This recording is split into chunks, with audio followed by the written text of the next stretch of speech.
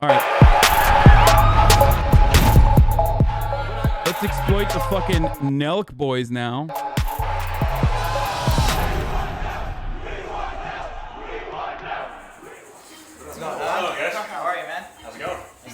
Pleasure. Nice to meet you. Oh, it's my pleasure. Ah, pleasure. Nice to meet you.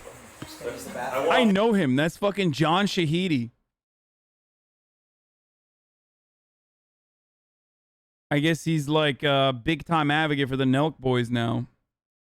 So he has like some fucking Silicon Valley tech operation. I think he like created a platform or something like that. He's like friends with like Justin Bieber and all these other people. He originally basically fucking started a platform that never took off or anything like that, but he had like literally every big stop saying 20 fucking seconds. Like, of course I'm gonna pause to give you additional context. Are you fucking dumb? That's the entire reason why you're watching it here instead of watching it on your own. You fucking weirdos. Shut the fuck up about me pausing. That's literally the point. Nice. Congrats. I just bought a house too. Fuck. Yeah, Shot Studios, which is a YouTube network for top internet brands. So originally, it wasn't supposed to be fucking a studio. It was supposed to be an application. It didn't work. He's a Iranian Kurd. Okay. So yeah, they started like doing apps and stuff.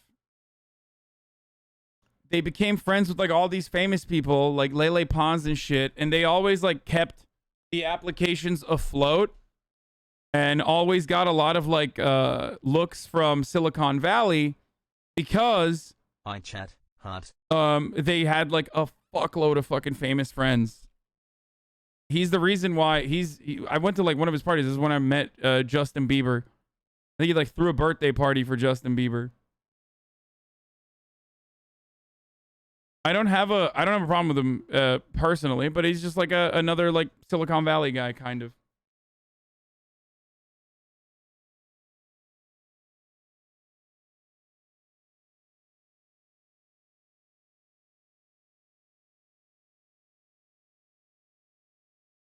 So I guess when the application didn't work, he grew a user base of 7 million users, but dropped to 2.5 immediately. At one point, Twitter was in talks to buy it for 150 million, and then they dropped it.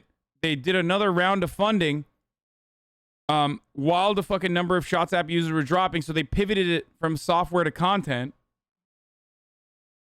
Rock Live rebranded the Shot Studios, a talent agency production studio for social media personalities, predominantly on YouTube, you know, and got investments from Floyd Mayweather, Justin Bieber. He was a featured panelist alongside Rudy Mancuso, Hannah Stocking, King Batch. They were honored by Billboard as Latin Power Players for their success in developing the Latin American music careers of Brazilian singer Anitta and Venezuelan Italian artist Lele Pons.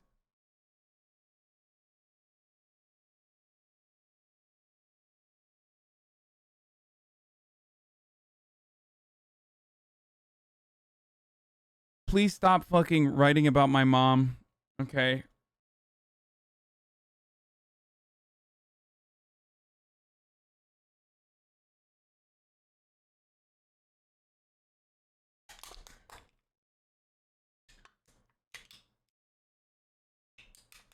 Anyway, yeah. It's disgusting how HasanAbi just steals content and puts in no effort. Also, I can't stand when he pauses to give his input. Just let the video play. Always. 11 months has. Shahidi executive produced the Vai Aneta, a Shaw studio produced Netflix original docu-series that centered around the Brazilian superstar. And that's it. Like that's what he's doing. And then he partnered with YouTube creators in late 2020, Nelk Boys, to help their YouTube channels, and Shahidi became president of their brand Full Send. He's always like, you know, he's very good at like being on top of you know, whatever the fuck is popping off and getting the most views. Incredible talent towards that sort of thing. Into this like Airbnb at like, you know, 9 o'clock in the morning, I see all the cameras. I was like, I'm not sure if I'm walking onto a porn set and I'm being punked here or something like that, but it's so far so good. It's good to see you. Ready to suit up? What's going on? Nothing. Traveling, talking. I may have to join you. You know? Yeah. As long as you put me on a long gun, I'll be fine. You know? I don't know if I can swim 20 miles, but long gun, I'm good. You'd be surprised how much easier it is to shoot someone close up, too. Yeah. Don, have you tried the Happy Dad yet? You know, dude, I'm not a drinker, and not because I don't love drinking, but because I don't do anything in moderation. And What is it? Which one? It's our new seltzer. Oh, that's a self-report on cocaine, motherfucker. That's right. Okay. Is there booze in it? Yeah. I mean, can there be? All right, so are we good? Just get ready. We might as well. All right, so here we are. This is episode 3 of the Full Send podcast. This is like an emergency podcast too, because we got some episodes banked up, but you guys know there's a lot of crazy shit going on in the world right now. Bob's kind of redeeming himself. He's almost getting fired from this podcast, if you guys don't know. that's pretty fast after 3 episodes. I mean, It's normally how it goes, Don. it's impressive. It's impressive. But look what he did. What did you start dating someone? That's about as long as it lasts. Guys, awesome. Here we go. Once again, just getting bashed. But he's kind of redeeming himself now because he put together a pretty crazy 2 guests here. We got Don Jr. and we got Robert O'Neill. Bob, what do you want to introduce? I mean, to well, our first of all, I audience think doesn't that know? shows that to get you guys in the same room this fast obviously shows that there's some shit going on in the world that needs to be talked about. Yeah. And I think you guys are obviously pretty vocal, not only on social media, both of you guys are pretty vocal, but yeah, there's a lot of shit going on. I mean, first of all, for anybody that doesn't know, Don Jr., obviously, we know who Don Jr. is. Robert O'Neill is the man who spent tons of time in Afghanistan. Yeah, most of my adult life was at war. I joined the Navy as a Navy SEAL in 1996, and I didn't get out until 2012. And that's a lot of time and a lot of missions in there. You know, during that time, we did the Rescue the Lone Survivor. We rescued Captain Phillips, which wasn't in Afghanistan. A bunch of tours in Iraq. And then I was on the team that killed bin Laden. I actually killed him. No, he didn't. That's a lie. That's literally a lie. Also, all of his fucking earnings, and I know this dude watches, or I don't know if he watches me, but I know he follows me on fucking Twitter, but he did not kill Osama bin Laden. The guy who actually fucking killed Osama bin Laden is still serving. We don't know what his identity is, okay? But he left his fucking post on that night raid that they did where only a single fucking shot was fired. It's not like they actually had any sort of like serious fucking pushback on that raid. And he literally left his post, put all of the other fucking homies in a compromised position, okay? And he ran upstairs horny as fuck to shoot Osama bin Laden that was already fucking dying at that point. He was on the ground, and shoot him in the fucking face and canoe him. He's lying. That's stolen valor. I don't give a fuck about stolen valor. You guys know I'm a Korean War veteran. Obviously, I don't care. But these guys do care. His whole team has fucking outed him and criticized them. And also, the Navy literally took $6 million of his earnings because of a conflict of interest, because in the book, he like literally shills his everyday carry in the military. Like they're so horny. Felix says these guys all just want to sell t-shirts. That's what they do. He's just an influencer. He just fucking, did all of that shit so he could become a fucking influencer. It's all a lie. Mick Booyah, or whatever the fuck his name is. That's one thing I didn't know was the Captain Phillips. That was one thing, just to show of what we can do as a country. Because I wasn't at war. I was at my daughter's Easter tea party at her preschool on my birthday, Good Friday, April 10th.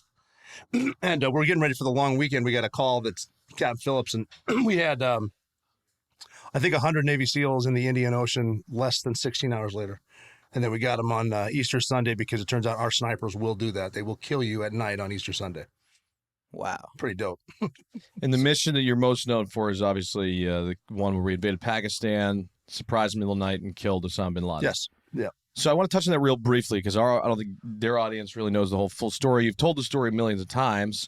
Take us through that day, the second you get the call that the most wanted man on planet Earth, you guys are going to take him out. At first, they didn't tell us what was happening. They recalled us. I was in Florida, and they recalled us because we just finished a deployment to Afghanistan, so we didn't know what it was. And by recall, I mean we went back to Virginia Beach. That's where our home base was. And they started out with, we found a thing, and this thing is in a house. This house is in a bowl in a country, in these mountains, and you guys are going to go get this thing. You're going to bring it to us and show it to us. And we're like, all right, what is the thing? Can't tell you. Okay. What country? Can't tell you. How are we getting there? Can't tell you. How much air support? None. Okay. That's an answer. Sounds like a great start. Yeah, it did. Well, and it got funnier because when we worked, you know, Army pilots, Air Force pararescuemen who were basically the surgeons on the ground, but they're special operators too, Air Force combat controllers, which control the radios, and then we have SEAL operators, and they said it's only going to be SEALs because we're saving weight. So if you knew how to carry medical stuff, you're our new doc. If you knew how to use a radio, you're a radio guy. And so we're getting our gear ready. And we're like, what could this be? And we thought it was the Arab Spring had just started in northern Africa. So we assumed they found Gaddafi and we're going to go get him. And, you know, not kill him, just get him, bring him back. So we're coming up with this plan. Everyone's fixing their gear to whatever. Yes, operator named Red Hope you shot have a Bin great Laden day. twice in the hip and chest, killing him. That is a fact. They're going to carry. And then they said, go home and be with your kids for another, you know, day and a half, and then come back. We're going to drive you somewhere and tell you what's going on. And we said, who's going to be there? And they started going down the list of whatever, you know, the vice president might be the Secretary of Defense, Secretary of the Navy, all this stuff. And then one thing they said was CTC. I thought you said only one shot was fired. What? No, the fucking other, like the original, like leader of the team, Red, who's still a part of the Navy SEALs. We don't know what his identity is, but he's the one who fucking shot and killed Bin Laden. Okay. And then this guy and the other guy that also wrote a book that have conflicting reports on who fucking killed Bin Laden. They both take credit for it. They literally ran away. Oh, I said one shot was fired. Oh, sorry. One shot was fired from the Bin Laden compound. Only one shot was fired by a dude, and there's conflicting reports on that too, by like some dude with a pistol. I didn't mean only one shot was fired by the SEALs. I said only one fucking shot was fired back at them by some I forget what of the dudes, but like I think there was, and there's even conflicting reports on that. Yeah, but you literally just said only one shot was fired during the raid. No, that's not what I meant. You misunderstood me, but that's okay. That's why I'm clarifying it, okay? So that's what happens when you fucking clarify, you know? But you fucking said it, dude!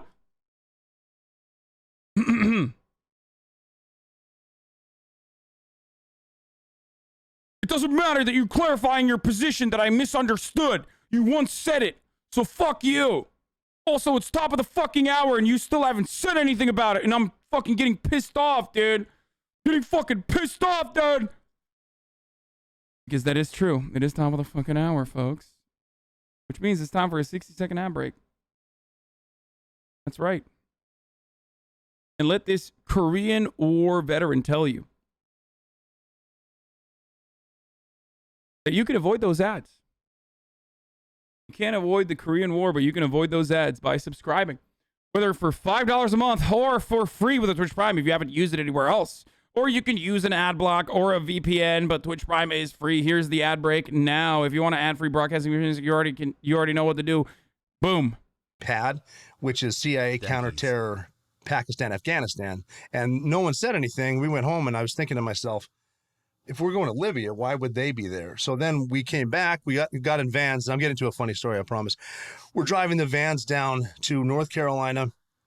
And I had 4 guys here, and I said to the guy next to me, who's my boss, I said, this isn't Gaddafi. They found Bin Laden. And he looked at me and just said, yeah, that's exactly what I was thinking. And that's when the guy in the front seat said, man, if we kill Osama Bin Laden, O'Neill, I'll suck your dick. So 3 weeks to the day. Yeah, no. Well, I did ask him about it. It's been like 10 years. No, not yet. He's you know. But yeah, that was, anyway. But then we got serious. They said this is as close as we've ever been to Osama Bin Laden. Then we were serious. No high-fiving, none of that. Just, can we go now? And we met the teams that, the girl that found him and all that stuff. Trained for a few days and then went to... Wow, it's kind of problematic, Sweaty. He's queer baiting. Cancel him, Zoomers. Afghanistan and waited for the green light, which we got, and then we launched. Yeah, maybe the dude never sucked his cock because he didn't actually kill Bin Laden. He just took credit for it.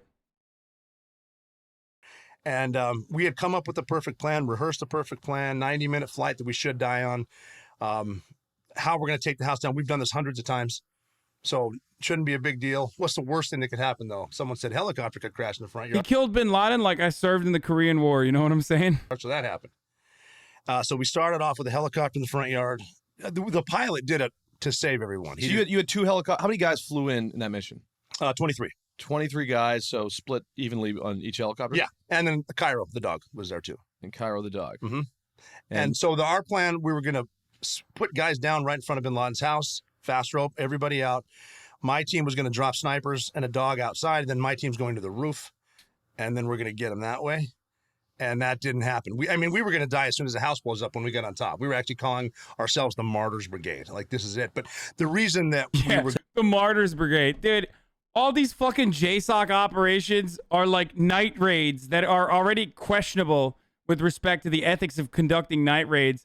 It's literally fucking murdering people in their sleep, okay? Which is precisely what happened in this night raid as well. I'm obviously not saying like, oh my God, I can't believe they murdered bin Laden in his sleep. I don't give a fuck bin Laden.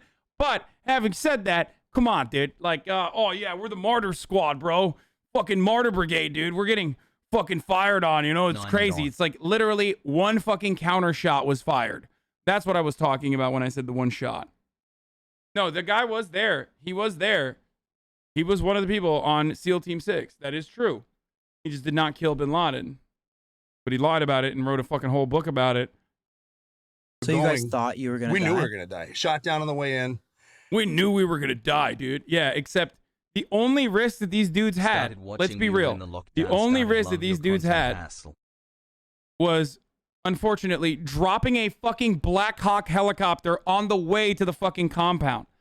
Bin Laden, for those of you who still don't know, literally lived next door to the fucking Pakistani West Point, okay? Everybody knew who the fuck he was, okay? This notion that, like, oh my God. Like, come on, dude. Come the fuck on. They crashed the fucking helicopter on the way to kill bin Laden in his fucking sleep. Okay? Immediate fight when we get there. Houseborne IED. We're going to run out of fuel and then end our short You're life. a fucking smock, man. They expected the house to be booby-trapped. How can you not understand what he mean? Come the fuck on yourself. Yeah, bin Laden loves booby-trapping the own house that he fucking lives in, dude. Totally. Except there wasn't. Shoot it out with a pack meal until we're all dead. Because it's not like you could have got, you didn't get air clearance, right? You weren't going to give anyone a hint because there's nowhere to go. You got nothing. Yeah. But we accepted it because, and we talked about this. I had a guy ask me, I'm going. I just need to say it out loud. If we know we're going to die, why are we going? Which is fair. And we said, we're not going after bin Laden for the fame or for the money. We're going after us. Shut up! Get the fuck out of here, dude! Get the fuck out of here!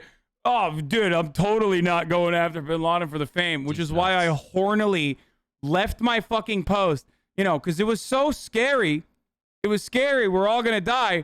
But also, I literally fucking did not sweep the second floor where I was supposed to be, according to reports. Okay? Just to rush upstairs and get one fucking shot off on bin Laden's already dying fucking corpse so that I could write a book about it. Come on, dude. Come on.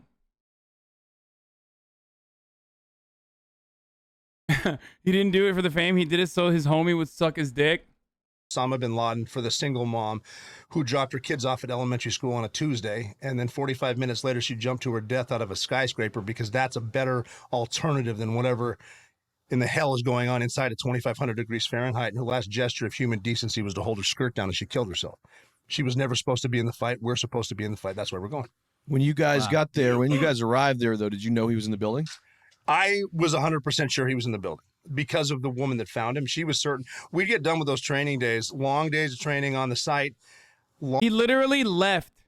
He left the military 4 years before he could get a pension because he wanted to fucking pop off with his book, which ironically, the military took a bunch of the proceeds from because of the ethics concerns that were in his book about like the information that he revealed and shit.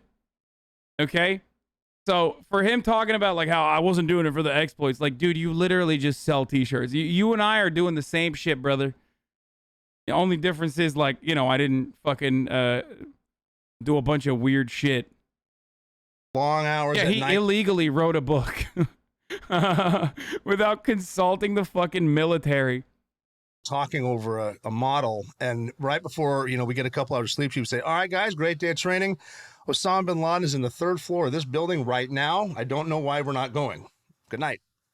She, certain, but yeah. But then we were to the point where there was no fear involved with this mission because you accept death. This is what we came to do. And then you get in there, everything's wrong. I didn't know the helicopter crashed until I got inside the building, and someone told me the helicopter crashed.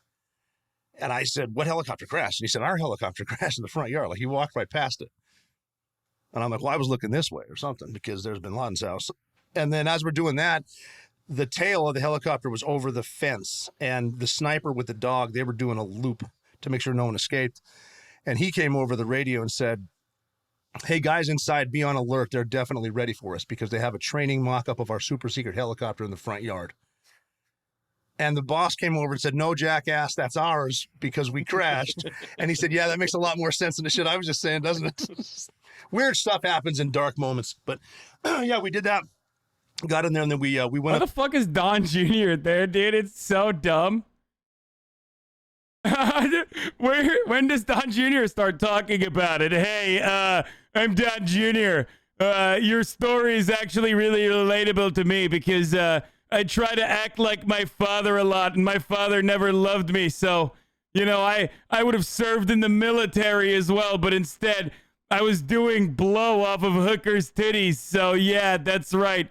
Kind of like my own personal murder of Osama bin Laden, Up the stairs, the woman told us Khalid bin Laden, who was his son, would be on this set of stairs, which he was. How good was that impression, by the way? Am I crazy? I feel like that was pretty good. "Hey, I'm Don Jr. That's right." I killed him. We walked around Fuck him. you. Some people just want to say everything is bad, dude. We're down to 2 guys now going up the last set of stairs, looking up a curtain, and so there was some movement behind it. I was the number 2 man, the point man's in front of me, and he was telling me, "Now we got to go," because he could see movement. He's thinking those are the suicide bombers, but we can beat them if we go now. We have to go now because they're getting ready. Yeah, right. And I had no one behind me. I was like, "Well, I guess this is it." And I wasn't being brave. It was more of I'm going to blow up now, and I'm tired of thinking about it. Let's just get it over with. And I squeezed him. We went up, and he went through this curtain, tackled these people, and because he went here, I have to cover his back. I went this way. There's Osama bin Laden, Hello, Daddy. 3 feet away, standing on 2 feet. Did you see him clearly? Yeah. This is completely false. Osama bin Laden was not standing on his 2 feet when he was shot by Robert O'Neill or whatever the fuck his name is. Okay, he had already been shot. He was already dying, or I think he was already dead. As a matter of fact, he left his position to fucking run up hornily to the 3rd floor where he was. And he was on the fucking ground bleeding, and he shot him in the fucking head. That's it. So bad how the guy's always saying, "I killed him," such a cloud chaser liar. By the way, for the record, why do you trust the other person's story more so than this guy? No, the other person's story is fucking bullshit too. Yeah, I recognize his nose, his beard, how tall he was, how skinny he was, everything about him, and he's not surrendering. He's a threat, so I got to take him down. And if you're dealing with a suicide bomber, which he should have been, fucking you shoot him in the bullshit. face, and I shot him. He also lied about how Osama bin Laden apparently used his wife as a human shield or something. But again, that was good PR at the time. So the military totally went with that at the time, and then they fucking changed the narrative later. But in the face twice, and then once more on the ground. And then that's it. And then, we're moving his wife to the bed. His 2-year-old son was there. And for me, as a father, it was like, this kid has nothing to do with this. It's just humanity. Oh, I shot him too. No, I'm just kidding. Then I'm standing there. I can hear Osama bin Laden taking his last breaths. And I'm sort of stunned. And a buddy came up, because there's more Navy SEALs in the room now. My buddy came up and said, "Are you okay?" And I said, "No, what do we do now?" And he smiled and said, "Now we find the computers. We do this every night. Hundreds of times you've done this." And I said, "Yeah, you're right. I'm back." "Holy shit." And he said, "Yeah, you just killed Osama bin Laden. Your life just changed. Get to work." Wow. So getting computers is gathering all the intel. Anything you can find. Yeah, anything electronic, CDs. And we found heroin. You can only fit so much of that in your cargo pocket. Right. Joking. Seriously. He's not joking. He's not. That's not a joke. That's literally true, dude. Okay, that's that Now that is actually a fucking very truthful thing he said.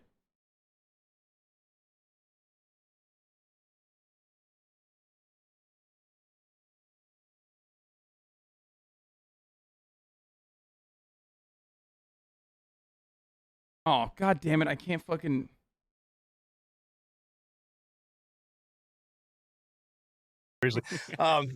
But yeah, anything that might have a list of names, pictures, anything. And there was so much stuff there. It would have been nice to have Pakistan actually be an ally, because we should have stayed in that house for at least a week. The source of what you're saying is The Intercept, which is a great article on it. Yeah, the heroin smuggling that... Notice how serious he was when he said it was a joke? Yeah, I love that. I love when... Who shot this Bin Laden? A Tale of Two Seals. More than 3 years after SEAL Team 6 killed terror leader, the elite group's warriors are at a war with itself. No. We'll look at this in a second, but look at the underside of the guy's arm. You can see heroin injection scars. You got yourself a Navy SEAL. I'm sorry to say you've been misled by this man. I'm actually the one who eliminated Bin Laden. Yeah. Because he was running the whole show. Does this guy have fake contacts or something? It's kind of weird. From there, we got as much as we could though when we left. Another helicopter came in and flew us out, and then we had 90 minutes to survive getting shot down. And where was the safe haven where you guys were going, where it would be safe? Afghanistan, believe it or not. Oh, interesting. Yeah, that was actually weird that because we're flying back and we have 90 minutes and worrying about something that is not, your worry's not going to affect, you're wasting your energy. So worrying about a missile is not going to stop it. So just chill, right? So we started our watches and we're counting it down. 90 minutes we got to get. And you're looking at your... Yeah. Navy SEALs face sexual assault charges and drug investigation. What the fuck? God damn it. Not The Intercept 2.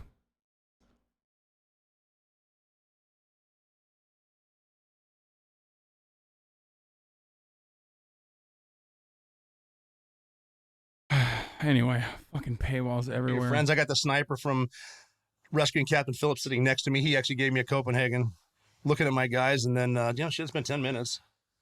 It's been 20, it's been 30 minutes. Now it's been 40 minutes. It's been 50 minutes. We got to get to 90 minutes, and you start thinking about watching a no-hitter. Like, I'm not going to say anything. Motherfuckers pitching a no-hitter. 60 minutes, 70 minutes, 80 minutes. Then, like the sports analogies with Lake Placid when the American hockey team beat the Russians, and you can hear them counting down if you look it up on YouTube, like 10, 9, 8. And then the pilot came over the radio and said, for the first time in your life, gentlemen, you're going to be happy to hear this. Welcome to Afghanistan. And that's the end of the mission. And then we showed them, and which would no longer be the case today. No, it wouldn't be safe haven. I'd rather stay in Pakistan. So that's one of the reasons. Yeah, we wanted to bring you on. We're starting this new show and stuff. I think it's crazy. Why did they choose to have these two guys on as their like third ever guest? Aside from like the obvious clout and stuff. So they're just like full tilt branding as like a reactionary brand now. Is that what it is? Like that's what they're going to be doing going forward? Is that what's happening? Why don't you subscribe? Because I fucking love stealing content. Okay, obviously, and even like from my friends, which The Intercept are. Okay, that's why they love Trump. I thought like. Crazy that we got you guys on too, experts, and like I think just the question is like, what the fuck is going on in Afghanistan right now, Don? Well, I'm not an expert. I'm pretty good at talking shit and calling out. Yeah, I'm not an expert. I'm not an expert. The nonsense that's out there. You know what I mean? And you see so much of it. Bitch, why are you there, dude? You chinless fuck. Why are you there? At least the other guy has like a cool story that he made up, but still. These days, I mean. And, from what I've got to experience... I'm just a divorced dad. I like to act like I'm just a divorced dad, and that's why I'm here right now. I do a lot of memes and stuff, Over the last 5 years, which is like, anything my father does is wrong. Anything I do is wrong. You do the Hunter Biden sort of Don Jr. analogy. I'm like, this guy's like... Okay, fuck you, dude. Fuck you, dude. How dare you? How dare you compare yourself to Hunter Biden, the fucking charmed prince, dude? Are you out of your fucking mind? Are you insane? First of all, Hunter Biden, okay, does cool drugs. Okay, that's number one. You do the drug of the bourgeois class. You do cocaine. Hunter Biden does crack, even though he's literally rich as fuck, okay? You've done nothing. You've accomplished nothing in your life. You've like stolen money from charities, whatever. Hunter Biden taking advantage of the last name Biden by fucking literally getting hundreds of thousands of dollars for a no-show job from Burisma, okay? Like literally just like going to Ukraine, getting fucking paid as a laborer without putting a single fucking ounce of effort or work into it. Okay? Legend. Hunter Biden has sex with strippers without having to pay for it. You pay strippers all the time and they still don't want to fuck you. Okay? Don't compare yourself. Do not compare yourself to fucking Sigma ass Hunter Biden. You're a fucking loser. Everybody knows you're beta. You have no chin. What happened to your chin? Hunter Biden, classic handsome looks. Okay? Very, very handsome. Hunter Biden, fat cock. Donald Trump Jr., very tiny penis. I haven't seen it, but I assume it's very tiny. He's just exuding like a tiny penis energy. Hunter Biden, dad loves him, okay? Loves him. Fail son, dad still loves him. Photo shoots with his father where his father is like caressing him and kissing him and stuff like that. Where's your photo shoot? Donald Trump Jr., dad despises him, okay? Despises him. Literally, famously, has, paid money to not be around you. Your dad has. It's so sad. Like a legitimate, just total piece of shit, and it's like no problem. He can do whatever he wants. He's a private guy. It's like, well, so am I. I wasn't in government. I wasn't one of the. So it's just between the humbling to know that the one major victim for the U.S. military is assassinating a cowering, disheveled loser at point blank range in front of his family. Yeah, 100%. That same fucking cowering, disheveling loser that was like funded by our allies and was hidden by our allies for many, many years as we like continue to fucking bang the war drums and like destroy the lives of hundreds of thousands of fucking civilians in Afghanistan. Great stuff. Media sort of functioning as a cheerleader for the other side and going to such great lengths to simply protect Joe Biden and the Democrats. I mean, this guy is like mashed potatoes for brains. You see that, fuck you. Oh my God, this Hunter Biden slander cannot stand, dude. Cannot fucking stand.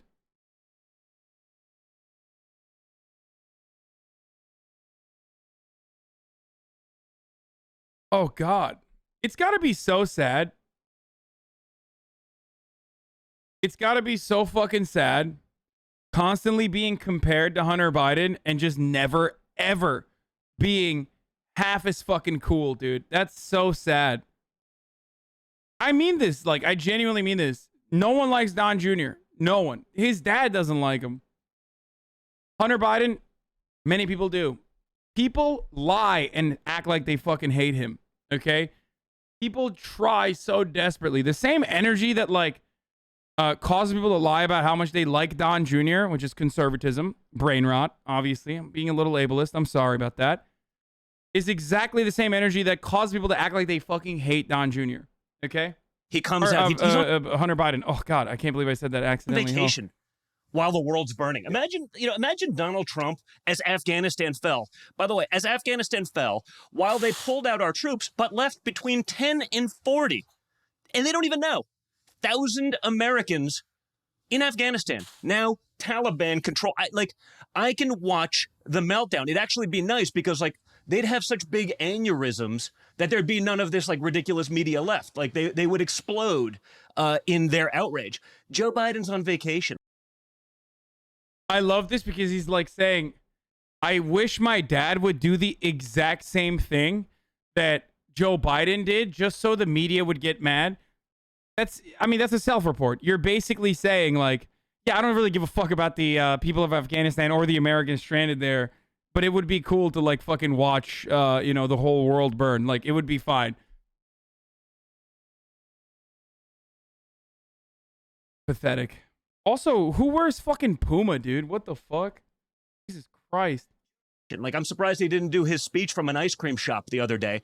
because it seems all he's capable of. So, it's hard to believe that it doesn't exist, that someone's willing to call out the bullshit when it exists. And why do you think that is? I created a niche. Why do you think that is? I asked Dana when we did Dana, like, why is the media so against the right? Like, is it about money? Is it like, I why think are they're they just so against it? They're active. You see it in school, right? They're activists. If you're going into journalism, that's your mindset, and then you're in your bubble. If you go against the bubble, you get eaten alive. And listen, it's no different probably than the woke military. And I'd love to hear your thoughts on this, Rob, because and we do have to make the distinction between guys like this, the door kickers that are actually kicking ass, and like the generals that are saying, I really want to learn about white rage. It's like, give me a fucking break. The difference too, having shooters on the ground fighting the enemy, Al Qaeda, ISIS, Taliban, seeing the difference between them, and then show me a 4-star general and I'll show you 14 people kissing his ass all around him.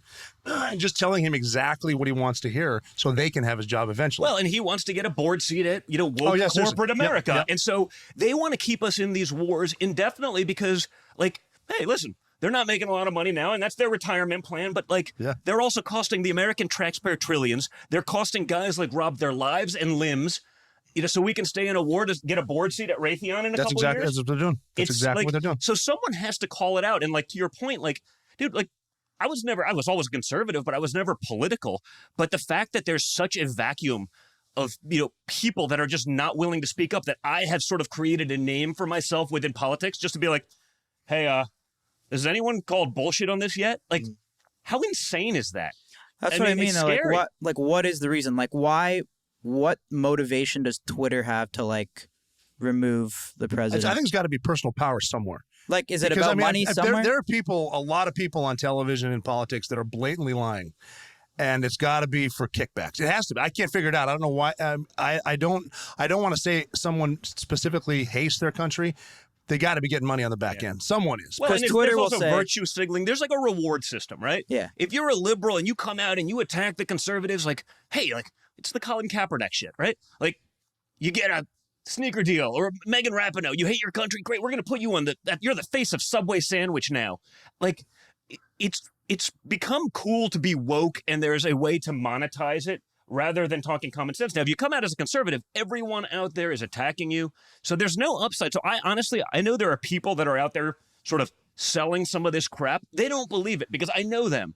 But it's it's the path to making a couple of bucks. Yep. And I'm not willing to risk taking the hits. That's the difference with me. I was like, screw it. I'll take the hits. It's so an anchor on CNN is just gonna follow the narrative just because they don't want to lose their job. Is what you're saying. Everyone's doing it. But they got there through years of indoctrination. Yeah. You see it in our school systems. I mean, you see it in some of these liberals of TikTok videos where it's they're doing whatever they can to push some of the crazy aspects of the left. And I'm not even talking about the difference between conservative and liberals. I mean, some pretty batshit stuff. And it's they're proud that they're indoctrinating kids to make sure that they never see another side. And if you see another side or bring it up, it's over. And so, they've just sort of taken over and grabbed a hold of all of these sort of cultural institutions. I mean, I think conservative values are generally hey, live and let live. Turn the other cheek. That's been great, but look what it's gotten us. I mean, we've seeded every cultural institution, even sports. I mean, woke sports is a thing. And now I know a lot of players, whether it's MLB, NFL, NHL, probably not as much NBA, but they are out and they can't even imagine what's going on. They're I can't believe I got to go to work and push this bullshit. And yet it's jammed down their throat. And they know there is a very real consequence. I'm sure you've had this conversation, Bob. That's a good point. 100%. Yeah. Quick question. Back to, Afghanistan. Yes. So obviously we're launching this episode tonight, right? Yeah. Because obviously it's pretty significant what's going on. Rob, you've been there. Take us through, first of all, two things. What happened in Afghanistan, for those who don't know, and what is going on right now currently as we speak? People make mistakes all the time, and a lot of successes are because of mistakes you made. You're learning from them. You can Monday morning quarterback anything. I personally think we should have pulled out mostly out of Afghanistan around 2004, 2005, because we kind of had it won. We hadn't heard of an improvised explosive device, roadside bombs yet, but bad decisions are made. They wanted to surge. They like people. There are guys on the ground like me were saying, we live in a house in Jalalabad, Afghanistan. We know our neighbors. We give the kids candy. We get kebabs at the stand in the middle of town, which is unheard of, especially today. We don't need a bunch of scared young Americans driving around up armored vehicles, running people over just because they're here. Regardless of your intention, you'll be seen as an occupier. So that's the first mistake. We do need to keep a base, especially Jalalabad Airfield, which is was really nice. And Bagram, which is, Bagram is, it's so fortified, you can defend it forever. And you can have pilots out bombing caravans and back in time literally for karaoke night and green bean coffee. Like, that's what the place was like. Speed limits and paved roads. Keep those two open just for the cross-border op. We know Al-Qaeda is in Pakistan. They're not in Afghanistan. We came here to fight Al-Qaeda, not the Taliban, like it or not. Just keep these here. We can hit them with drones. People started getting mad about that too. Oh, you're killing them with drones. Yes. Sorry, we can't kill people nice enough for you. But, we stayed there. We did get bin Laden in 2011. And it did need to start being scaled back, which is happening. And an unfortunate truth is we were going to have to negotiate with the Taliban eventually. That's just the way that part of the country works. We tried to give them schools and democracy. They don't want it. They want their valleys. That's it. So we have to start that. You certainly do not drop the keys and leave overnight. Yeah.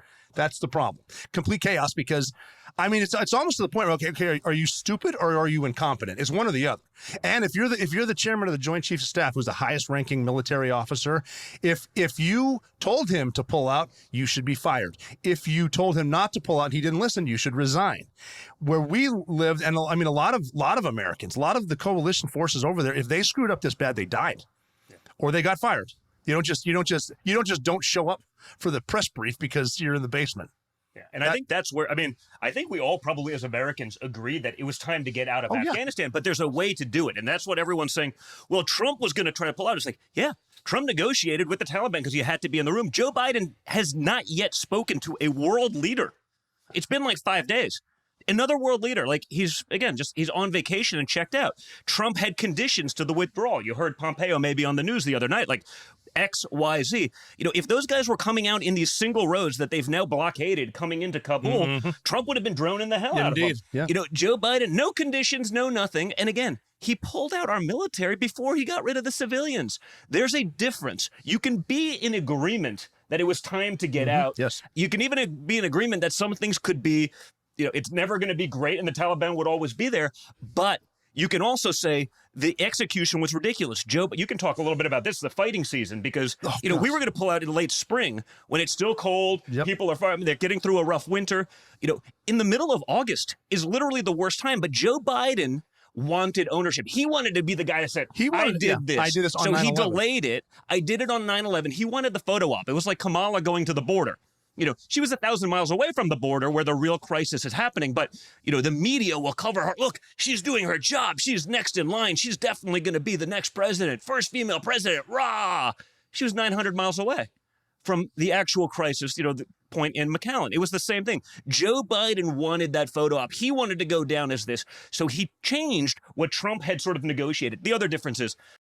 Okay, I have to admit, Robert O'Neill, I can't believe I'm giving him credit, but what he said about us pulling out in 2004, yeah, he has a good, he's right about that. Okay, he is right about that. He understands that we weren't doing anything good there. He gets it. The fucking stuff about the drones and Bagram, he still doesn't care about the people of Afghanistan. You know what I mean? He still thinks they should be murdered. They're not human beings. But go back and watch that NBA clip. Oh, he was like, yeah, I don't really watch NBA. No, I saw all of it. I know. Don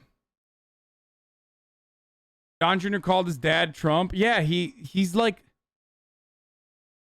I love that, dude. There's so much I love about Don Jr. too. Don't get me wrong. It's just he's such a fucking pathetic dweeb lord that it's virtually impossible for him to look good. When he's talking about people really like me because I'm just just some guy who's I've always been conservative but not political, but people love me. It's dude, the only reason why people even give you any shred of fucking clout is because of your proximity to your dad, who fucking despises you.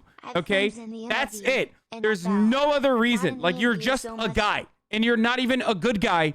You can't even fucking be cool or remotely charismatic. You are just a fucking permanent L nerd. The Taliban looked at Trump and realized, okay, like, we're not going to be trifle with that guy. They watched Joe Biden give press conferences from an ice cream shop, and they're like, yeah, we can fuck with that guy. He's not going to do anything. He's just he's a weak guy. And the one thing these guys understand, I would think, and Rob, you can speak to this better, is strength.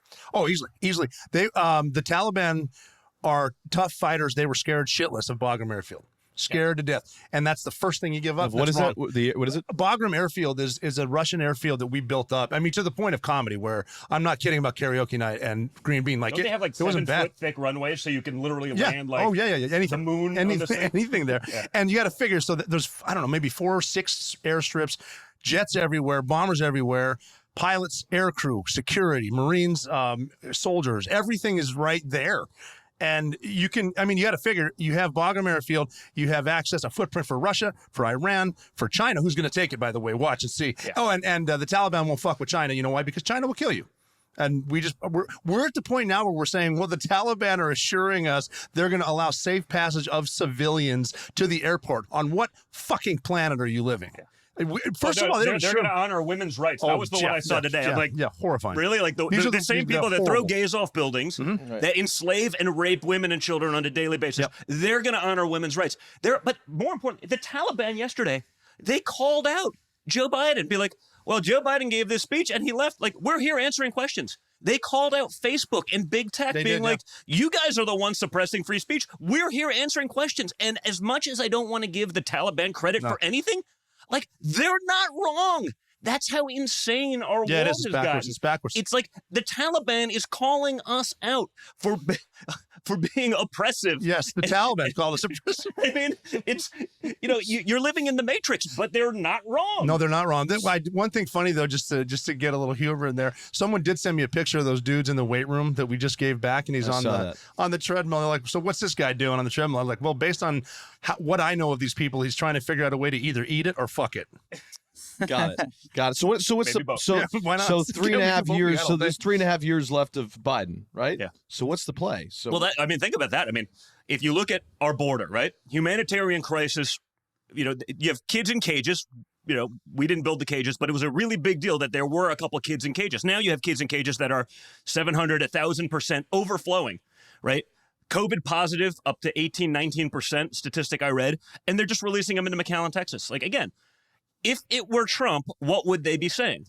Just like Obama built the cages, but that was not a problem. Trump using those cages, a huge problem. Joe Biden getting them and having them at overflow capacity in the middle of a pandemic, sick, and releasing them into society, not a problem. Just like if you're in New York right now, you need a vaccine passport to go to work, to go to dinner, to go out. But if you're COVID positive in McAllen, Texas, they'll just release you into society and you can go do whatever you want. It's an honor system. Just try not to go near anyone. Like, you think that's going to work? I mean, there's just a hypocrisy that is just so flagrant these days. It's so glaring. And yet, again, no one's calling it out. It's perhaps why, I've been able to create a decent presence on. Wait, what? Is he advocating for COVID passports in McAllen, Texas? Yeah, I think, they got COVID passports in New York, but not in Texas. I wonder why, jackass. Like, literally, I wonder why there is no COVID fucking passports in Texas. God, it's so awesome. It's so obvious that, like, they couldn't get Trump, so they had to get the fucking shitty version. Fuck, Trump would have been owning in this interview, dude. On social media, because I'm one of the guys, again. Like, hey, Rob's done a great job of that. I mean, and by the way, he calls out, the bullshit on both sides. And by the way, even I do too, because I mean, there's plenty of these establishment Republicans that I'm like, guys, like, you go and you wax poetic, when you're at a fundraiser talking conservative stuff, and then you go to DC and you fold so that some douchebag at Politico doesn't write a mean article about you. I'm like, that's not who I want representing me either. Like, I want values and I want resolve, not sound bites and talking points. Right. One thing I want to know is, like, how much authority does Biden have when it comes to, like, pulling those troops out? Like, is that all his decision? It can be. With the commander-in-chief, he's the commander of all the forces. And like I said, if the chairman of the Joint Chiefs and National Security Advisor says one thing, the president can say, no, we're not doing that, we're doing this. But there should have been, I hope there were people around him saying this is a horrible idea. Because it's not gonna end well, and if we can't get our 10,000 Americans out, we're jumping troops back in. Well, it seems like some of the stuff I've read is that people were advising him, like, don't change the existing plan. You know what I mean? Make sure there's conditions. But again, Oh, you should be, yeah. he wanted to change it to make it his own. He wanted to get the full credit for that. So now he owns that shit. He's going to own it forever. It's worse than the fall of Saigon. So all you had to do was keep Wagner. What was the move then? Like what? Because I know I don't think we were spending a lot of money there anymore, right? We didn't have a lot of people there. We didn't have a combat death in over 18 months. Right. And, you know. Safer than Chicago. Yeah, actually. That's what I say. My father said it last night on any. He goes, hey, Thanks, you know, when I left Afghanistan, when I left my thing, for 18 months prior to that, or whatever it was, there was not a single American casualty in Afghanistan, which is significantly safer than Chicago, New York, or any of our big cities. All so under what was Democrat this control. rush then? Like it seems like there must have been something else politics. to it. He wants to own it. It's politics. I mean, if Joe Biden would have said we're pulling out, this is my call, and we pulled out and everything was great, it's like, well, shit, awesome. But nobody thought that was going to happen. No one with it. I mean, of course, nowadays up is down, down is up. Like if you tell the truth, you can get fired. And people just don't like the truth. They just want to say, yeah, I'm sure we'll be fine. The Taliban won't take it. I mean, and they said no. And even the bullshit about, oh, we have some tough Afghan fighters that we train. Look, you train them for 20 years. They're twice the size of the Taliban. They lost in 3 days. Someone's not fucking fighting. Well, did you see the video I put up on my Instagram? Like, I mean, it was literally, we spent $88 billion just on training. And you're watching these guys try to do jumping jacks. Like, check it out on my Instagram. If you haven't seen the jumping jacks, like it's, you know what I'm talking about, right? I know. It's absolutely ludicrous that you spent $88 billion. And again, it's just being cycled back into the pockets of the guys that are part of the military-industrial complex and all of that stuff. They're getting rich off of it. And again, they're maybe a politician then, but then once they leave politics, they become a lobbyist. And they're lobbying for that. And that's how the money cycles. And it keeps those guys rich. True. It's why D.C. is the richest zip code in the country, or one of the top 3, but they don't actually produce anything other than they peddle influence. So what now, back to Afghanistan, what is going on right now as we speak? So we have soldiers there that are trying to evacuate Americans and Afghans? Yeah, the Taliban had been planning this in mostly Canada, Pakistan for the past 15 years, what they're going to do. And the plan, well, they didn't assume Bagram would fall, but that worked out well for them. So then they can surround, it's called Hamid Karzai International Airport. That'll, maybe not anymore at this point, because they're going to rename it. But they're going to surround it, and now they have everyone trapped in the cities. They can't get into the airport to leave. So there's Taliban checkpoints everywhere. And, you know, I just on the front cover of I think the New York Post today, there's someone getting hacked to death with a machete outside of an ATM. Well, they actually put out, they said yesterday, I did a little sort of Rumble Facebook video on it. They literally put out a press release saying, get to Hamid Karzai Airport, though the embassy says we cannot guarantee your safety. So they want you to travel there. Now, the embassy, don't forget, the embassy now is in Taliban control. Right, it's Taliban. Joe Biden on July 8th said, under no circumstances will there be photographs, of the Chinooks, I guess, or whatever it was that they were of Saigon in 75. It's literally the same photo. It almost looks like you can't tell the difference in the photo unless you look at just the building. I posted a video, on my Twitter and Facebook that shows literally the photographs of them evacuating the embassy. This is 6 weeks ago. Joe Biden said under no circumstances was that going to happen. They have the same helicopter evacuating people out of the embassy. The difference between this and Saigon is this is significantly worse because they forgot about the 10 to 40,000 Americans that were still there. They got some of those embassy personnel out. Oh, yeah. The embassy fell. It's worse because there's 10 to 40,000 people that are stranded in Afghanistan. And they're telling and they're saying we can't guarantee your safety. The Afghans have worked with us, and they find out you worked certain areas with the Americans. They're not just going to skin you alive. They're going to watch them. You get to watch them skin your kids alive. Then they'll get to you. So what we're saying to them, so the Department of State, for people who don't know, they sort of take care of the civilian sector and how to, travel advisors, blah, blah, blah. So they're telling these Afghans, the State Department is just saying, just contact your representative of the State Department. They had all evacuated.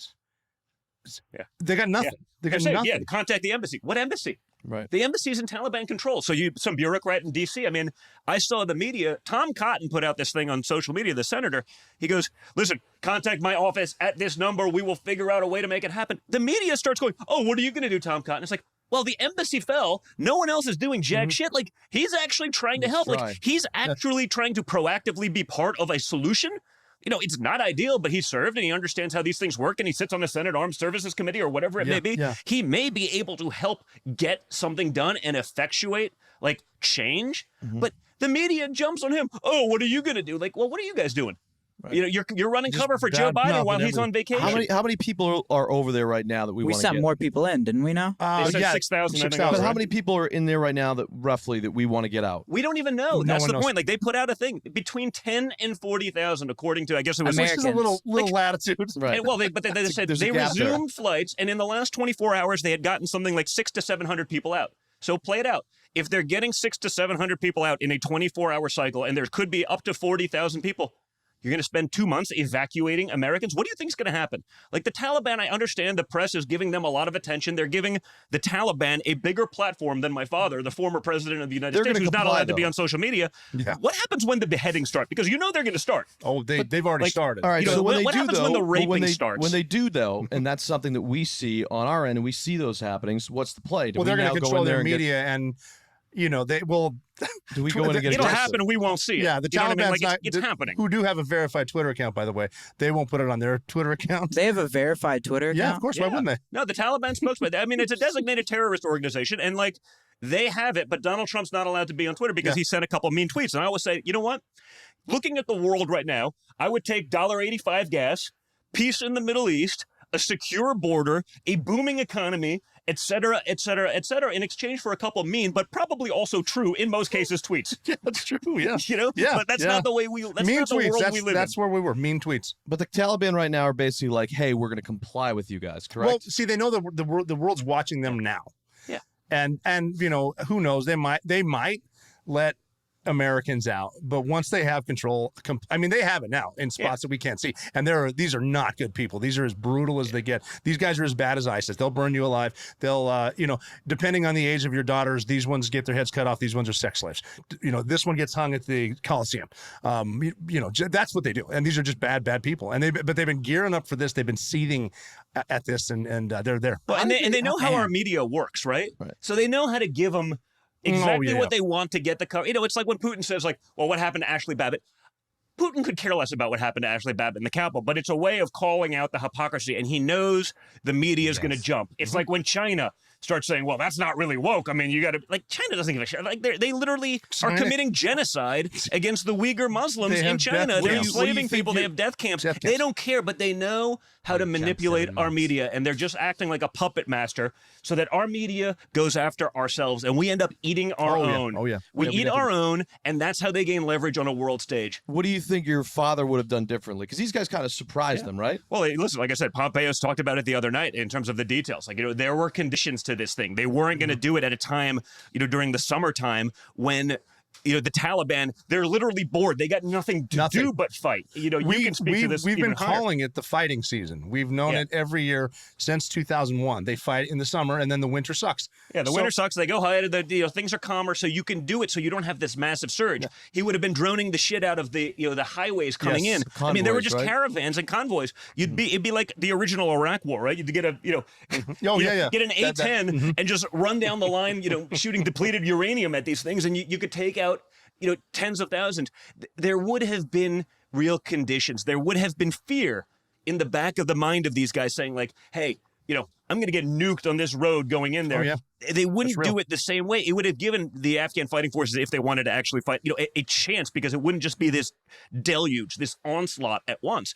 But again, Joe Biden changed that plan because he wanted credit on the world stage. He's so not there that he figured, hey, if I do this, it'll go great, and I can take credit for this. And now he owns it. So what consequences is this going to have now in the West? Look, what do you think, if you're sitting in Taiwan right now, what do you think's happening? What do you think happened in the last week to sort of, you know, the notion of being an... I love this. Oh, the Taiwan rhetoric is so fucking funny, dude. It's like you don't give a fuck about Taiwan. Donald Trump never gave a fuck about Taiwan. Also, I love that he, like, basically was talking about the warthogs. That's a war crime. He's talking about the highway of death in the first fucking Iraq war, where the U.S. military literally fucking opened up on retreating refugees and also disarmed Iraqi soldiers. So he is currently referencing, not Taiwan, but what he's talking about is literally the highway of death. Really cool stuff from you know, why couldn't we just do the highway of death? You know, that's it. American ally. Some war crimes. We're an American ally. We just abandoned, 40,000 Americans up to possibly, in Afghanistan. What do you think Taiwan's thinking? Whatever China's timeline, and there is a timeline for taking over Taiwan, it just accelerated 1,000 times because they're going around saying, see, you can't rely on America. Like, we just made ourselves so weak on a world stage that I don't think the average person. Did we just have like a... I didn't realize we had like a massive military presence in Taiwan in a similar capacity to fucking China. The thing I wanted to mention that I find really funny is when he's talking about like how other world leaders know how to manipulate the American media. And he's like, oh, you know how like Vladimir Putin talked about Ashley Babbitt. What happened to Ashley Babbitt? You know, he knows how to get them going. You literally just did the Taliban Facebook censorship thing. You fucking idiot. You literally just did exactly what you're talking about with respect to like liberal media, but for the Taliban. Like, I can't believe I gotta hand it to the Taliban, but they're right about censorship on Facebook. I mean, they're right. Free socialism will win.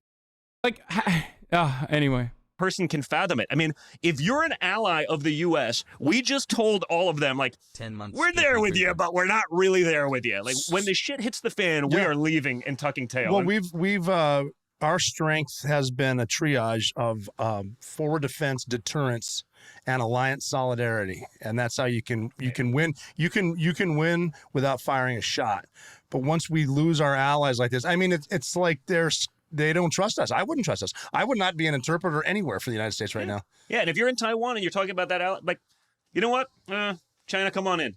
If you're in any one of the places that China's essentially trying to colonize around the world, they'd be like, this is pretty funny. Coming from the country that has Puerto Rico, Hawaii, the American Samoa. There's Alaska. I guess Alaska's a little different, but like Guam. Guam. I find it strange that he's like, one, talking about Taiwan this way, but also, secondly, like, does he think that like we were holding off like China from taking Taiwan or something? Like, what is that? This is like a new conservative take that I haven't heard. It's new to me, and I don't know what the argument is about Taiwan. Like, what is their argument? Are they saying that like America is stopping China from like taking Taiwan or something? Also, America doesn't even fucking recognize Taiwan, so what is he saying? Like, Trump was president. It's not like, it's not like he made any fucking efforts to do like Taiwan independence or anything like that.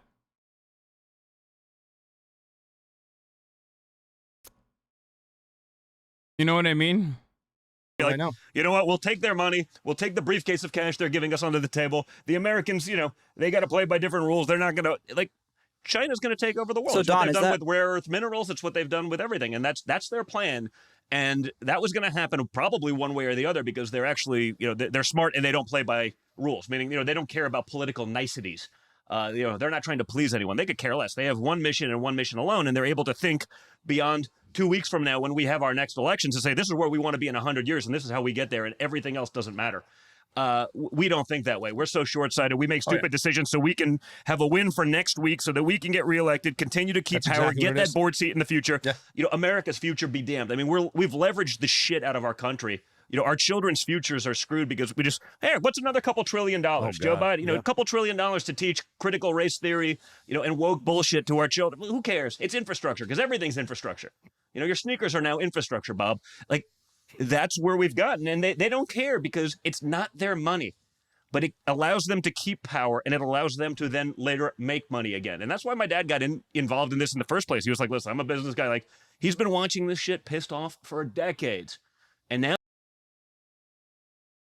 Smooch. Also, Donald Trump Jr. has done nothing ever in his fucking life, and it's so transparent because it's like, that's all he talks about is literally just like, You know, I mentioned this in my Twitter post. Check my Twitter out. I mentioned this on an Instagram post. Check my 11 Instagram Amazon post. I was like, contracts dude, lined are you up just cover. there to plug your Instagram, you fucking loser? You're not, like, your dad's never going to love you, okay? I'm going to be honest with you. If you reach 1 million followers, your dad is not going to magically love you. Now you're seeing, because you said it right? We're only 7 months in. Like, we've got 2 humanitarian crises, right? The border, unquestionably. Again, you don't have the coverage because the media is one way, but it's a crisis. Afghanistan, serious crisis. Inflation, serious crisis. I mean, we're gonna destroy the middle class of this Jeffrey country. Bezos. And then, by the way, the next crisis is going to be the refugee crisis. And, there are definitely some great people probably in Afghanistan, and there are people that we have no idea what their intentions are.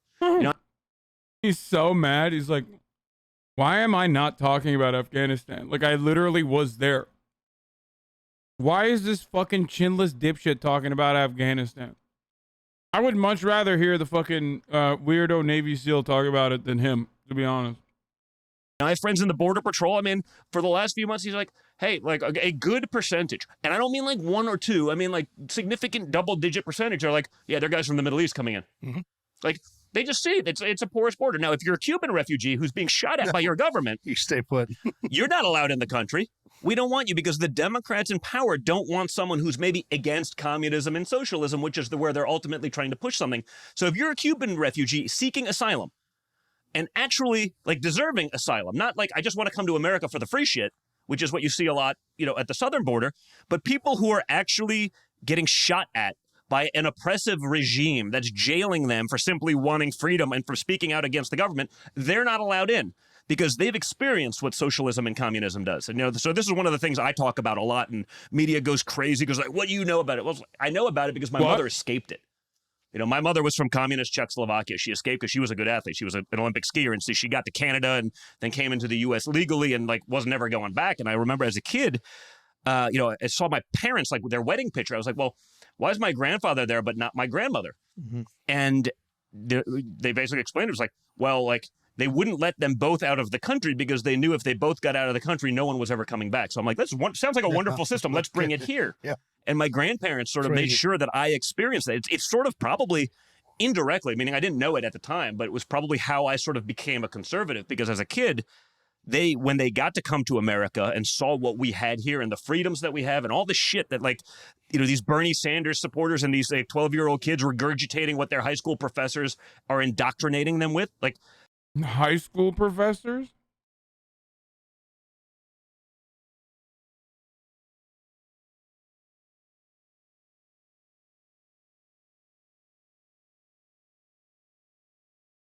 High school professors that are teaching fucking children that communism is good. Like, I mean, I have a couple high school teachers in here that are definitely leftist, but like outside of like maybe maximum 100 teachers that are fans of mine, I doubt that there's a lot of fucking high school teachers that are teaching communism as a positive. They saw that and they're like, oh man, like, you got to see the other side. So at 5 years old, I spent my summers in like communist Czechoslovakia. Like, I've waited in those bread lines, and I can assure you they're not nearly as glamorous as Bernie Sanders would have you believe. Are you gonna run for office? At HasanAbi, I don't have intentions of it right now, but I'm in the game 100%. Like, I think I can actually do more helping. Rob's been on the road with me as we've done that in Montana and elsewhere. Like, I want to help 30 other guys because that's the problem. Like, one guy in D.C., there's so many, even on our side. Like, I feel like Donald Trump Jr. Congrats on the new HasanAbi. 1 year after Trump is gone would effectively serve as a poison pill for any fucking candidacy, dude. Like, who would be like, oh my God, Donald Trump Jr. is here. Like, that's sick. Yeah, I can't wait to vote for J.D. Vance because Donald Trump Jr. came on and vouched for him. The son of the guy. That's sick, man. These like stiff schmucks, again, they tell you what you want to hear. They then vote for you. Then they go to D.C. and do whatever the establishment tells them. So, I'm in the game fully. Like, and right now I think I can do more, as one guy helping 40 guys than, one guy in the office and doing all that. But no, I'm going to stay vocal. You have to. We have to fight for something. What about your father? You think your father will run again? Listen, I'm watching him, and again, I think Joe Biden's legacy will be showing America how good they actually had it under Trump. I know you'll never hear that, but just there's not a metric where we're not significantly better off. Now they'll say, no. Well, statistically speaking, you saved 16 cents on your July 4th barbecue. Remember that? 16 cents. Now, if you drove your car to pick up your steak, if you went about 7 yards because of the energy prices, that savings was gone. If you drove a quarter of a mile, it was gone. But they won't talk about that. So, they'll figure out a way to manipulate the numbers to make it seem so great. But the reality, it's a disaster. And now they're going to dump another, they dump $2 trillion. They're like, look, everything's great. Yeah, you just stuck $2 trillion onto your kids' and grandkids' futures. So of course it's great. There's all this extra money in the economy, but they're paying people to sit at home. I mean, I moved to Florida just trying to get people to work. I speak to the contractors doing work on my house.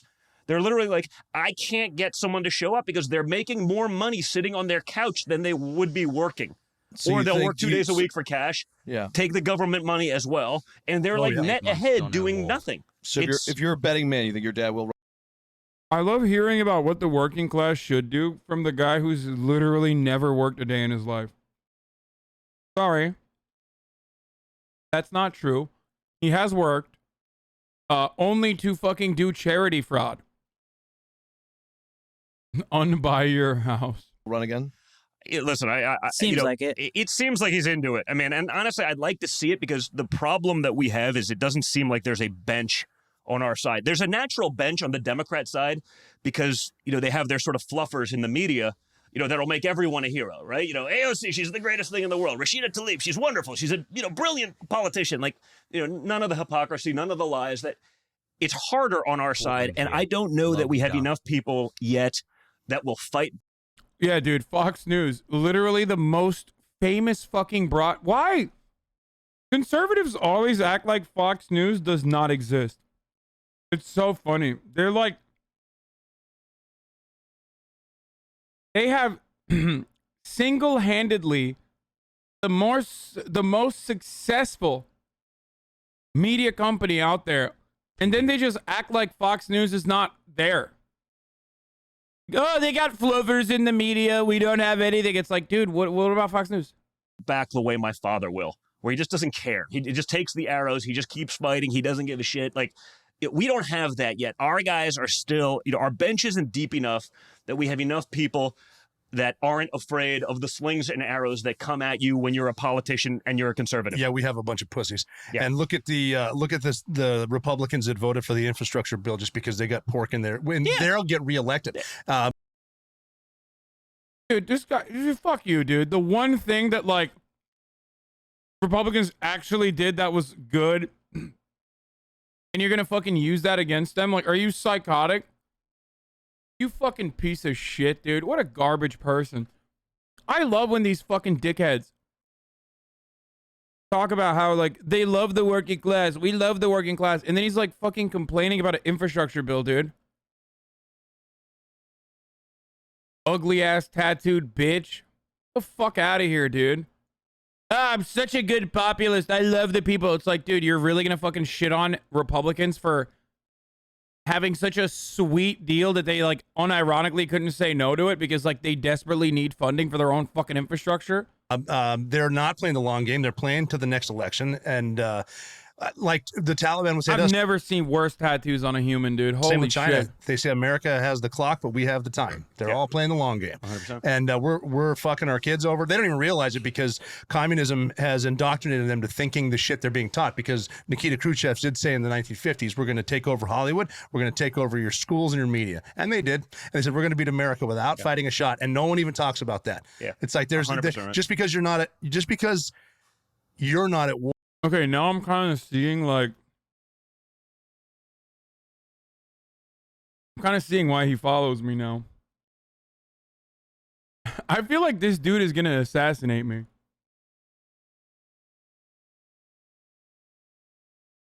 Old Tifu has bad tattoos. Old Tifu.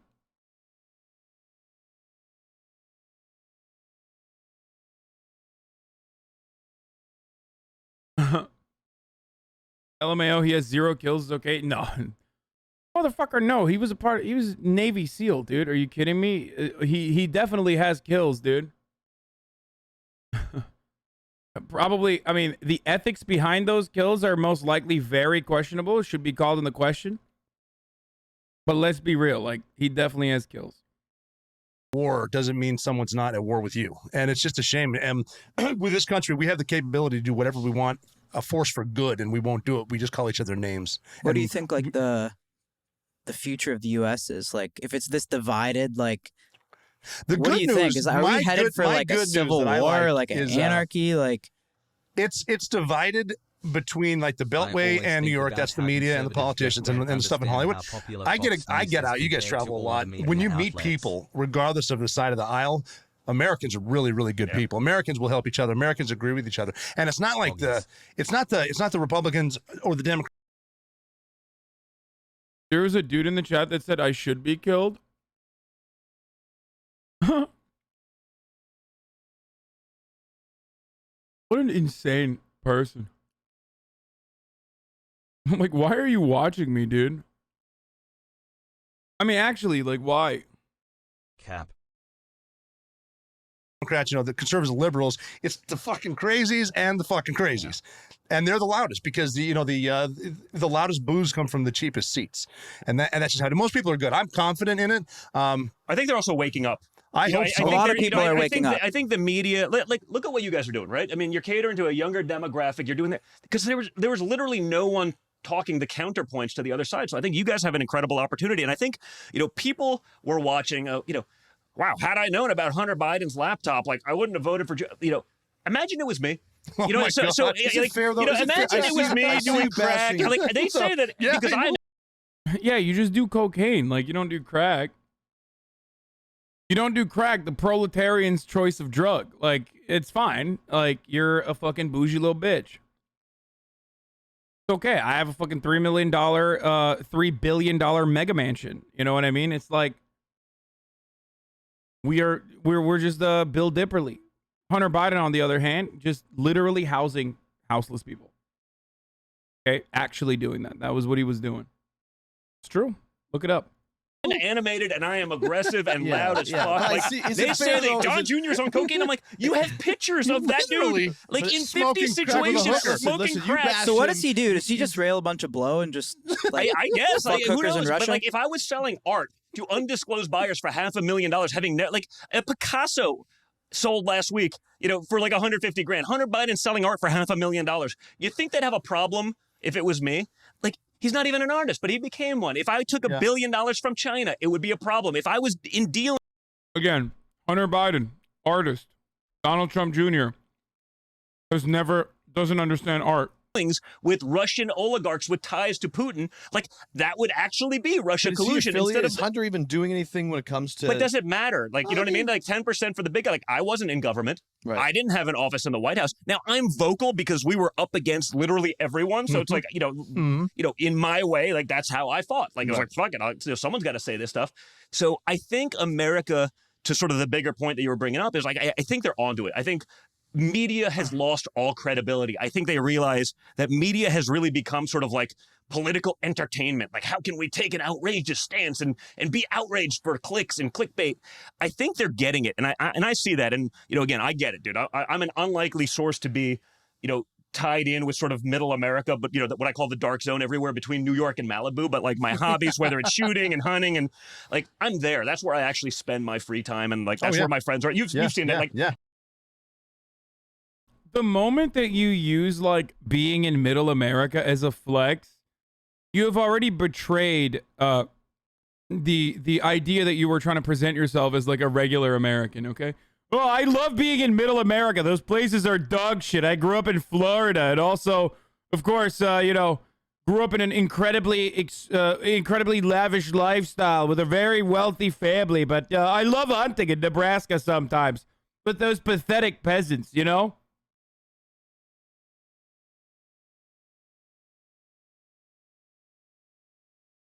I don't think you can fake that. No. Politicians try all the time, but, like, this is actually, Rob actually saw this because we did some campaigning. Thank you, Doobie Wizard, for the 521 gifts those. And I guess it was GQ magazine. You actually paid me one of the great compliments. Says man with a $3 billion mega mansion. It's $4 billion now, bitch. That's right. That's right. My mega mansion, $4 billion. Elements I had It's in my true, life. though. I'm not bullshitting. And GQ followed us. We were campaigning in Montana, and someone asked me about shooting and hunting, and I sort of started rambling because that's what I do, and I was a competitive long-range shooter. And so they go to Rob, and they're like, okay, like they wanted to try to sort of get me, like, so, you know, Don's talking about shooting and long-range and competitively, but like he's really full of shit, right? And Rob was actually like, dude, like I was a SEAL sniper, and like Don's forgotten more about this shit than I'll ever know. I'm like, not even bullshitting. Yeah, so it was one of the great compliments of my life. I don't know if I've ever told you that, but like, Well, I appreciate 8 months. Oh, this is so pathetic, dude.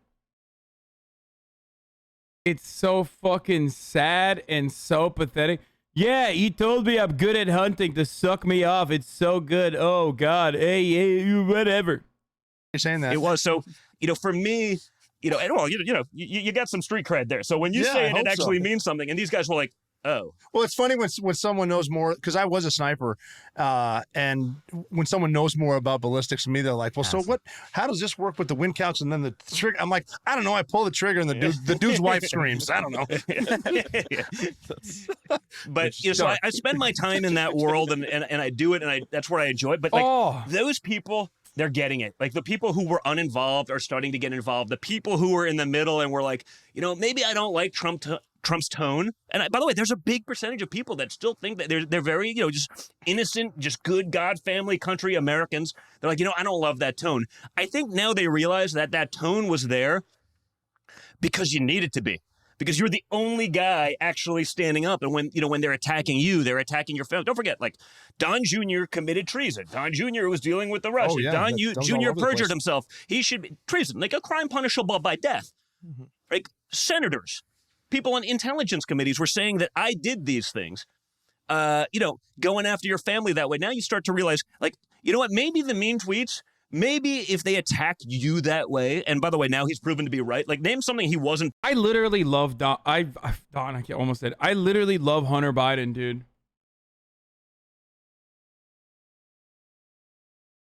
I do. I would love to have him on the show. Oh my God. I should try to get him on the show.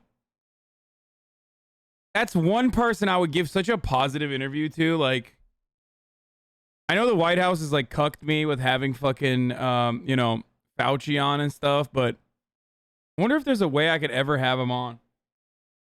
I would do a double booking. Chet Hanks and fucking keep saying Don Jr. Chet Hanks and Hunter Biden. My two favorite fail sons.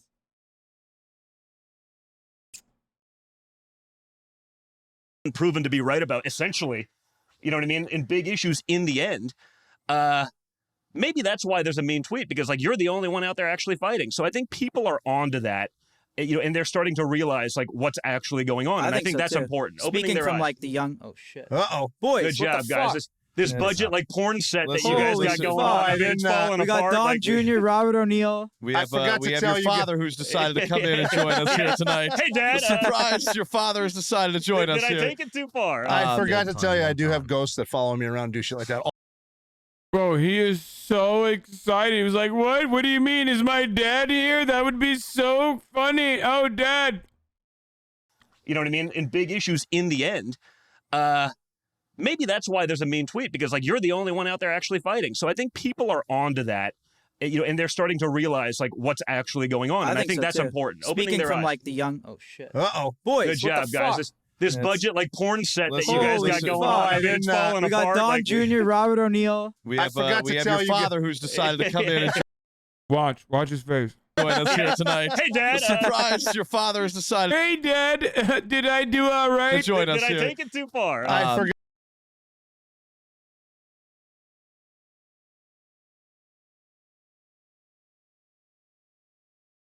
No one knows what it's like. Look at his face. Oh, no, of course he's not there. Just smiling through the pain, dude. Who am I kidding? My dad would never be here to watch me. I mean, come on, believe me, that's crazy. The Click meme account made a video about you? Is it about in the Disney? I know, I saw it. Are we bored of this? Should we fucking drop this and go to alpha male, goes to Eastern European country, doesn't get any pussy, gets mad instead? And then gaming? Horse rider Yeah, I'm dropping in it. Eastern Europe by Matt Forney. Once I'm done eating, we'll fucking I'll download that 12 days game or whatever. Dated 30th of November 2017. In January of this year, I packed my things and got on a one-way flight to Budapest, Hungary to start my life anew after nearly 2 years of living in Chicago. Do I like it here?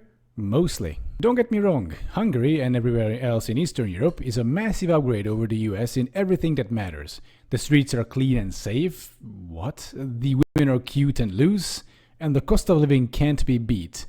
Well, as long as you have an American salary, I guess. But after nearly a year in Pussy Paradise, the bloom is off the rose.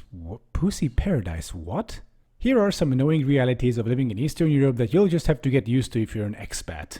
Expat, huh? Keep that word in mind, folks. No, expat. But who is Matt Forney and what is Return of Kings? First, the website itself. It has a helpful about section where they write, Return of Kings is a blog for heterosexual masculine men. Okay. It's meant for a small but vocal collection of men in America today who believe men should be masculine and women should be feminine. Okay. Return of Kings aims to usher the return of the masculine man. Moore says that game is gonna annoy the shit out of you. Would not recommend. Wait, really? In a world where... What about Boyfriend Dungeon? I heard Boyfriend Dungeon is like Hades, but instead you date your weapons or something. How gay is Boyfriend Dungeon? Okay, we'll put it out to a test. That game is going to annoy the shit out of you. Do not recommend. Okay, let's see. Boyfriend Dungeon or 12 days or whatever. Very gay, but there are straight options too. I'll do full gay. I'll queer bait a little bit. Will play 12 minutes and nearly rage quit. Wait, really? Wait, why is that fucking... Alright, we'll put a poll up after this video is done. Masculinity is being increasingly punished and shamed in favor of creating an androgynous and politically correct society that allows women... What was the political game X you just played? How am I supposed to know what game XQC just played, motherfucker? I've been streaming this whole to time. assert superiority and control over men. Jesus, victim complex much? Sadly, yesterday's masculinity is today's misogyny. The site intends to be a safe space on the web for those who don't agree with the direction that Western culture is headed. If you're new, check out the top. Women and homosexuals are strongly discouraged from commenting here. Alright. Return of Kings community beliefs. The ideas and beliefs here are based on neo-masculinity. 2 signs to identify a liberal in disguise. Here are a few of its principles. What is it? Gay? And Jewish. I assume that's why they have Dave Rubin. 12 minutes is a repetitive and frustrating game. Very fun though. Number 1, owns a mansion. Get it right, bitch. Get it right. Oh, this guy just started fucking following me. Never mind. Much gay representation and trans representation. It's also a fun dungeon tenets. Men are generally different. Blah blah blah. Men will opt out of monogamy. Blah blah blah. Past traditions, rituals, testosterone. A woman's value is fertility and beauty. Stop saying Disco Elysium. I'm never gonna play a reading game where I literally have to sit there and fucking read. Shut up. Gender roles good. Oh, you found Socialism, feminism, cultural Marxism, and social justice warriorism aim to destroy the family unit, decrease the fertility rate. Oh my god. They support women's rights. They support libertarianism.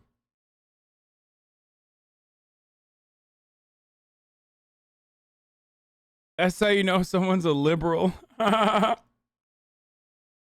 And impoverish the state through large welfare entitlements. Yeah, so this is Return of Kings, kinda yikesy, traditional conservative, but with a pickup artist veneer on it. Founded by Rouge V, a particularly notorious and toxic pickup artist, I should say. So what articles does this website has to offer? 2 signs to identify a liberal in disguise, by Edgar True, September 30th, 2018. 1. They support women's rights.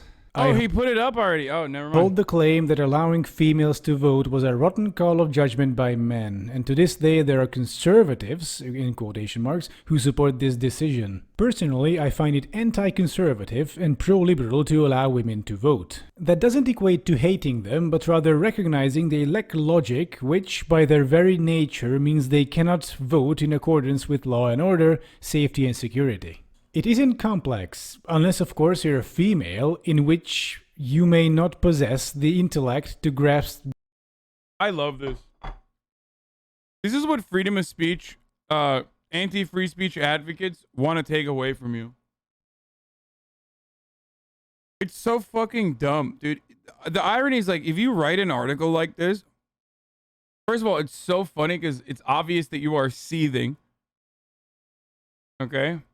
Women are not real, nuanced Women now. are the physical manifestation of sensory perception. And in the same sense that when your senses are...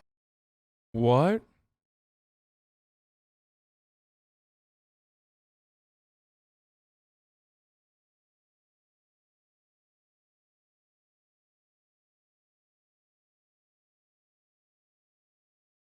Yeah, Rouge V can't even fucking go to Australia. Okay. The overall societal implications of such a manner. Conservatism has a foundation. It does not stray from tradition. In the ancient world, men dominated and women submitted or were put in their place if they were too disobedient. I mean, far be it from me to kink shame, but Edgar, my boy, you're making it real difficult for me right now. Any man or woman who supports women's rights to vote in terms of political power is liberal-minded. Beware of those prancing around right-wing circles who still hold this delusional libertarian-esque mentality.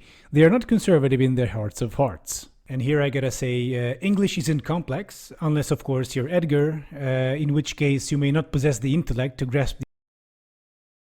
Isn't going after these demented people just other poll of how anti-SJW channels will talk about the silliest examples? They don't represent a significant portion of the population of what people believe. Wait. You mean this guy? The women are not real guy? Or do you mean like Return of Kings? Because that's a very... The Return of Kings is like pretty popular PUA broadcast. Not all conservatives think this way. Obviously, but... the overall grammatical implications of such a language. Moving on, let's look at what our friend Matt Forney has been up to. How Donald Trump is inspiring a masculine renaissance in America. Why electing Donald Trump is the only way to preserve freedom of speech in America. Make no mistake, if Hillary Clinton becomes president, she will kill free speech in America. If you value the freedoms bequeathed to you by the Constitution, you have no... The damaging effects of Jewish intellectualism and activism on Western culture. Oh, these guys are like... Oh, just straight anti-Semitism.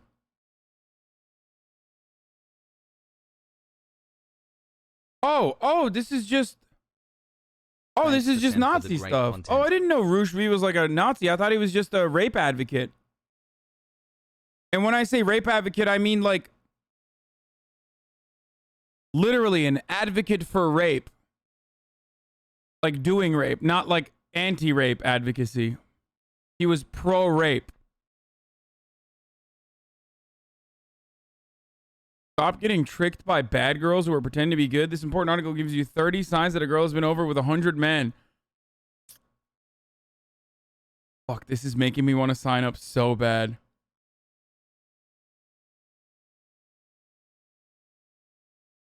What up, Racy?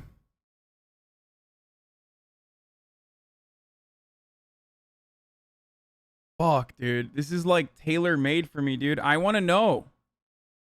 I want to fucking know. I wish it was in like a better format.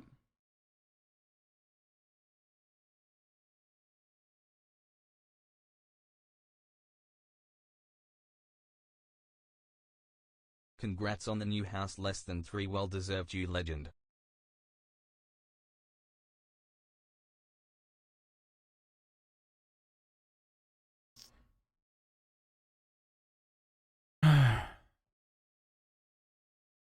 Thanks, Racy. Thank you for not Thank you for not canceling me for purchasing a house, man. I know. Really hard not to, probably. Okay, let's keep going. No choice but to support Donald Trump. His persuasiveness and openly nationalist platform make him the only Oh, I've seen this meme. I wanted to repost it. Oh, this isn't even it. Oh, here it is. They all tell you it's the Jew, but have you heard of the Hibernian conspiracy? Sounds crazy. Get ready to take the cream pill. Dude, I was gonna repost this, and I thought it's too spicy. I saw this already.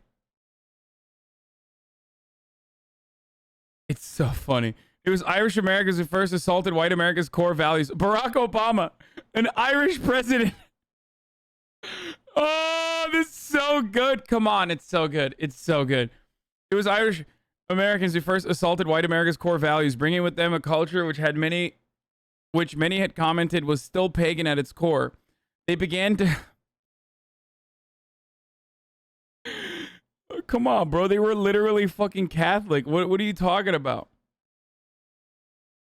Like, if anything, they have the right to say the Protestants are fucking pagans. They began to dismantle the Anglo-Saxon purity of the United States. The first true Americans resisted, but finally the Irish forced their way into business, finance, politics, and the media, and used it to spread the Hibernical influence. There's a comment about like who really controls the media, and it's like all the Fox News commentators. They all have Irish. They're all of Irish descent. And I think it's really funny, but obviously, you know, it's a little too much. You know what I mean? It's a little spicy to put on the Instagram account without additional context. Furious fanaticism, the love of war and disorder, a hatred for order and patient industry. Robert Knox, anatomist, describing his views on the Celtic character, 1850. Wait, is this not a meme? Think the media is safe from Hibernoism? Think again. Hibernian media control. Walt Disney, John Ford, Alfred Hitchcock, John Huston, Michael Moore.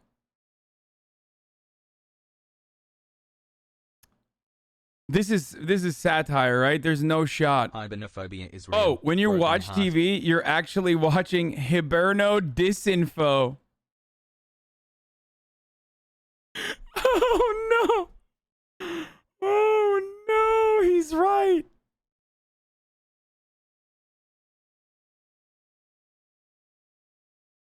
Bro, he is both sides, dude. Look, Hardball and Sean Hannity.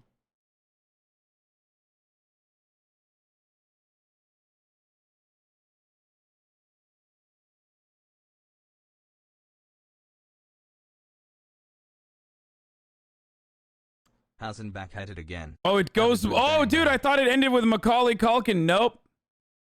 You thought wrong.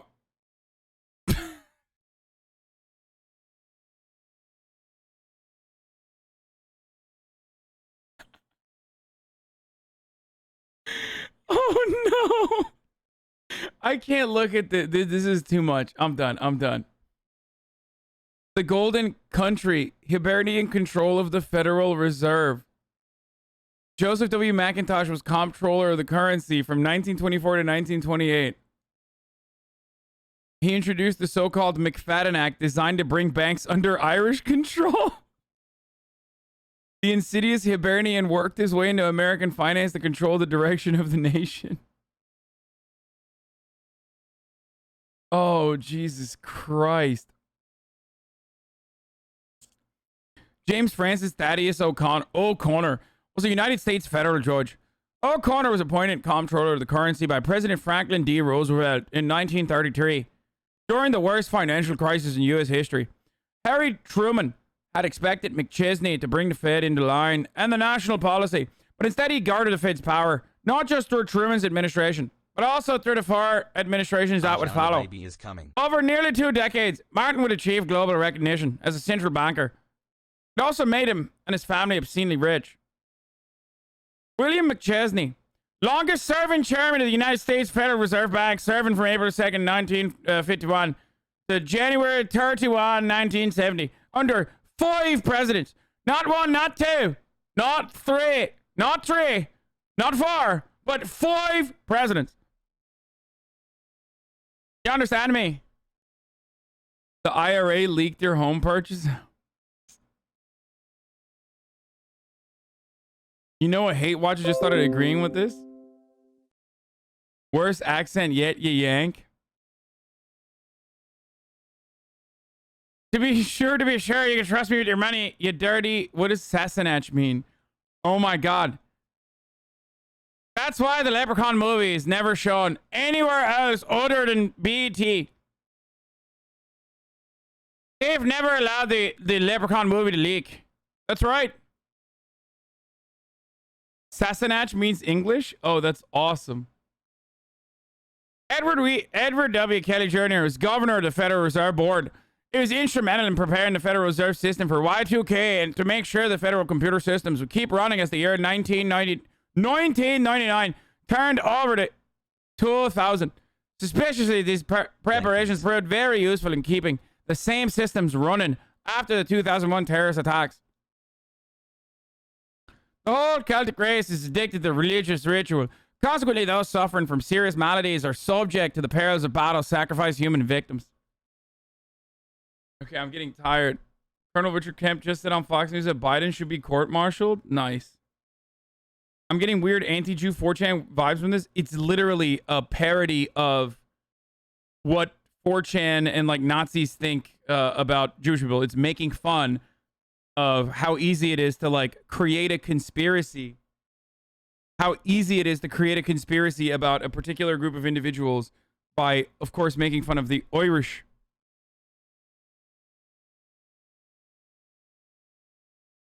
And it's definitely a leftist meme, yes. With how much reading there is, this is a leftist meme, let's be real. It's called satire. That is, of course. You're dirty, Sassanach. If you're actually an Irishman in this community, you know, like myself, then you already know that this is the truth. We've already done fifth column in here. That's right. We've taken over all your broadcasts, including and not limited to Twitch.tv. That's right. My name is not Hasan Piker. What did you think Piker meant? I was hiding in plain sight this entire time. That's right, I'm a pikey. 1 month to sub baby smile. None of you know. Not even for a moment. Not even for a fucking moment. That's right. Why did you think that Donny O'Sullivan openly stated that I had such a good Irish accent? That's right. Yeah. My name is not Hasan, it's Sean Piker.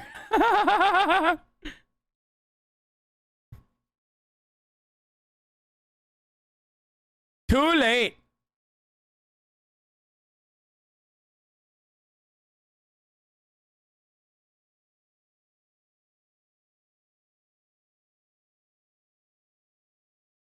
Anyway, let's keep going. These are slur heads up. Dude, I know. It's literally my last name, and Facebook wouldn't let me have it for the longest time. All right. The protocols of the Druidic Elders of Hibernia. Every year, the most powerful men in the country meet at the Grove Club, where they dress in robes and sacrifice a child in effigy before a giant Celtic old god. This sounds like the activity of a small, insignificant sect. Think again. The Grove boasts such members of Richard Nixon, Ronald Reagan, George Bush Sr., George Bush Jr., and Bill Clinton. Notice them all Irish. That's right. Pictured here is George Bush Jr. with his father, Bush Sr., attending the Grove. An important part of the Druidic practice was passing on the teachings of the gods down to one's own son. Pictured here is the Irish Ronald Reagan and the Irish Richard Nixon until after attending the Druidic Grove. Look at this list of attendees at the Grove. Though some are merely puppets, the vast majority of some Irish background. Are you asking questions yet? That's right.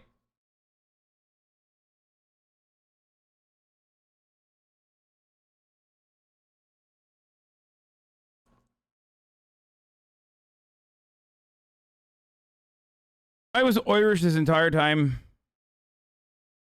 I simply learned the inferior language of Turkish to throw you off the song, to throw you off the fucking scent.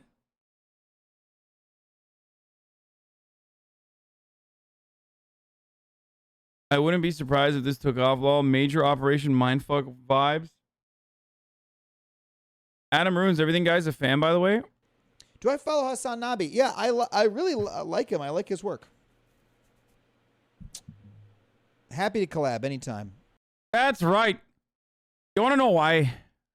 You want to know why Adam wants to ruin everything? It's because he's too close to the fucking hibernophobia conspiracy. That's why he wants to ruin it for us. Ladies and gentlemen, that was 10 months ago. 10 months ago. What made you think this is the right opportunity to send me? Holy shit, I haven't stopped doing the accent for like the past 10 minutes, dude. Pog. Love ya. Yeah, the green pill. Now we know where we got the mega mansion money. He's clearly an IRA op. He's so Turkish.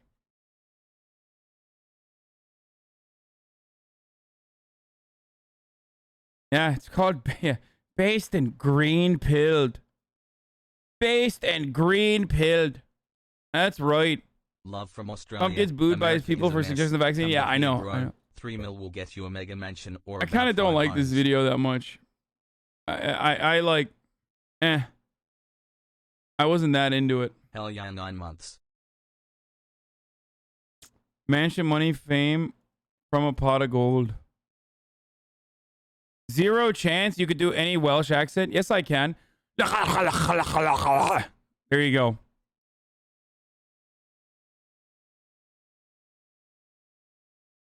I'm sorry. Free the Welsh, okay? I apologize. Poggies. That's just the words, not the accent. I'm Welsh. That was actually good. You need to be canceled.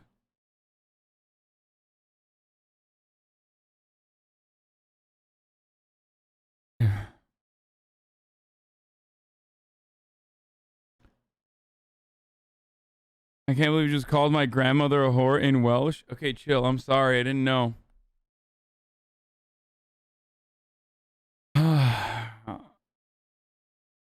There was a bunch of stuff that I wanted to watch, and I can't remember it now, which kind of sucks. Oh, where was that fucking house video that I was going to watch? Chat, there was like a big-ass house video. I can't believe he coded a video on Fuckboy Island, which I love, by the way. Welsh are just funny-sounding Englishmen. Don't say that.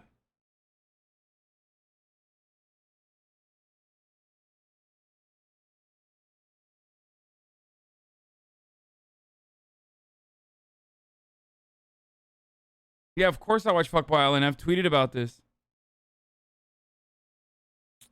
Not me and Malkova's house, no. There was another one yesterday.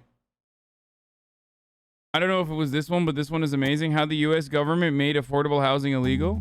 So I spend a lot of time looking at houses on Zillow. Did they? Oh my God, this is like... Okay. And lately, I noticed that even in places where houses are usually expensive, they seem even more expensive. Like here in the San Francisco Bay Area.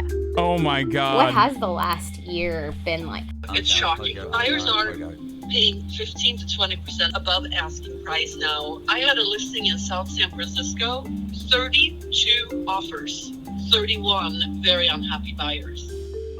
For years, the Bay Area has been an extreme example of how difficult it is to find affordable housing in the US. It's where Silicon Valley bus drivers sleep in their cars at night because they can't afford housing near work, and where school teachers can't afford to live in the counties they teach. But it's not just the Bay Area. The lack of affordable housing is a national problem, and right now it's worse than ever. We've seen over the last year housing prices reach a level that they've never reached before in American history. They kind of just look like a rocket ship going to the moon. Housing prices reaching a median of $350,000 for the median American home. Those prices have made rents more expensive and have made homeownership less attainable for millions of Americans. Okay, let's do it.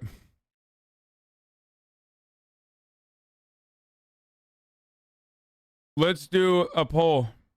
The 12 days or boyfriend dungeon.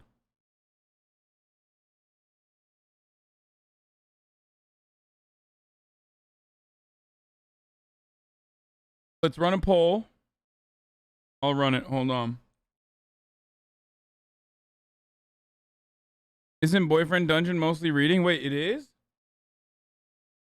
I thought it was like a Hades type game. 12 minutes?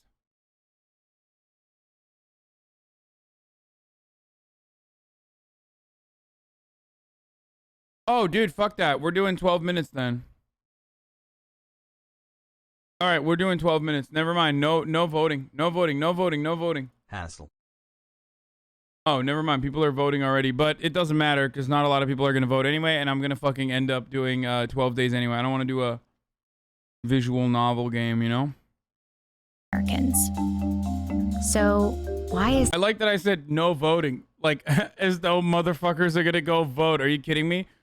30,000 people in here. 3,000 votes overall. 30 fucking thousand people in here. 3,000 votes overall. Is this happening? And how do we bring that rocket ship closer to Earth? We can think of today's housing prices in terms of a supply and demand problem. On the demand side, there are a few things happening. The first is a generational shift in who's buying homes. Millennials are the biggest generation in American history, and they're aging into their prime home buying years. On top of that, mortgage rates are at an all-time low, which means it's very cheap to borrow the money needed to buy a house. That's enticed more people to buy if they can, making demand for houses even higher. The problem is that supply isn't matching that demand. From 2010 to 2019, there were fewer homes built in the US than in any decade since the 1960s. In particular, the construction of smaller, entry-level housing, the kind made for first-time homebuyers, has dropped dramatically. In the 1980s, those starter homes made up around 40% of all homes built. Today, it's closer to 7%. In 2018, one estimate said the U.S. housing market was 2.5 million homes short of meeting demand. By the end of 2020, it was 3.8 million. And that's driving a big part of the problem, both for renters and for people who want to be homeowners. The shortage is worst in the places where demand is high. Road 96 is a political game XQ was playing yesterday. What is it? What is it about? We'll look at that too. Near good jobs, transit, and schools. And one pretty straightforward solution to that is to just build more homes in those places. But for years, there's been one big obstacle to that. We aren't allowed to. Take a look at this map of the Bay Area. Bro, this is a Yimby trash fire video. There is truth to additional housing, okay? There is truth to additional creating additional housing. The problem is most of that ends up being luxury fucking high rises. No one wants to make affordable housing, and no one will ever make government, like public housing made by the government, okay? That's the issue. And the video is not even addressing the fucking problem with like vacant homes. So many rental properties, so many vacant homes, so many people just like sitting on all of this empty property that could be better used. It's showing something called zoning, or local regulations that decide what can be built where. This much of the region is zoned for residential housing. In blue are areas zoned to allow multifamily housing, while the areas shaded in pink are zoned for single-family housing only. That's 82% of all residential land in the Bay Area. What it means is that you've banned the ability for anyone to build anything other than a single unit of housing on that lot of land. And in many towns, like Atherton, they've excluded all multifamily housing from their neighborhoods. And that doesn't just mean a giant apartment building. It means things like duplexes, things like, fourplexes, things like that are illegal in the majority of the country. This is an example of something called exclusionary zoning. It's a big part of the reason for the housing supply shortage. I always feel like motherfuckers are constantly talking about like upzoning and dismantling regulations exclusively so that like everything can be luxury high-rise condominiums that are ugly as shit that are not going to end up fucking fixing the housing problem at all, and it's going to turn it into like New York. You know what I mean? Yeah, there's more space now for, more rich people to come in, but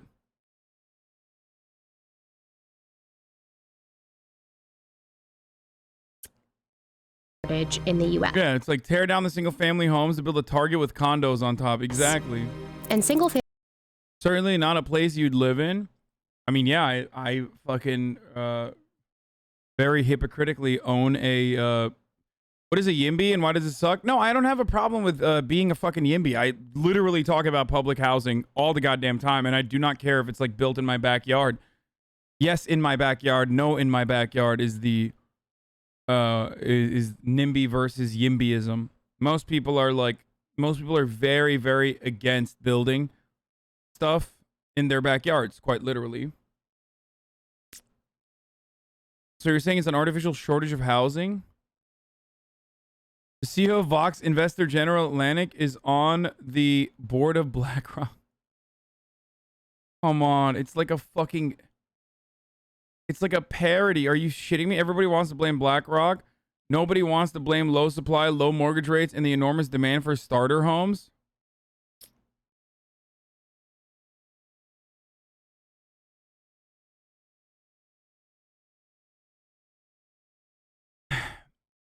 YIMBYs are in favor of deregulation. NIMBYs are in favor of making sure that no additional buildings are being constructed.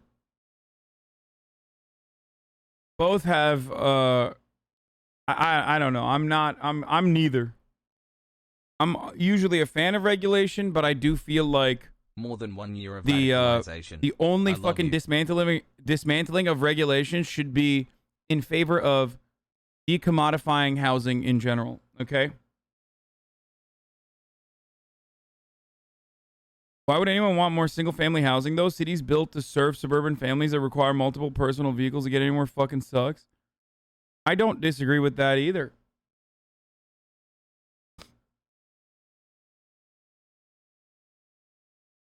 I really saw the disappointment on your face. Yeah.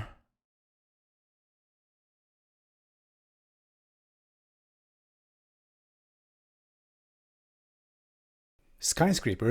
I mean, she did talk about duplexes and what, like 4 stories and 2 stories. I don't have a problem with that.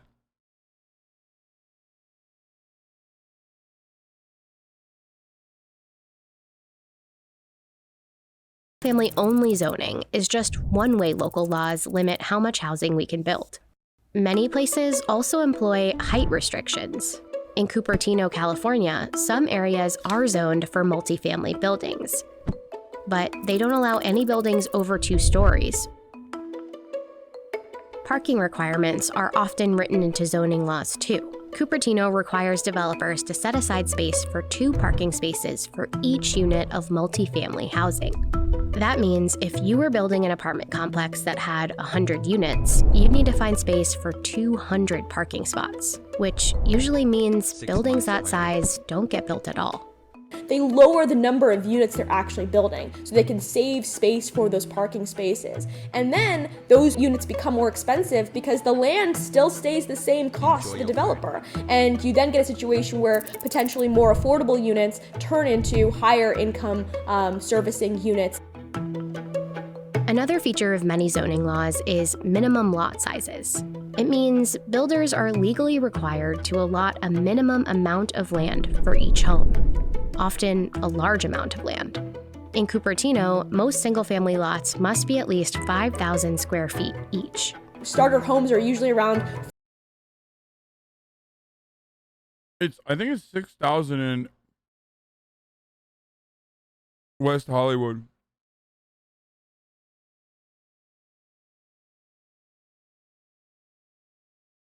People who are saying, what the fuck?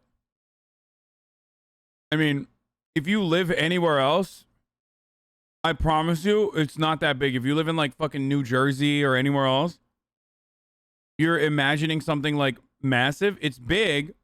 It's much better to build an apartment. It's a much better use of space to build an apartment or a multiple family home. But for people who are saying like 5,000 square feet, holy shit. Like, there are people fucking literally live in houses that are the size of that lot in like most parts of the country. Kansas City suburbs are 8,000 square feet. Yeah.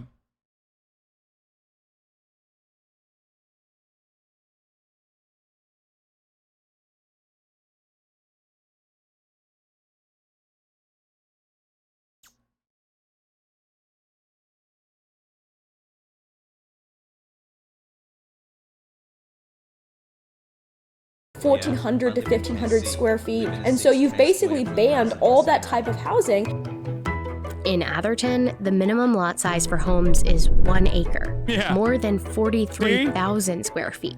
See, motherfucker? Like, most parts of the country, people are like, what? 5,000 square feet? That's crazy. It's like, dude, are you kidding me? People live on fucking, like, multiple acres, dude. Which makes it virtually impossible to build any kind of affordable home there.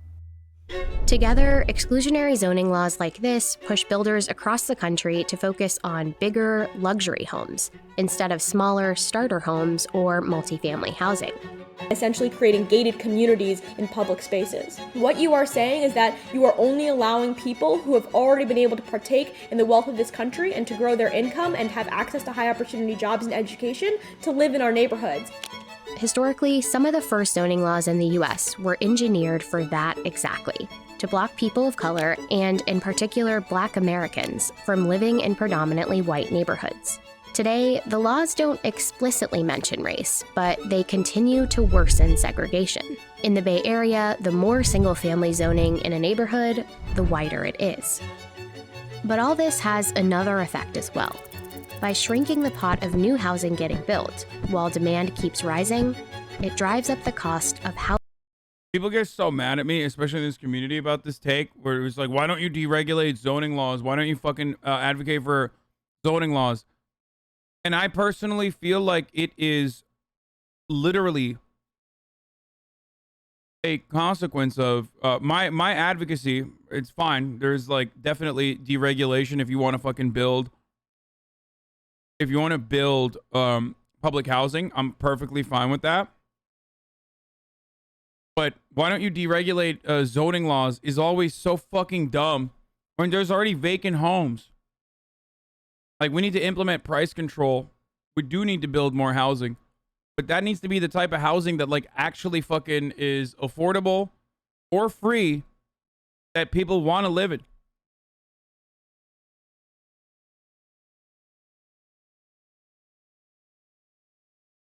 Still giving my money to my favorite capitalist streamer SMDH. If your hyper focus is like, oh, let's allow like more buildings to be built, you're wrong.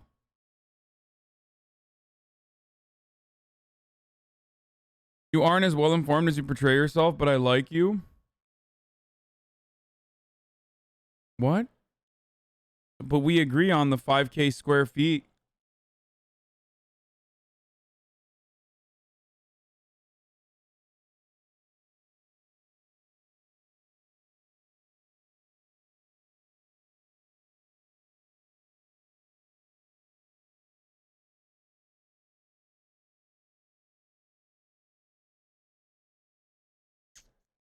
Housing for everyone.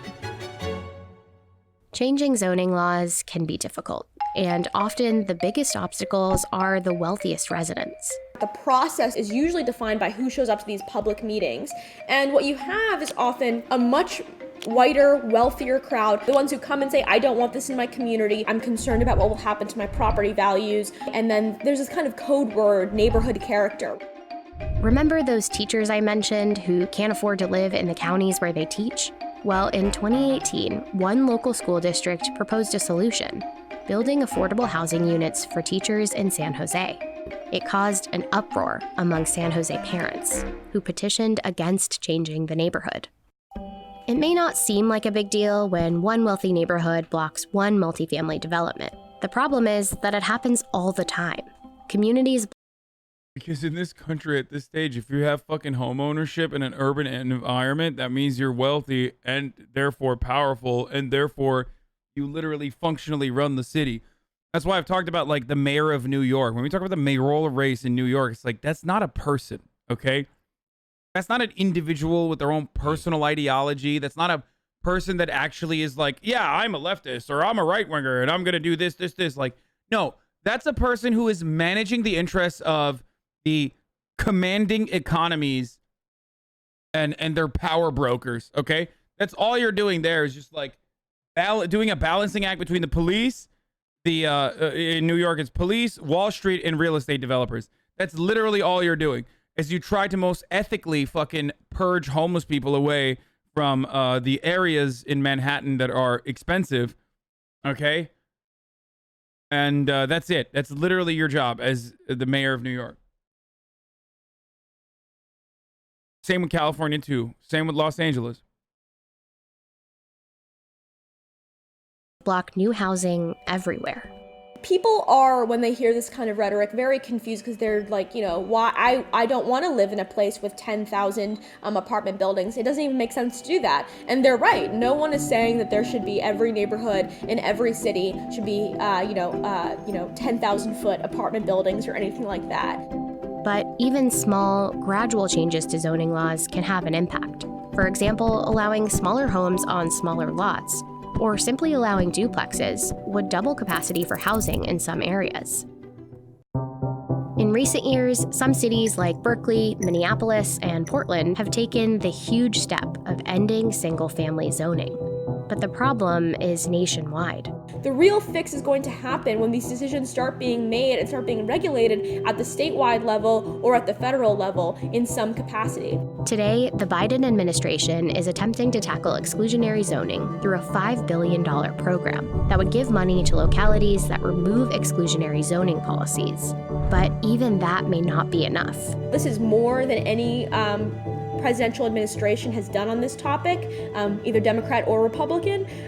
It is also very small in the face of this problem. They want to take action, they recognize how big of a deal it is, but they are not actually willing to create the kind of political blowback from often very high-value voters living in suburban environments. Ending America's housing shortage will require real political willpower, and it'll require people across the country to take a look at their own neighborhoods. What gets built, who gets excluded, and how to make homeownership achievable for the millions who are shut out.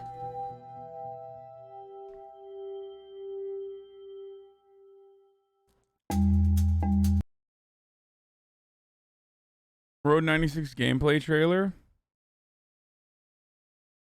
This video is like, let's do the projects and make sure BlackRock owns it. There are hella condos being built in Berkeley, but they've all got that gentrification glass look, are in no way affordable LMAO. Wait, what?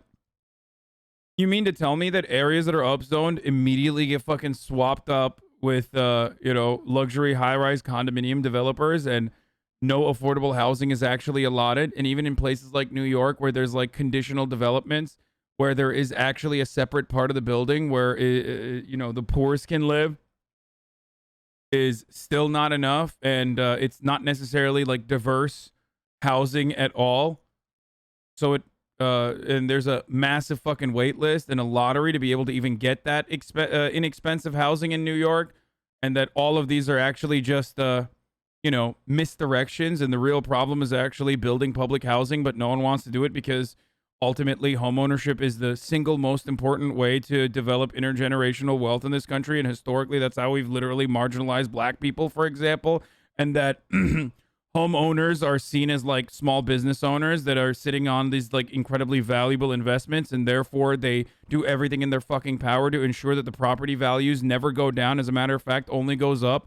And that's precisely why we will never have anything that fucking hurts homeowners and their fucking dumbass investments, because no one actually buys a house to live in the house forever, but instead they buy houses exclusively so they can fucking sell it later down the line, because everyone believes in the American dream and no one gives a fuck about living in a place and, you know, building a family, and the whole like American dream white picket fence is a complete fucking lie, and everyone was a goddamn shark con man. Yes. That was your question, then yes, you are correct.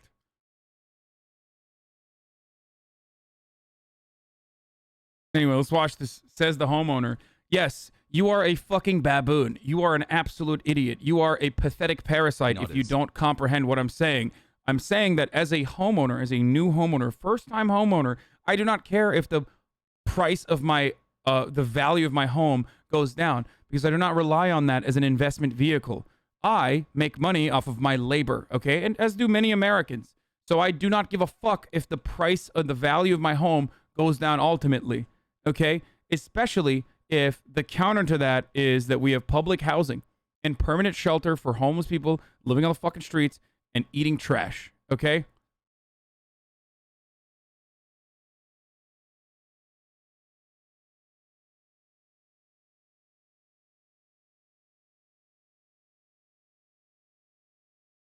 You can leverage it for retirement. You want to retire, right?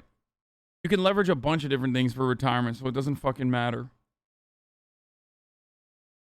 Hey, it's me, Alex. I'm okay. I met this girl, this boy, loser, at the diner, at the gas station, in the mountains.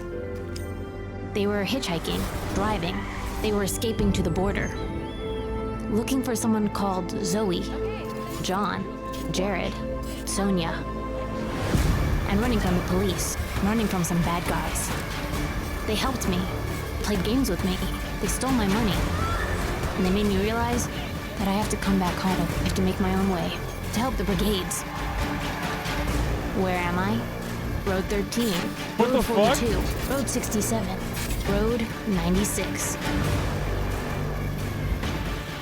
Every day, you exploit your viewers' labor by sitting behind a computer screen and reading off their messages, and it's top of the hour every hour. Time for a 60-second ad break. God damn it, you're right.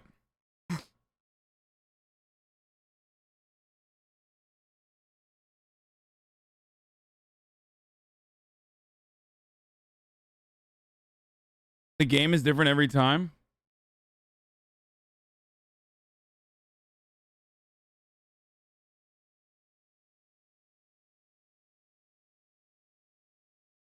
What's up? Sorry. Are we watching game trailers? Because I wanted you to check this out. No, I'm not going to look at Black Myth Wukong. Hold on. So,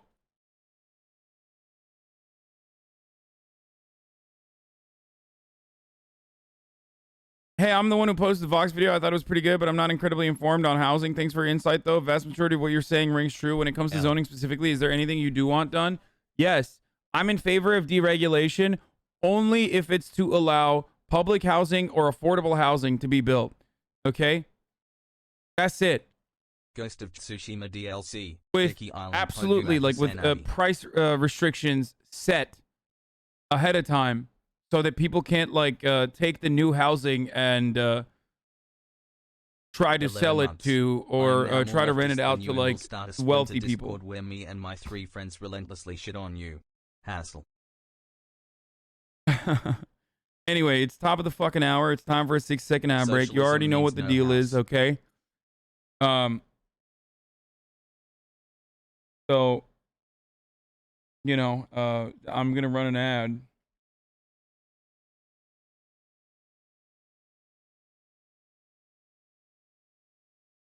Inshallah. Okay, I am going to run an ad. Hold on, I'm just like looking at the SB10 and SB9 is something I'm looking at right now, because 11 apparently months on some the day people after our holiest day prayer. some people were suggesting that I talk about SB9 and SB10 in California.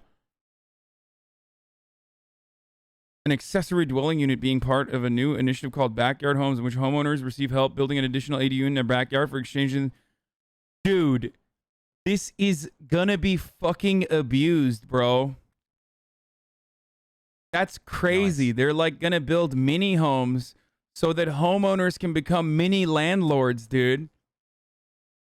Oh God, this is the worst fucking we are living the worst country ever. Okay, this literally allows homeowners to be able to convert their garages into a living space so they can have their fucking like mini slave. An ADU is what every single fucking Los Angeles house that I looked at has. Called an auxiliary dwelling unit or an accessory dwelling unit. Okay, it's basically a garage that is converted into more house. Okay, dude, this is your solution? Jesus fucking Christ, I swear to God, dude, like neoliberals are so fucking psychotic. Oh no, houses are being built, how awful, we can't just give them away.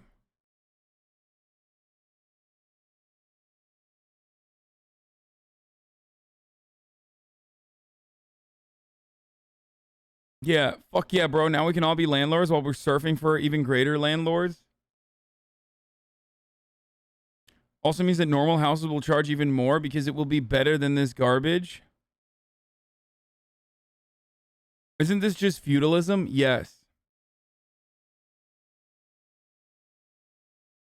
Oh, fuck. I keep forgetting to run the ad. I'm running the ad. Kind of like a tyrant myself, you know? I force you to watch ads if you don't subscribe. I'd get one and not rent it out. 2 homes for one. You probably have to.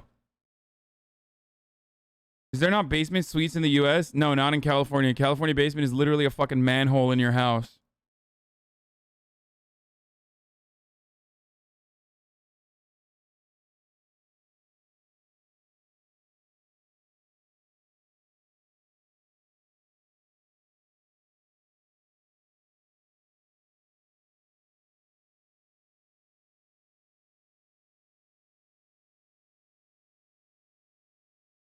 This does help us move back with our parents, or our parents can move in with us.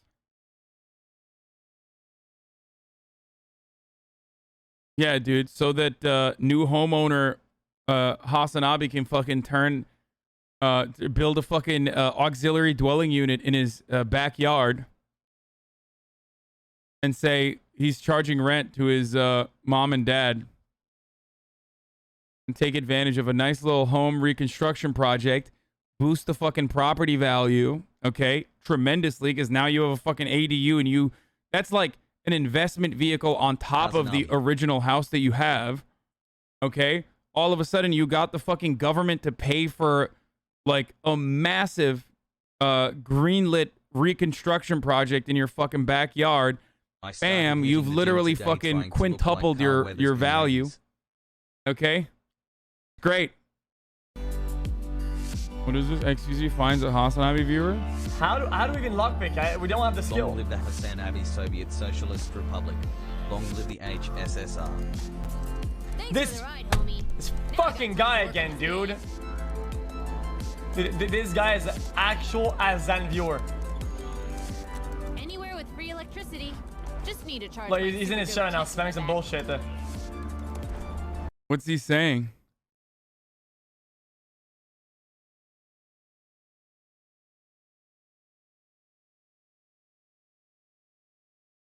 Listen to what the dono said. This fucking guy again, dude. How do we even lockpick? We don't have the skill.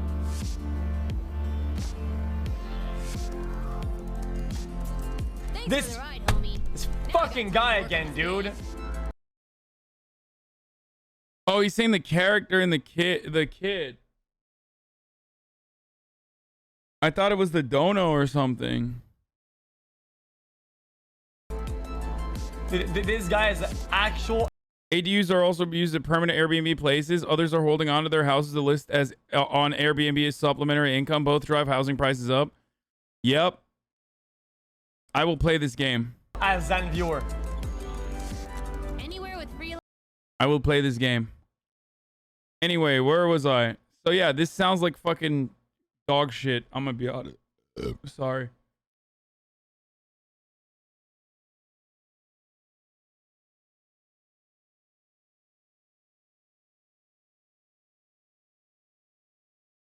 Please play 12 minutes.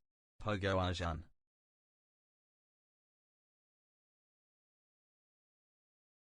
I don't know what it is. I just don't fucking trust Yimbys, dude. Like, or people who call themselves Yimbys. And I don't like Nimbys either. Don't get me wrong. Because I do believe that there needs to be additional development.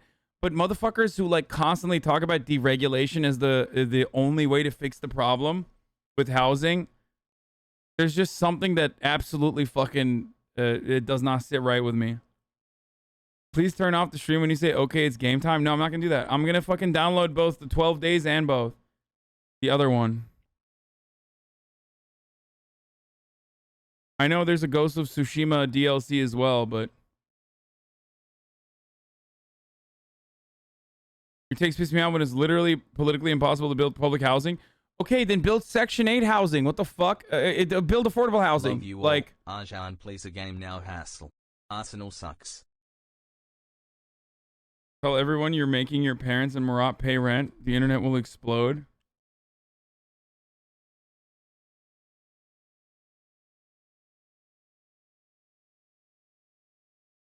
$12 sorry, not days. Hold on, I'll fucking download both. Shut up, chat. I'm downloading both, okay? I haven't opened Steam in so long.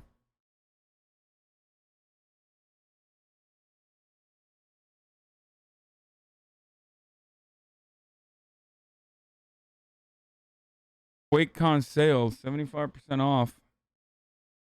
Okay, what is it? 12 days, right? 12 minutes. In 12 days, not 12 days. An interactive thriller about a man trapped in a time loop featuring James McAvoy, Daisy Ridley, and William Dafoe. All right, buying 12 minutes.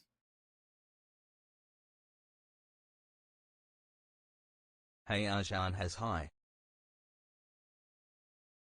Dafoe, like Puggo. But Daff with doo-doo Daff. The people want Hollow Knight Polit. I don't care what the fucking people want. Bro, didn't you hear Bitcoin solves the housing crisis, bro? You get to live in your grandma's basement with your overheating mining PCs. Shut the fuck up. Will gonna beat your ass for that pronunciation. What, Daffo? Make sure you can afford to buy them all first. Yeah, you're right. How will I be able to afford video games? Now that I bought a $3 gorillion mansion, mega mansion. What was the other one? What was the other one? Chat. Now Road 96, right? Get Road 96 on Switch. Wait, it's on Switch?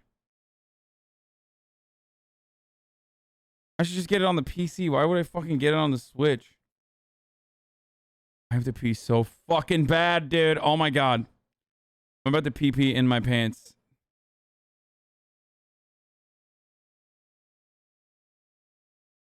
I'm downloading all these games before, you know, all this before I go pee. And then we're going to watch another housing video because that's what we're going to do.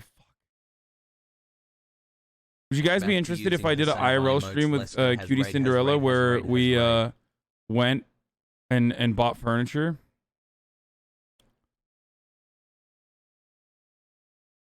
Okay, good to know. I see that there's a lot of interest in the chat. Okay, let's watch the second thought, America's looming housing crisis. This episode and others like it are made possible by the generous support of my patrons on Patreon. If you'd like to help support my channel and get early access to every video, consider becoming a patron at patreon.com/secondthought. Here, let me just show you that. On paper, Danielle and Kristen Sills are the perfect first-time home buyers. They've upped their budget and widened their search of the Boston area, but the last house they bid on had 29 offers. It sold for about 70 or 80,000 over what the asking price was. And it was a 1,200 square foot home. Finding an affordable apartment was hard enough before the pandemic, right? but now things are even worse. Some are calling it a crisis. The shortage is now critical. Affordable so-called Class C apartments are 96% occupied nationally. When they go shopping, the inventory, the active listings they can choose from are down about 30% from this time last year. That's just a staggering shortage of homes on the market right now. He compares this with what happened during the subprime mortgage crisis a decade ago. Millions of homeowners defaulted on their mortgages, and investors came in to buy the properties and convert them into rental housing. So you're going to see a lot more of this soon, Shep. As you watch this video, you're probably sitting somewhere with a roof over your head. For many of you, it's probably your home. Either that or you're watching at work, in which case I applaud you for stealing back some of your extracted value. Shelter is one of the most critical needs of almost every species on Earth, including humans. It's integral to the American dream. A modest home with a white picket fence, 2.5 kids, and so on. Homelessness is rightly seen as something society needs to address, as most decent people feel that no one should go without shelter in our modern era. And yet, despite the importance of housing and the significance we place on having somewhere to call home, it seems that the US is on a collision course with another housing crisis. It may not take exactly the same form as the housing crash of the Great Recession, but it is coming, and it's not looking good. In this episode, we'll explore the state of housing in the US and consider what factors are feeding this growing problem. Before we get into the causes of this looming housing crisis, let's take a look at a few statistics. If you look at the housing market today, you'll notice a few things. First, there aren't many single-family houses to be had. People just aren't selling. The houses that do go up for sale are snapped up incredibly quickly, typically within a week or even a couple of days. Having to offer tens of thousands of dollars over the listing price has become the norm if you want to actually have a chance of having the winning bid. If you owned a home and you put it up for sale today, odds are you'd have at least a handful of offers by the end of the day, and many of them would be well over the asking price. Month-over-month price increases are now exceeding even the absurd levels we saw in 2006. And we all know what happened shortly after that. What's going on here? A big part of the problem is that the housing market is incredibly short on supply. Pace of housing production has slowed dramatically, contributing to an already serious lack of housing. This is partly due to a shortage of construction materials, and partly just a continuation of the trend of producing fewer and fewer homes per year. As of 2021, the US faces a shortage of roughly 7 million homes. That's a lot of demand. But a housing shortage isn't the only problem here. The big picture is this. Young people are trying to buy affordable homes, but the prices for even the most modest, quote, starter homes are out of reach. These prices have been driven up by institutional money pouring into the housing market to snatch up homes as investment properties, including the homes of those recently evicted during the pandemic. To make matters worse, some large investment firms are lobbying to end eviction protections so that they can acquire even more houses, adding to the housing demand and homelessness problems at the same time. With single-family homes out of reach for the average working American, the media has begun trying to frame perpetual renting as a good thing, something that benefits young people. The problem there is that even renting is becoming prohibitively expensive. There are now officially 0 counties in the entire country where a worker earning the federal minimum wage can afford a 1-bedroom apartment. Even for those making significantly more than minimum wage, things are looking pretty grim. There's a common joke that goes something like, "The bank said I couldn't afford an 18." I thought you said there was a housing surplus and that's why regulation stuff was ancillary. No, there are more empty, vacant homes that are still owned by people, like, than there are homeless people, like significantly more vacant homes than there are homeless people. Part of the problem, one of the immediate problems, is that people just sit on fucking properties because they see it as an investment. Land is not going anywhere, chat. No matter what happens, land is not going anywhere. Land is finite, okay? So land value always increases, especially if you live in like a nice neighborhood, especially if you're fucking, you know, not living next to a goddamn pool of water, body of water, and the rising sea level is going to actually decrease the land, which will then ironically increase the property value. So that's another concept. But you live by a pool now, King? Yes, I do. So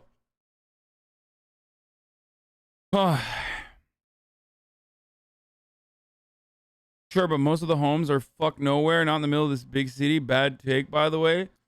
Pepega. No, even in big cities, there's a fuckload of vacant properties, dude. And the issue is, deregulation only opens up the market for luxury high-rise condominiums.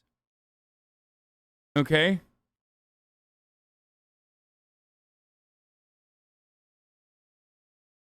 I make $40K a year and can't afford a one-bedroom apartment. Looking at renting a one-bedroom apartment, it's like some castle. I never thought my life would be like this. Yeah, it's fucking dog shit. $1,800 a month mortgage, so now I pay $3,000 a month in rent. The cherry on top is the true unemployment rate. If we take the LICEP definition for unemployment, someone who is looking for a full-time job that pays a living wage but cannot find one, then the true rate of unemployment in the US currently sits. I make $16 an hour and I can just by the skin of my asshole live in a 330 studio apartment for $800 a month. I live in Alaska. Shit is mad fucked. What the fuck? In Alaska, dude? I feel like it should be one place where, like, they should encourage homeownership because you're in fucking literally Alaska. The only people that live there are, like, dudes who work in oil and criminals who ran away after doing many murders.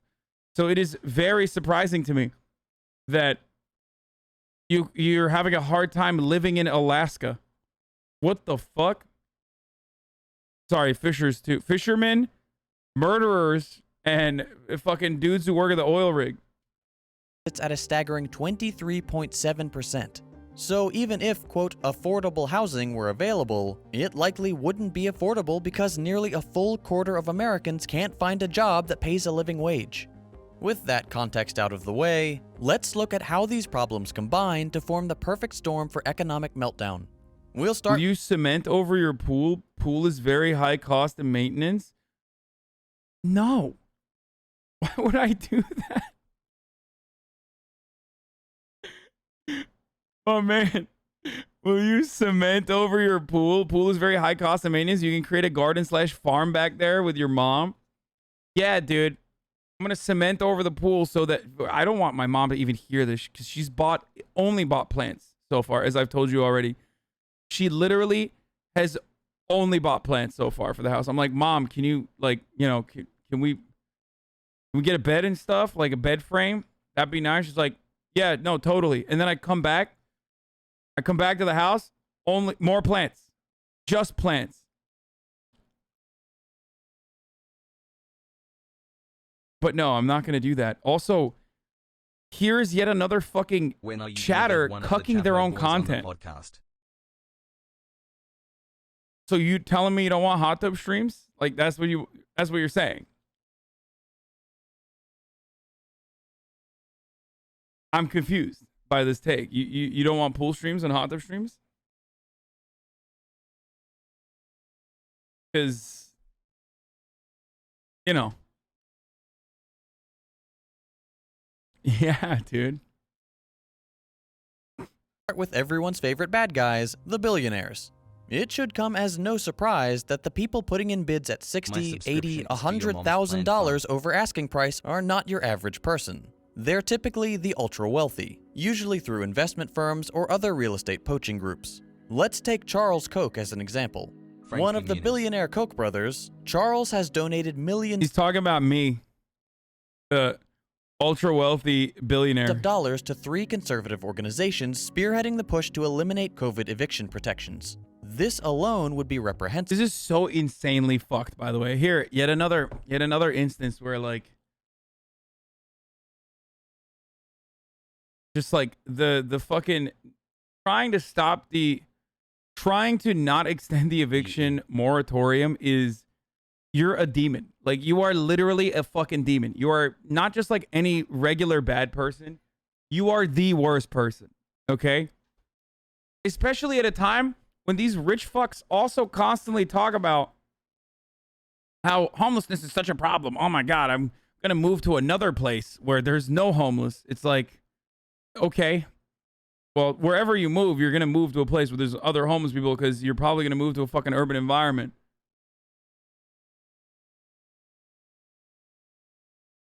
It is demon-like to want to create more homeless people in the midst of a gigantic birthday, homelessness chat. Love you crisis guys. that you Love fucking this complain community. about nonstop.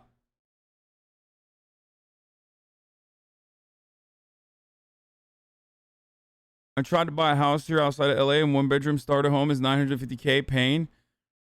Yeah, no, don't tell that to fucking anyone else though.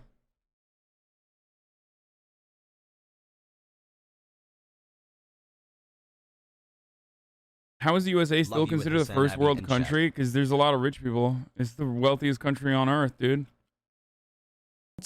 But since the beginning of the pandemic, he's also been heavily investing in real estate, snatching up homes left and right to add to his massive portfolio of assets. Among them, the homes of the evicted and desperate. In April 2020, he dumped $200 million into Amherst Holdings, a company which brags it has acquired over 30,000 homes since 2012. Koch Real Estate Investments was also among the investment groups that recently bought an ownership stake in SmartRent, a landlord technology company. Charles Koch is... What? What the fuck is SmartRent, dude? Wait, what? That's when your landlord restricts your... Wait, is it a way to like restrict your fucking temperature control for your... Oh my god, dude. That's fucking insane. SmartRent is an enterprise smart home automation company developing software and hardware that empowers property owners, managers, and home builders to effectively manage... Wait. Effectively manage, protect, and automate daily operational processes? Oh my fucking god, dude. Republicans are like 1987 George Orwell Animal Factory. Meanwhile, like... mega donors of the Republican Party are literally investing into letting landlords control your temperature, dude. Are you fucking kidding me? Oh, shit. Oh, this is like, look, I got lucky with this current landlord I have. The one before this, not so lucky, okay? The one before this, I just literally, the heater did not work. It was an apartment, the 1-bedroom that I used to live in before this one. The fucking AC would break, and I'd be like, the AC's broken. Can you please fix it? And then the landlord would be like, it was a management company, so it was even worse. We're like, no. Oh, yeah, totally. We'll get to it. Never got to it. Okay? This takes it one step further, where it's like, hey, you're using the AC too much. We're gonna restrict your temperature, dude.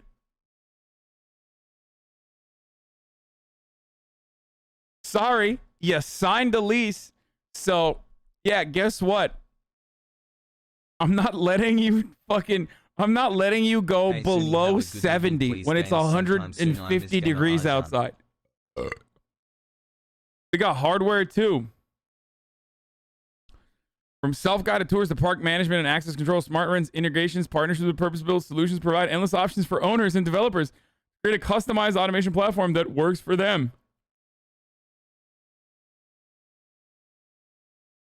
Flexible and scalable to suit any property type, so they can do self-guided tours, contactless touring solution, ID checks. Wait. SmartRent will verify that prospect identity matches what is submitted on the ID cards and selfie upload. Occupants not mentioned once. Yeah, this is not for occupants, bro. This is literally to like make landlording more efficient. SmartRent will verify that prospect identity matches what is submitted on the ID cards and selfie upload.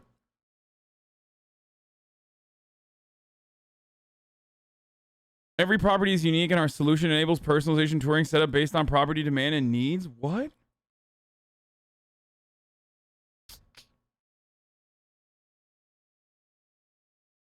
Texans claim their home thermostats were raised remotely during energy shortage. No.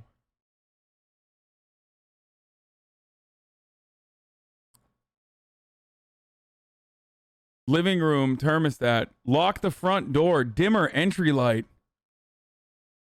parking management, centralized parking database, alleviate 10% parking away, happy management 6 issues, months. optimize parking space utilization, and drive additional revenue opportunities. Oh my God, this is like when you can get your fucking guests. You can give Invest parking in Think tickets to people in your fucking apartment complex. Oh my God. Oh my fucking God, dude. Oh, I'm looking at this. Dollar signs, of course. I'm a homeowner now, so dollar signs are... I'm seeing dollar signs in front of my eyes, you know what I mean? George Orwell, 1987, dude. If you don't pay rent, they literally lock you out of the apartment. Dude, you could torture your fucking tenants with this. You could literally crank up the heat in the middle of the summer if they're not paying their rent. This is a problem for us poor, so stop talking about it. True. Why am I even talking about this? Actually, I'm also perfectly fine with our horrible fucking healthcare infrastructure too, because you know I can pay for a healthcare complication. So why would I ever advocate for you know, Medicare for all? I mean, after all, I'm the one who's going to be paying taxes. Blah blah blah. Like, you know, remember, guys, I can't advocate for things that don't impact me.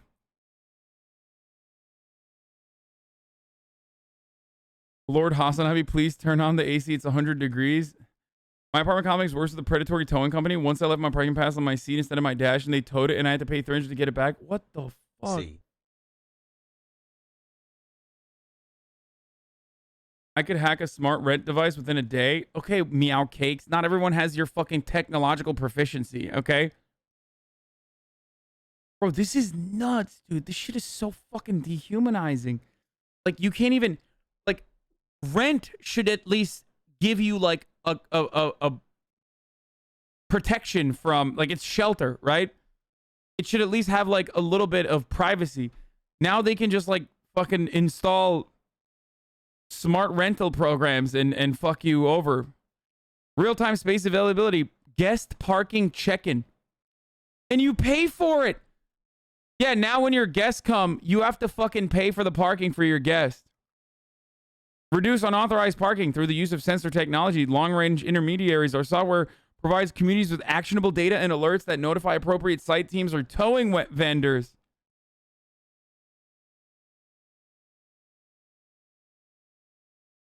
Let's go 1 year subbed. At HasanAbi, thanks for all you do. I agree There needs there's to be some like awful additional deregulation for this sort of stuff, right? Because I don't think you can like operate like a tiny fucking serfdom within your own goddamn house or within your own goddamn like apartment complex. So I'm pretty sure the government would not let, like local government would not let you fucking, you know, ticket your own tenants. As it stands currently. I just don't understand how people see this and think this is totally ethical and reasonable way to earn revenue.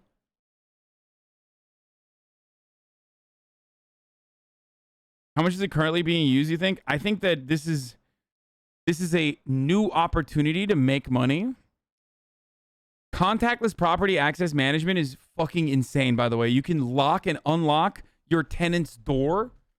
You can lock and unlock your tenant's door. That's fucking insane.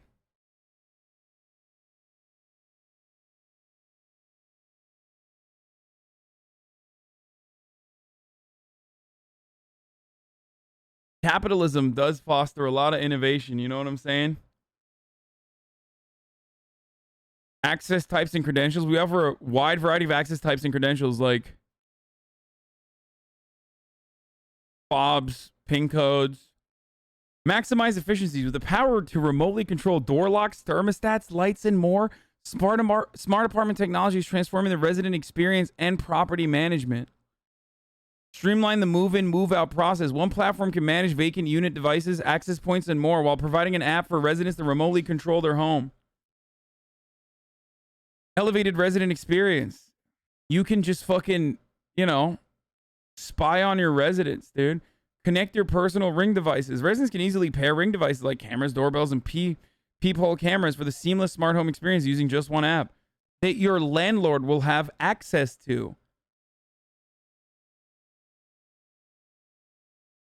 Oh my fucking God.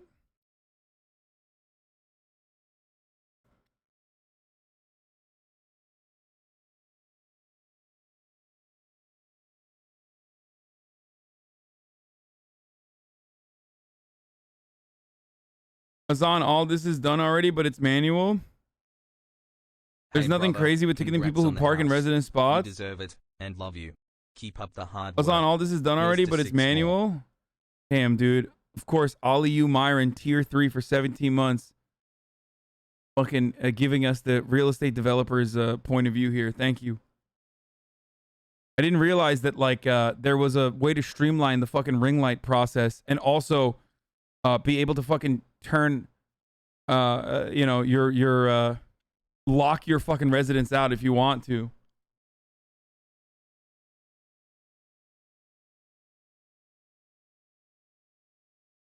I used to work for a property management company, and this isn't really new, but more so integrated with smart control, so there's little needed visits to the actual home. Whoop, whoop.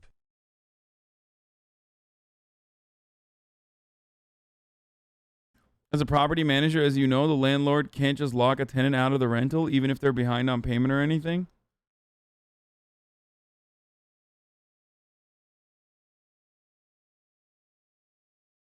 Time to put a Ring doorbell in the shower, Pac-Man. Place a bid on 2-unit property this afternoon, first time owner, and I swear to God, I hope I win. Say fuck you to the wealthy people who are probably bidding cash on this to step foot in it twice. I will just hire a property manager, and we'll just hire a property manager. If I win, I will be the coolest and best owner-occupied landlord ever. We have it in Alexandria, VA in our apartment. What the fuck? 4K connected communities already.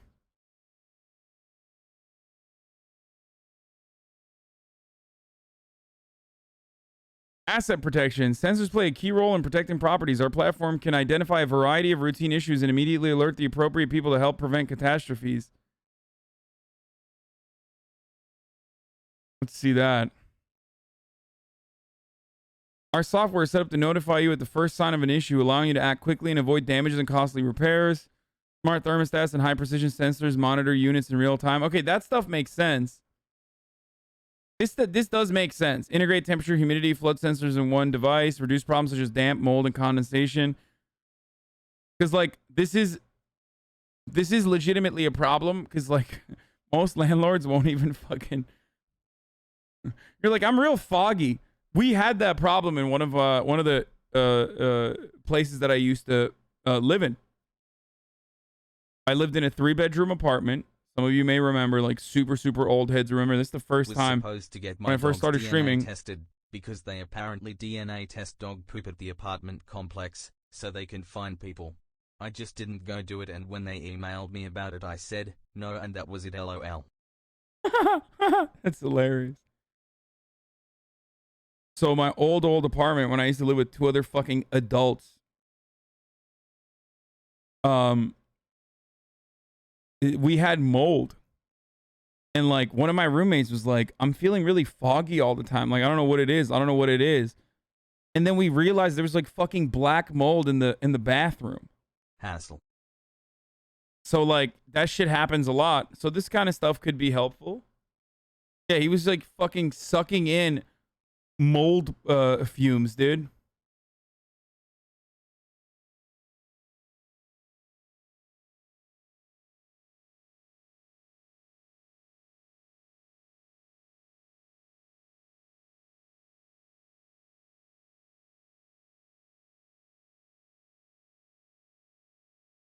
Leak sensors, humidity protection. Great 10 months.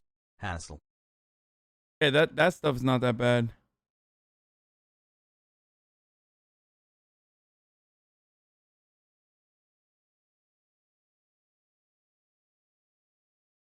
We have that in our apartment. It sent us batteries twice automatically when our lock was low on the poggers.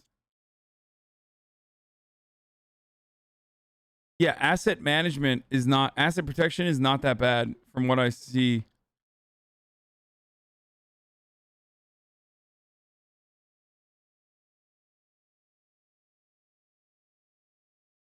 but the camera stuff is not good. Oh my God, this appears to be a video of Nancy Pelosi talking to the donors of the DCCC retreat this weekend in Napa. We have in store for later. But for now, a question was asked this morning by Ambassador Solomon about young people and how we were reaching out to young people in the Olympics. Well, young people, we always ask them, how do you want to be reached out to? And one of the main responses we have in store for later. But for now, a question was asked this morning by Ambassador Solomon about young people and how we were reaching out to young people in the Olympics. Well, young people, we always ask them. I'm there too, boys. I have to come clean. Now that I'm a homeowner, yeah, I went to this. I was there. Yeah, I'm a big funder of Nancy Pelosi.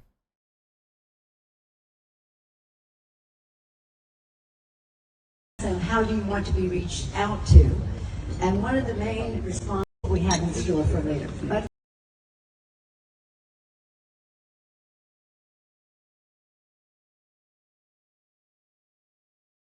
I hosted this. It's at my house.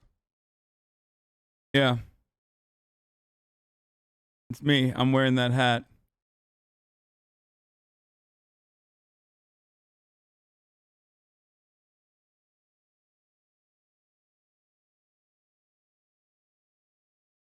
I've also worked to organize tenant advocacy groups here in Alexandria. I'm so fucked.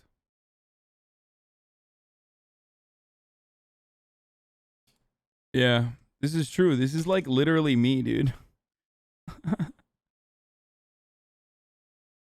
Okay, let's finish this. Recently bought an ownership I'm stake gaming in afterwards. SmartRent, a landlord technology company. Charles Koch is not alone in this scheme. Billionaires, investment firms, and giant... This shit is all cool for homeowners. The issue is the infantilization of renters. First of all, I'm still a renter at this moment, okay? I am now a homeowner as well. But like, my point of view is not going to change because I fucking own a house now. You realize that, right?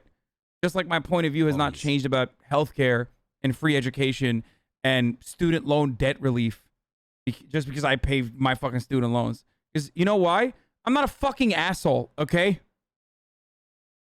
Giant corporations are buying up as many homes as they possibly can, which is driving prices way beyond the reach of the average American. And they're also betting big on the lucrative future of the rental market. It should be clear that very few normal people are going to be able to afford to make offers on homes that exceed the asking price by tens or even hundreds of thousands of dollars. But some media outlets would have you believe that giant real estate firms aren't the bad guys here. For example, Vox put out an article saying things like, everybody wants to blame BlackRock, and Wall Street isn't to blame for the chaotic housing market. Yeah, it turns out fucking they, you know, they got a little conflict of interest there. I wonder if they mentioned To give them the benefit of the doubt, yes, obviously everything has multiple variables which influence material reality. But it's a little on the nose to say BlackRock is good, actually, when the CEO of Vox investor General Atlantic is on the board of directors at BlackRock. And even if that weren't the case, the Vox article makes some strange assertions, claiming, for example, that institutional investors just aren't that interested in single-family homes. This is demonstrably false, as firms like BlackRock have bought up hundreds of thousands of single-family homes since the Great Recession, and they continue to hold them hostage on the rental market. Then there's Airbnb. If you go on vacation, odds are you'll find dozens of cute, freshly renovated 2-bedroom units to choose from. Entire neighborhoods empty except for out-of-state license plates.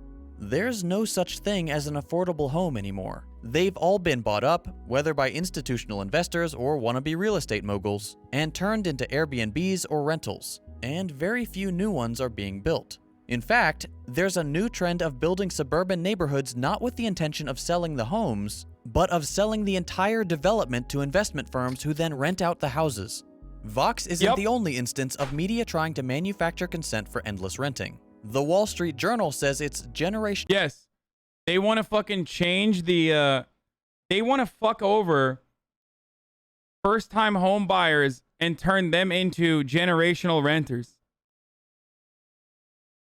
Preferences that are pushing young people to rent instead of buying a home. But it's not preference at all. Most young people would love to have the stability of owning a home. especially when mortgages are now typically much lower than rent prices in the Unless they're fucking socialist, of course, in which case that's not allowed. But, you know, for everybody else, yeah. To the dude that keeps saying you haven't run an ad, I checked, I did run an ad. But thank you. Thank you for being on the lookout for me for getting to run ads. I did run one, but thank you. Congrats on the house. In the same area, but they've been priced out of homeownership. And now, it's looking like they're going to be priced out of renting too. Companies that have a stake in people renting are pushing for an end to homeownership.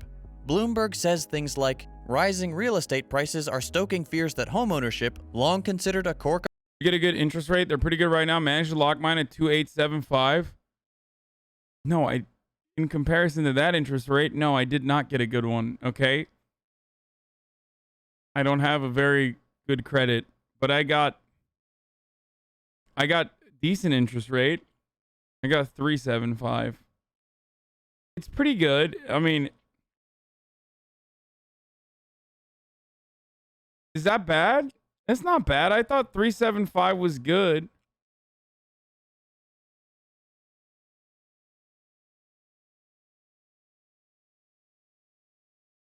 Yeah, 30-year fixed. It's okay. No, you need to refinance? Oh, too late.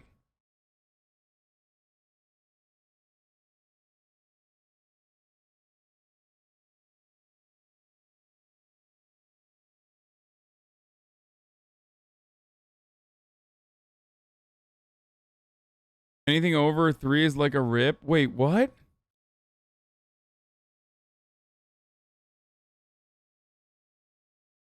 I can't. It's 30-year fixed. I don't think you can refinance.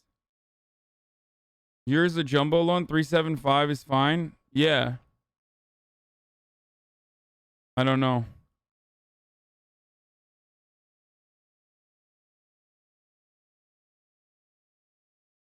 What?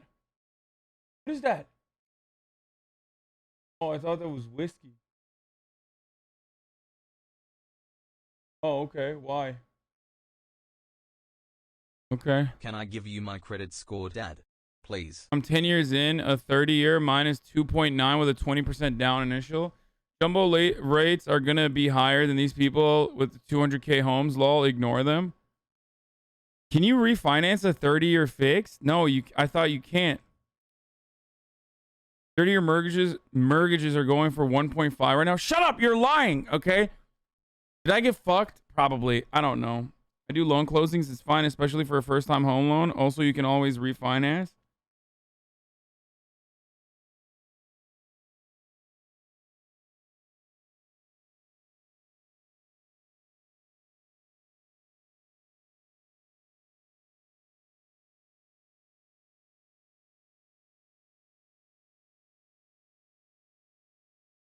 I mean, my credit is dog shit, boys. That's just the reality, so...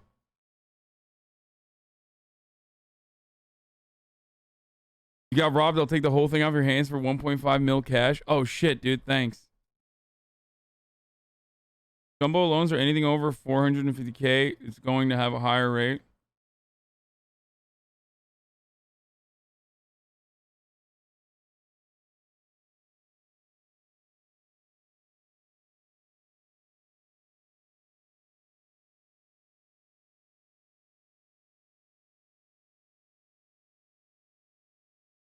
Okay, component of the American dream. Look at all these lefties revealing they bought homes. Got them. Look at all. Yeah, exactly. Hey, take them away. Take them away, boys. They're in here. Yep. All the chatters that said that they know how to they know refinancing. All the ones that admitted they have homes. Get them. Arrest them now. Yeah.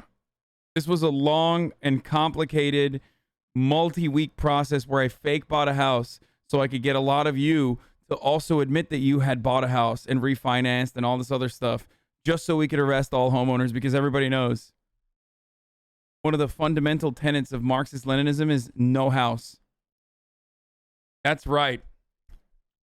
Why do you think I never left this house? Hassle. You fools. Admitted flunky, thank you for the 10 tier 1 gift subs.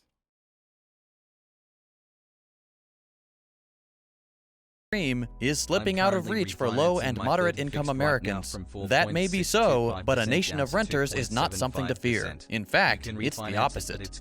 They end their article with, "This country was always more about new frontiers than comfortable settlements anyway," which translates as, "You will suffer and never be able to afford a home, and that's good, because it's the American way." So, we have entire generations of Americans no longer being able to afford single-family homes. We have rapidly increasing rent prices to the point where an eviction crisis is very likely. Large corporations are buying up all the available housing and actively trying to get more people evicted so they can snatch up their homes too. New communities are being developed not to be used for affordable housing, but explicitly for the purpose of making a new suburban renter class that is held hostage by landlords and faceless investment firms. And the media is telling us that actually this is what we want, and that stability and building equity is bad.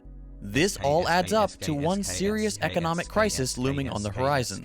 It's always hard to predict exactly what form the fallout will take, but it's usually a safe assumption that the brunt of the suffering will fall upon those who have little say in the matter. Lower income people who are just trying to get by. The major players who are manipulating the market and causing these problems will suffer no consequences. And if the Great Recession is anything to go by, they will actually dramatically increase their wealth at the expense of the rest of the population. Well, this all sounds pretty bad. What's the solution here? How can we avoid another massive economic collapse? I know. Yelling at leftist figures on the internet that bought houses in an expensive housing market. I think that would be a really good way to do this. No? I think yelling at me is probably the best way to solve this this housing crisis. Stimsy the Republican, you're a grifter. You love capitalism and you love your multi-million-dollar home. Guys, money changes people. Aren't you a Republican? It's in your name, dude.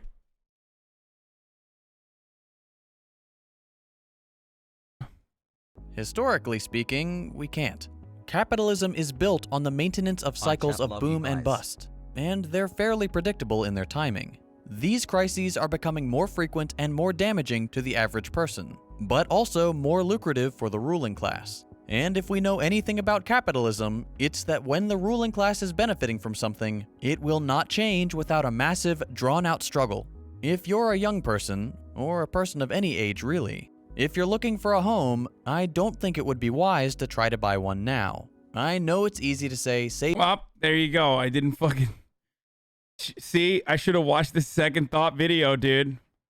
Save more money, but do what you can to squirrel away a few bucks here and there. Rent will continue to go up, but the chaos surrounding single-family homes can't last forever. It's unsustainable even in the fairly short term. I think a crash of some sort is likely. And hopefully, if we can ride out the storm, housing prices might come down somewhat afterwards. The giant real estate firms will have added many new properties to their portfolio, but it's very unlikely that they will have bought them all. Once supply chains recover from the pandemic, construction materials become more available, and the home buying frenzy dies down a little bit, hopefully there will be some homes available for first-time buyers. In the meantime, we have some actions we need to take.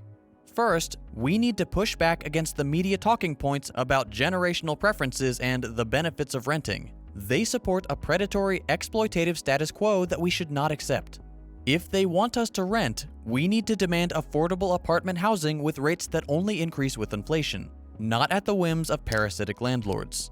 We also need to remember that, once upon a time, owning a home was within reach for just about every American. Okay, this is anti-socialist rhetoric. He keeps talking about owning a home. Like, no, that's bullshit. Back in the 50s, a suburban home only cost 2 or 3 times the average salary, which meant that not only could people easily afford them, they could pay them off in a matter of a few years rather than over the course of 3 decades. Like almost everything else under modern capitalism, housing has shifted from being seen as a basic necessity to a valuable commodity from which the wealthy can extract massive profits. The best thing we can do right now is continue to fight evictions, organize tenants' unions to build bargaining power against the landlords, fight for higher wages across the country, and support our neighbors however we can. You are an individual, but you're also a member of one of two classes, either the working class or the capitalist class. If you do not own the means by which capital is produced, a factory, an office building, a block of apartments, a large company, you are a member of the working class. Wait, hold on. This doesn't track. Wait, what? Second thought, I don't understand. Why didn't you mention homeowners as a part of the capitalist class in that situation? It makes no sense. Left Twitter kept saying it's, you know, expensive house. Oh, okay. Maybe not like just any regular home, but like an expensive home. If you own an expensive home, that means like you're a capital owner, right? That's how that works, I think. And that means your fight is the same as the people at risk of eviction, or who make $7.25 an hour, or who can't afford their medical bills. Only by acting in solidarity with your class can you make a significant impact. If you do own the means of production, if you have wealth at your disposal, we need you too. We wouldn't have had Marx without Engels. Donate to mutual aid funds. Buy and distribute copies of socialist books. Use your free time to help in whatever ways you can. Everyone has a role to play. And in the housing crisis or any other fight, organizing is key to victory. I mentioned we already lease our entire lives, monthly entertainment, clothing, toothbrushes, food deliveries, everything has been commoditized. Okay.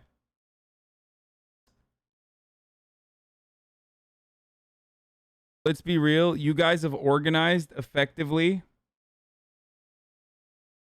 for at least one thing, and that is getting me to play a fucking video game. This dude heard just get a house. And so the first one I'm going to try is 12 minutes. Okay? That's right. I'm going to fucking play a video game, dude.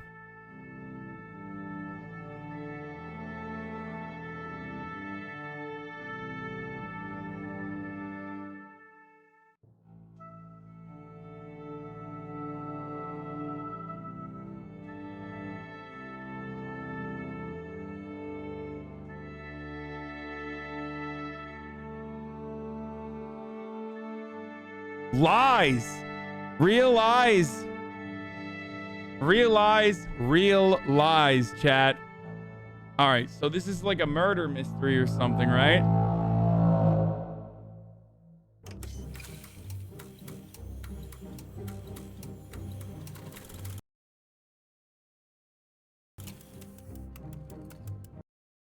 Oh, if I click away from it, it pauses the game. That's very nice. I love that.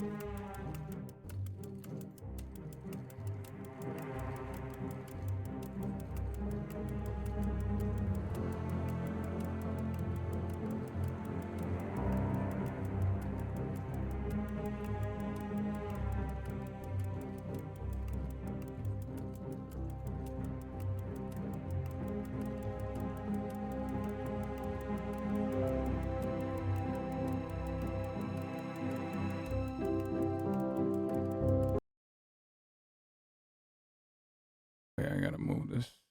Yeah. Emote only for spoilers? No, it's fine, I think. Poggers. No helping. Okay, come on. Pick it up. Okay. I get it. It's very artistic. Come on. Is there any way to fucking skip this part?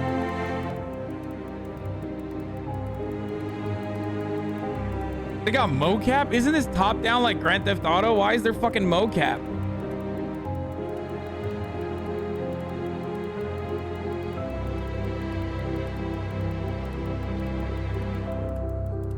Come on. Okay, I got it.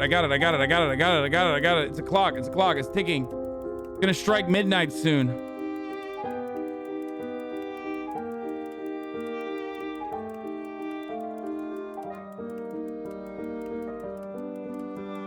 This type of game that you're gonna ask questions. This clock seems fast. Good music though. It reminds me, oh my god, it reminds me of fucking the HBO show with the absolute greatest theme song of all time. Not Westworld, dude, Succession. Okay, this is all fine. Subtitles advanced. Brightness, anti-aliasing. Okay, continue. Let's do it. Let's go. Is this scary? Is this scary? Is this scary?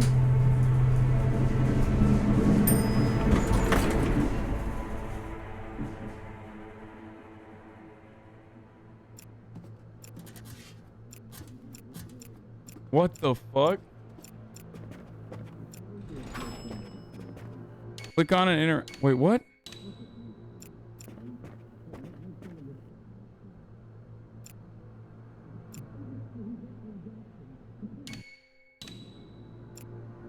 Nice painting. Wait, this thing is the same. The ground is the same from that fucking Kubrick movie. Set it to 1080p if that's an option.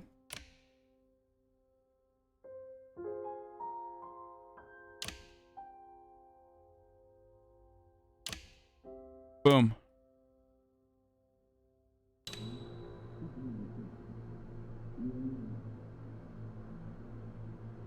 I think your OBS might break. It's not used to capturing games.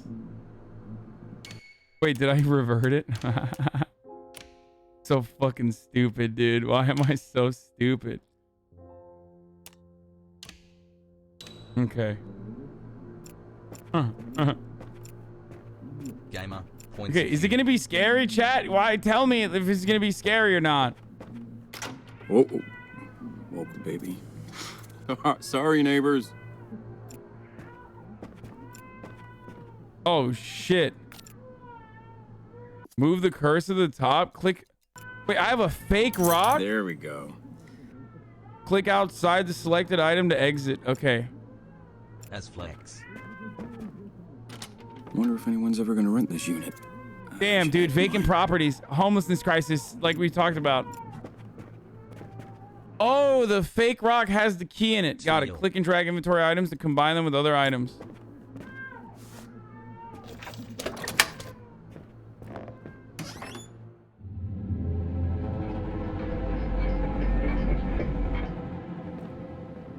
Hey, babe. I'm home. Love you.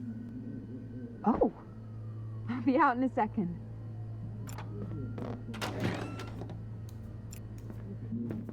What the? Whoa! What the fuck? I didn't hear you come in. Best night ever. Guess who made dessert? Let me know when you're in the mood.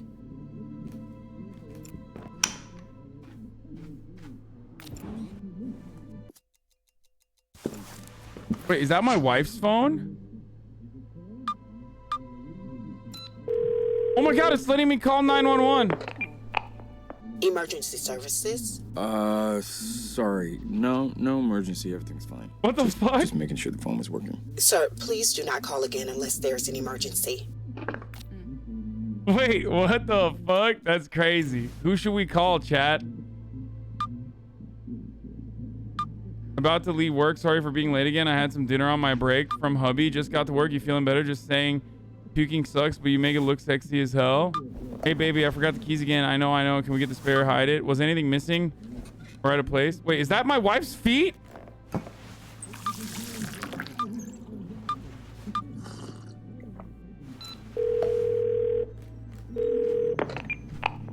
Hey, I can't come to the phone right now. Please leave a message. Wait, why does it get like red when you do that? Okay, whatever. Close. Let's look.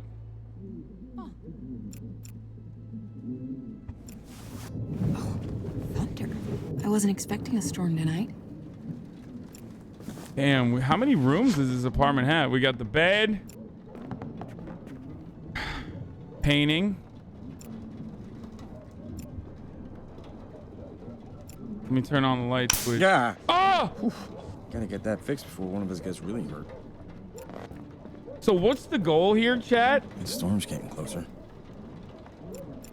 Is this a story about what happens in New York when a storm, Hurricane Henri? Guess who has 2 thumbs and remember to pay the electric bill of the day? Yo, it feels like my wife is constantly needing like attention and credit for things that she did that are just like otherwise normal things. You know what I mean? Wait, there's a present in here. OS frog, OS frog, Wait, what? OS frog, OS frog. Where did the present go?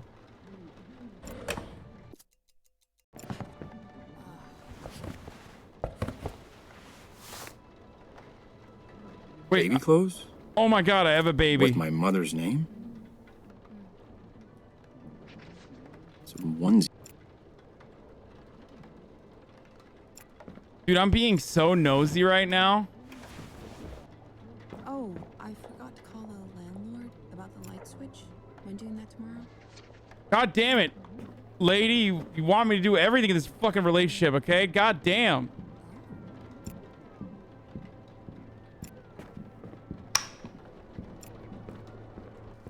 I just ruined the surprise. Let's see what's in the pooper.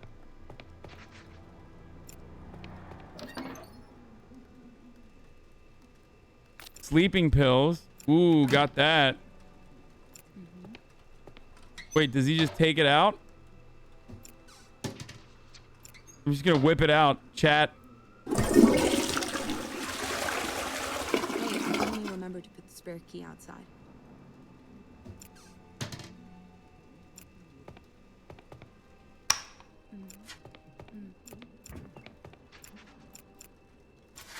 The storm's Haven't getting been closer. able to see your beautiful face in a while. Hope I didn't miss much. Nothing I can do on the sink? No, like looking at the mirror, reflecting, that sort of thing. All right, let's see what this painting's about. No TV, dude. That's kind of whack. Like, what the fuck? You just sit there on that same couch? You got this. Oh, we gotta clean that closet.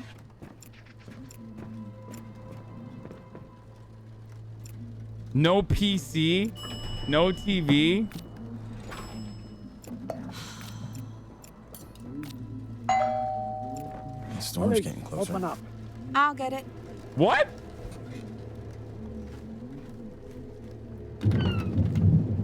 I'm with the police. Turn around, please. What? Me? Yes, you. Hands behind your... Hey, listen. What is this? You shut up. I'll deal with you Hey. in a minute. Who are you? What is this? I'm with the police. Turn around, please. Yes. Hey, listen. What is this? Hey, you need to tell us what is you going can't just on. come I in warned like you. Oh, what the fuck?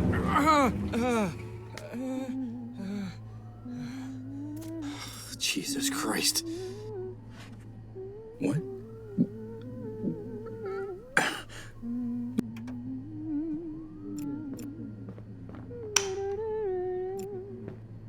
What just happened?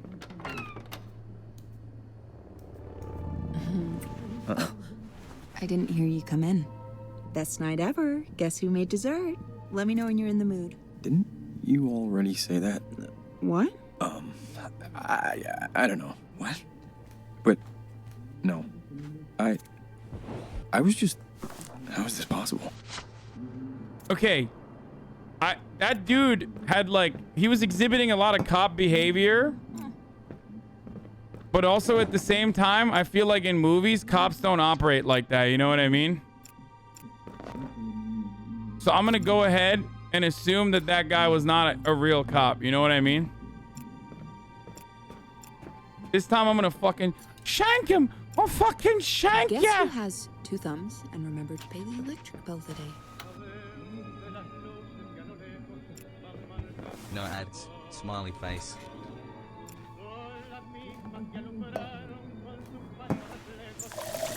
Damn, she's got a dumpy, dude.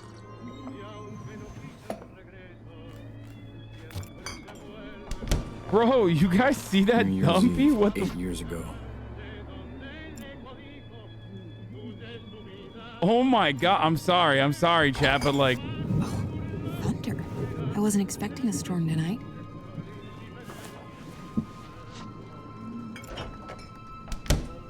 That's my wife, chat. Chill.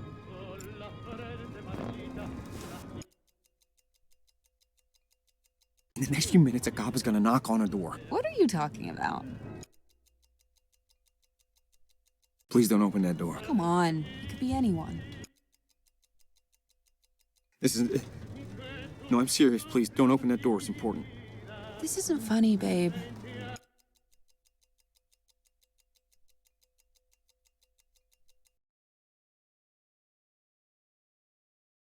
Wait, where the fuck did my mouse go? Don't open the door. Just trust me. Okay, I won't. Oh, thank you. Let's talk later. Who says, let's talk later? When you're in a fucking apartment with like the one couch and no TV, dog. Yeah. Whew. Yeah, I did that on purpose. I knew that that was happening, but...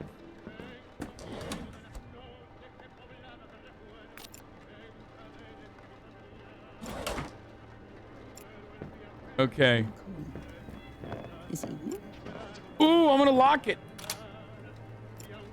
Yeah, that's right, dude. Wait, what was that? A ventilation grid? Can't open that with just my... What the fuck? Wait, can I use the knife to open this? Hmm? What are you doing? Is it broken? Man, is it like super gross in there? Dude, can I have sex with her? Is there a sex scene? Because I feel like that'd be tight.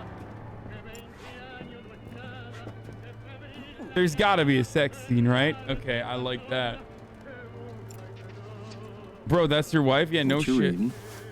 Oh, it's not really your Dude, thing. imagine standing over your wife like this. You're gonna make fun of me. In your tiny ass It's a book of apartment. meditations. Zen stuff. Yeah, it's not my thing.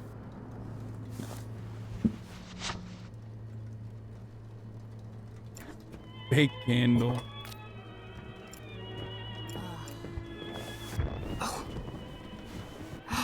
It's our song. They had to play it.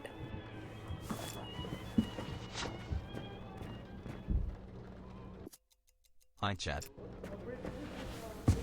Is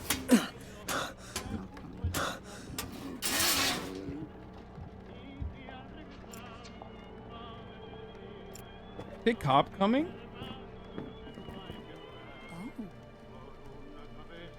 Did you say cop coming? It's okay? What the fuck? Oh, I hear it.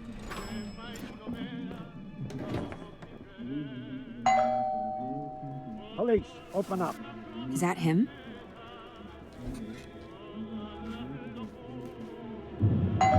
What does he want?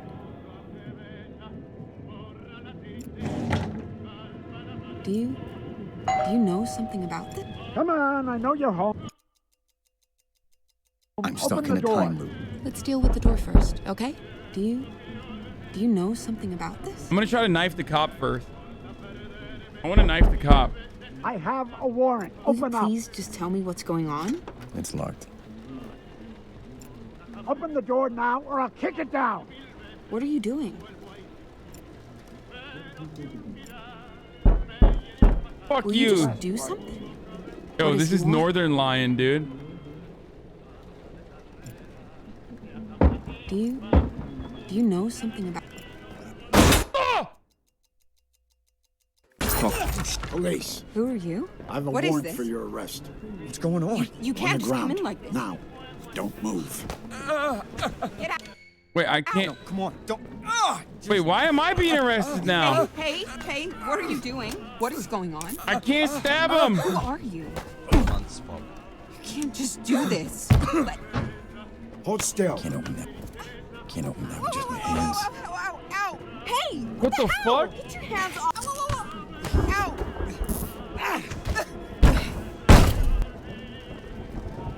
Help me! He came to You're under arrest me for for your home father's murder 8 ownership. years ago.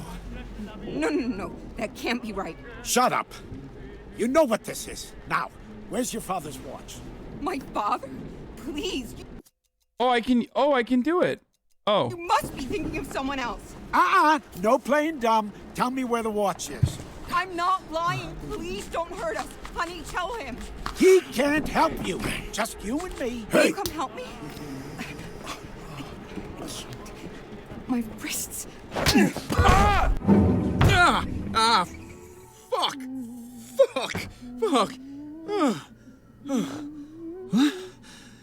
Okay.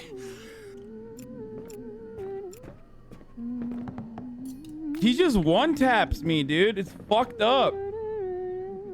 Okay, how do I fast track the process to getting... Hey there.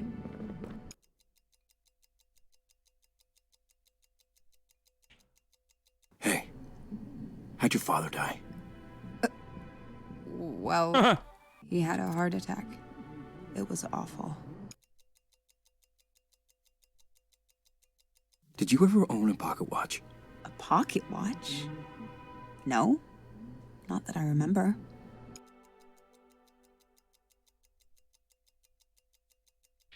You sure? A pocket watch, very valuable. Babe, I have no idea what you're talking about.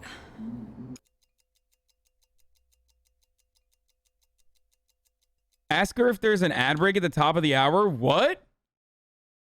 Wait, I'm confused. Oh, wait, there is one. Because it is top of the hour. Fucking got him, chat. Okay, this game is fun, though. I don't know why people are saying it's, like, annoying. I guess maybe it gets repetitive after, like, the 17th time. But, hey, if you want an ad-free broadcasting experience that's uninterrupted, especially while we're gaming, all you need to do is subscribe. You can do it for $5 or for free with a Twitch Prime. Or you can use an ad block or a VPN. Here's the 1-minute ad break now. Twitch Prime is free if you have an Amazon Prime and you steal it from someone and, you know, connect it to your Twitch. Boom, here's the ad break. You've been lying to me all this time? What? About your past, about your father. What?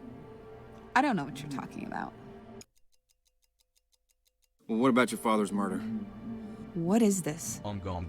My father died of a heart attack, asshole. I don't want to talk about this.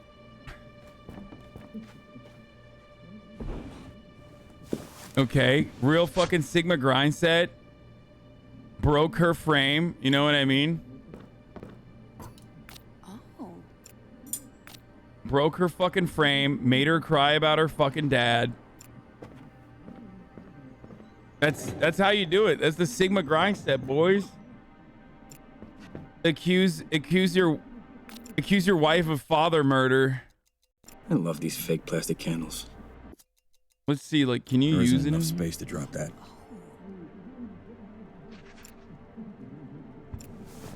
Oh, thunder.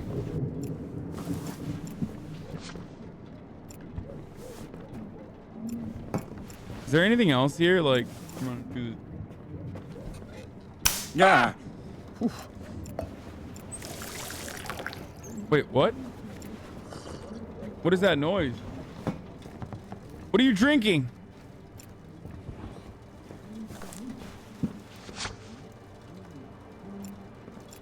I'm gonna hide in here this time.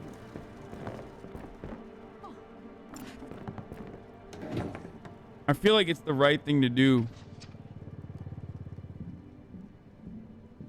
I'm gonna hide in the closet and watch the cop fuck my wife. What are you doing in there? No. You're acting really strange today. Yeah, that's what we're supposed to do, right? And then you jerk off in the corner as the cop fucks your wife. Police, open up. He's a big bull.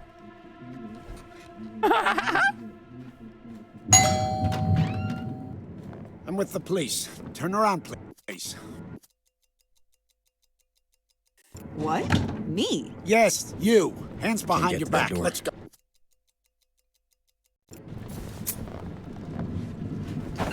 Oh no! No! God! Oh fuck, dude. Fuck that guy. Okay, I'm gonna get him this time. Omega roll, dude. Did I just let her fucking get arrested and shit?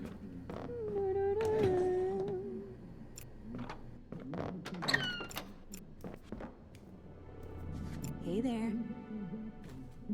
That's Madge. Why don't I have my own phone? What the fuck? I didn't hear you come in. Best night ever. Guess? Who made dessert? Yeah, I know. I'm sorry. Thanks. That sounds great. In a sec. Okay. Rude. Why do I not have a phone? Like...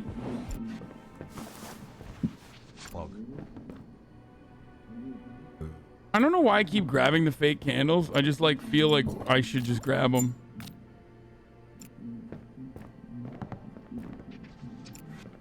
has gachi.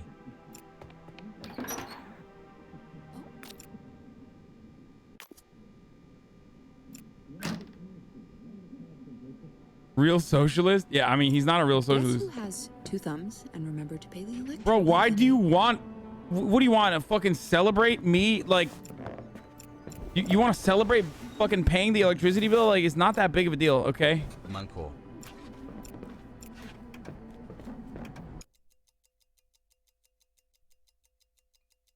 Let's talk later. Hog champ.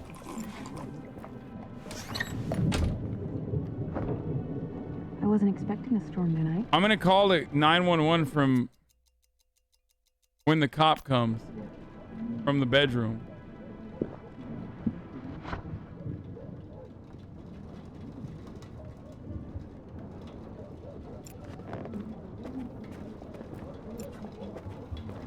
Protect and serve.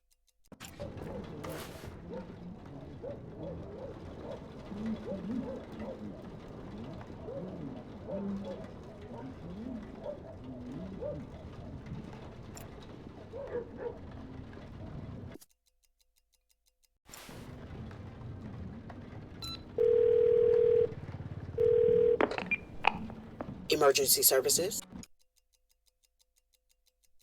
There's somebody breaking into my apartment. He's got a gun and he's gonna kill me and my wife.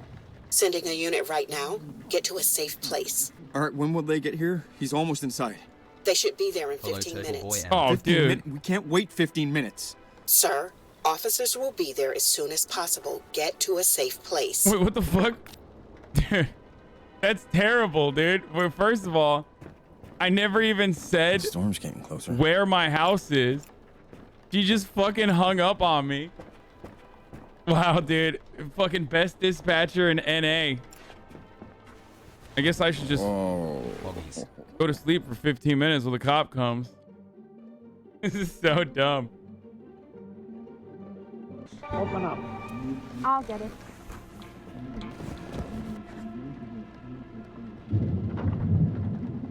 I'm with the police.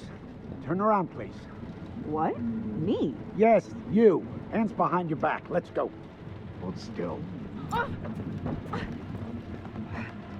hurting me. Ow. What is going on? Don't fucking move. Help me. Will you come help me? Now you. Hands behind your back, please. Don't move. No! All right, easy. I don't know. This is a mistake. Babe, who can tell him? This is a misunderstanding. Can't open that with just my hands. Look, You're under arrest for your father's murder 8 years ago. No. That can't be right. Shut up. You know what this is. Now, where's your father's watch? My father? Please, you must be thinking of something. Look, I don't know. Don't have to handcuff me. We can talk this out. My nose. I did that already. I'm sorry. Okay. Motherfucker. I know I did that already. I just thought...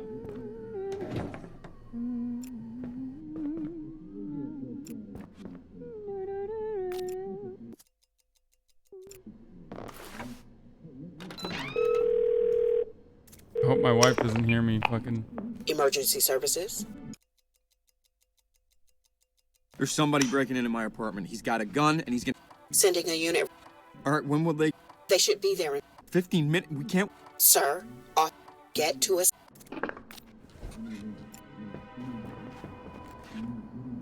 She didn't hear me say that? I didn't hear you come in. Best night ever. Guess who made dessert? Great. I'll let you know when I'm hungry. Okay. So I guess the longest you can survive is fucking 12 minutes if the game is called 12 minutes, right?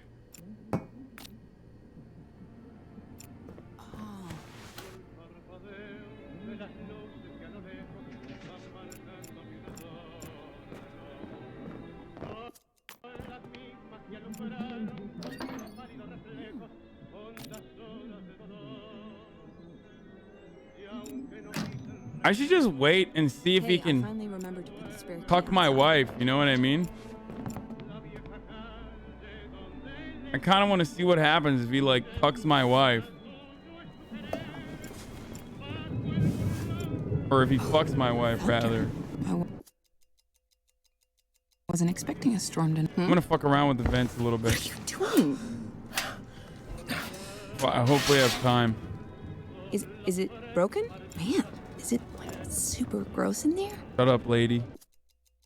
I'm working over here. I'm working here. Emote mode kind of sucks because then I feel like, you know, I'm all alone in here.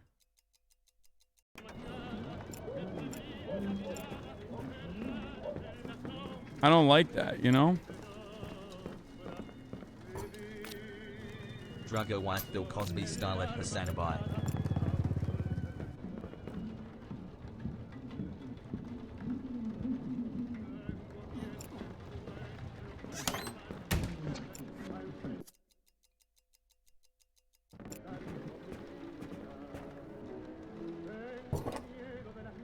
My entire extended family on my mom's side got COVID and are not vaccinated.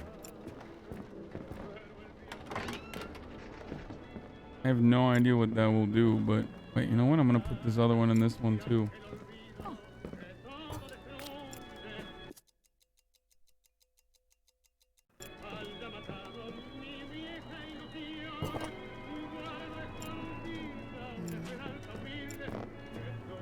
And I'm gonna hide in the closet. The sleeping pills in one of the... These pills are huge. I should dissolve them. These pills are huge. I should dissolve them.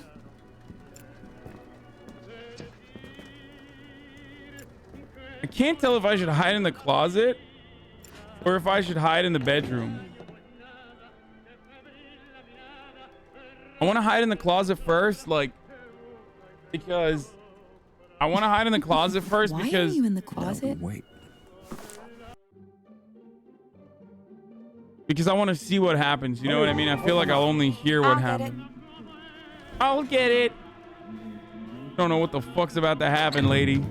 My wife, I mean. With the police. Turn around, please. What? Me? Yes, you. Hands behind your back. Let's go. Hold still.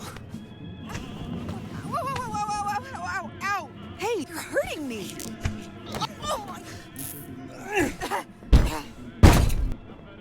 What is going on? Help me! Will you come help me? Well, who'll come help you? My wrists. So, someone is here. I don't know. This is a mistake. Oh, God. Babe. Oh, no. Will you tell him? This is a misunderstanding. Can I run out? Look, I don't know.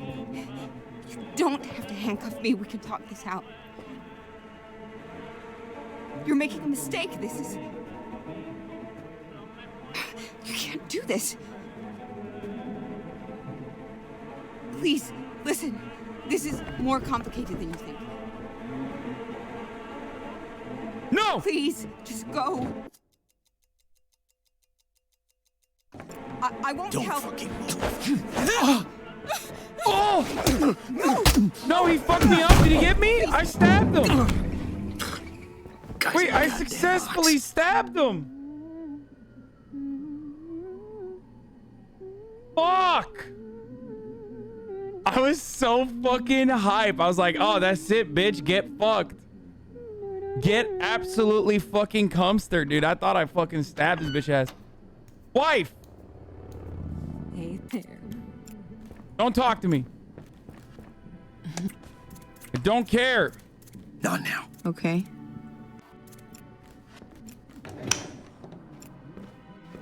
That's right. Sigma behavior all day, every day, dude. What happens if I just murder her? I wonder. Azan and Mafia Jinx relationship simulator. Let's see. No coming back from this. If I do this, I'm a killer forever. Good luck with this, pal. What? Hey, honey, come here. Okay, this feels weird. Yes? I probably shouldn't have done that. I'm sorry. Oh, fuck, I'm so sorry. I didn't, Oh, God, I'm so sorry. I am so sorry, baby. Please help. Yo, that's so fucked up. But since tied your wife's Azan doesn't know how to use That's some real JCS shit right there, dude. That feels icky. I don't know why. I mean, I do know why.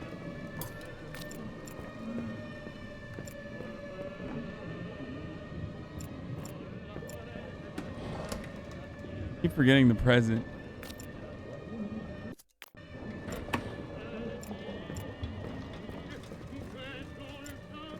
Wife dead.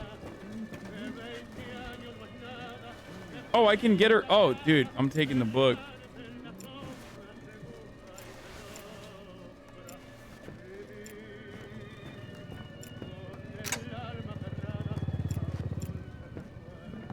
Okay. Killed the wife.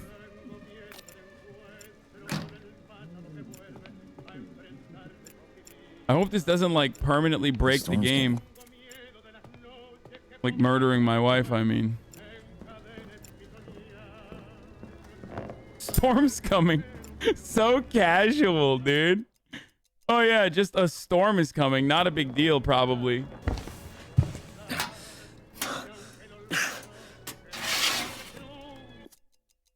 I have no idea what this does, but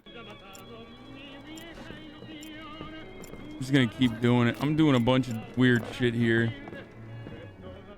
Oh, a storm is coming.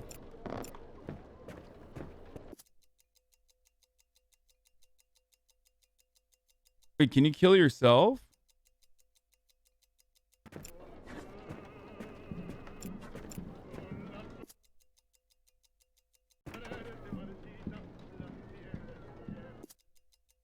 Wait, what happens if you fucking knife a painting? I guess you can't knife a painting.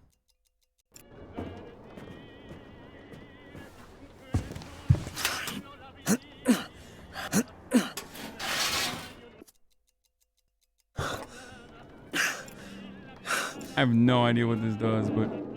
Ooh, what happens if I knife the switch?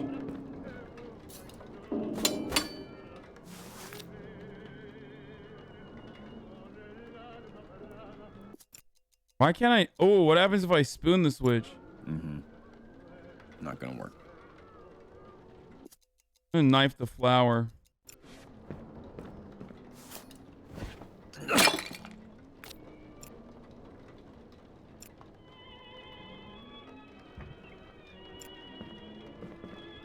Yeah. Fuck, dude. Has right house boggies has. Oh, what? Oh, I... Oops. Police, open up.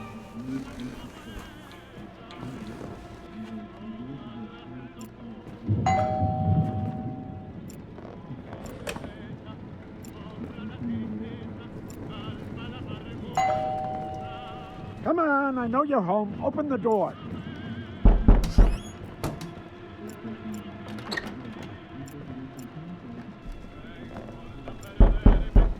I have a warrant. Open up. Open the door now or I'll kick it down.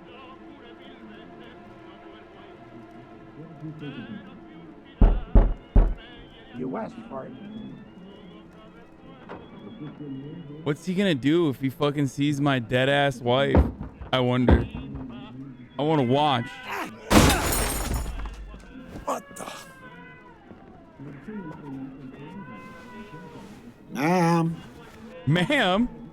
Bro, she's dead as fuck, homie. What do you mean? Like, I had to kill her because she keeps giving away my position. You know what I'm saying?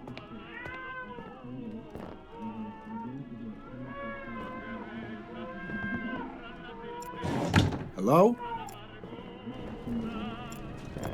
Don't. What? What? Hey. What the fuck? Hey, babe. What the fuck? What? Are you kidding me? Door locked. It's locked from the other side. I'll be out in a second. Hiding in the closet never worked out for me. As pause. Hey there. Bro, I can't believe how bootylicious my wife is, and I just straight up murdered her. Not now. Okay. How do I unlock the sex scene, chat? You guys gotta fucking... you gotta tell me how the sex scene is unlocked, right? There's like... Oh, I forgot to call the landlord about the light switch. Mind doing that tomorrow?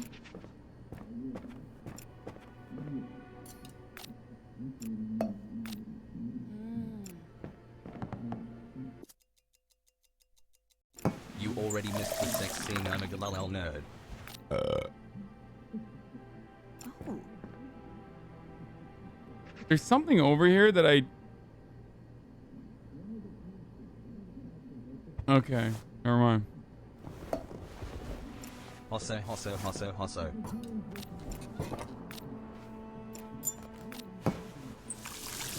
Wait, let's talk to her.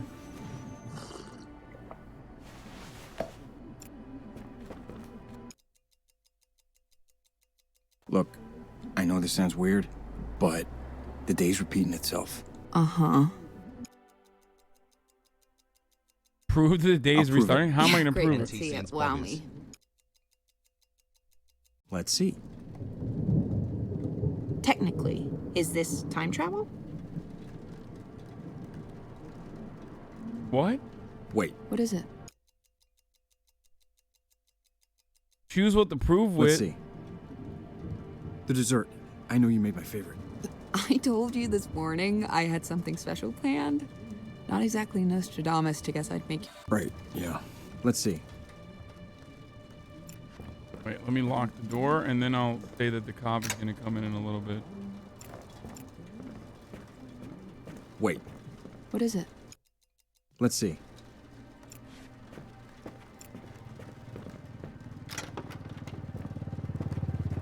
I know! The cop!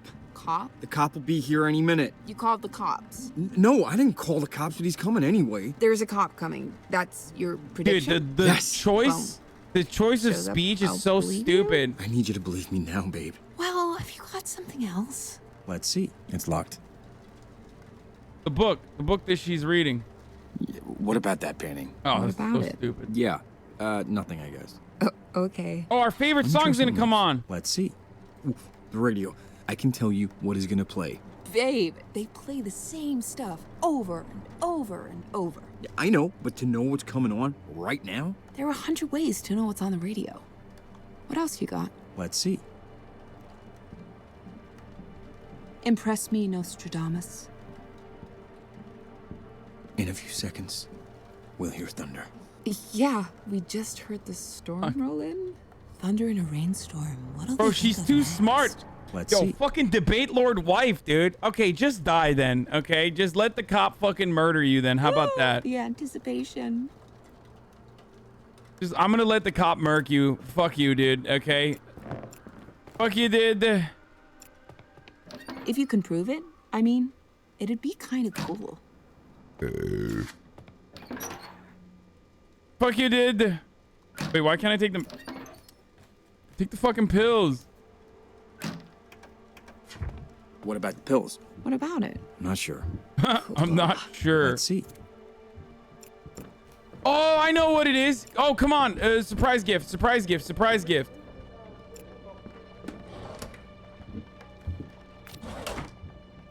I want to expand my paradigm.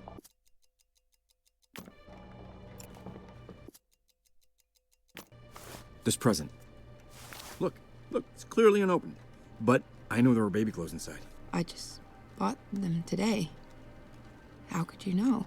You're kind of freaking me out. But do you believe me now? I mean, I'm getting there, I guess. All right, let me try and prove something else. I mean, that's it. Cop. I already... Cop is here already. Ding, ding. Like, we're fucked. I guess I should have done more stuff in the house so that I could... figure some other shit. Wait. Let's see.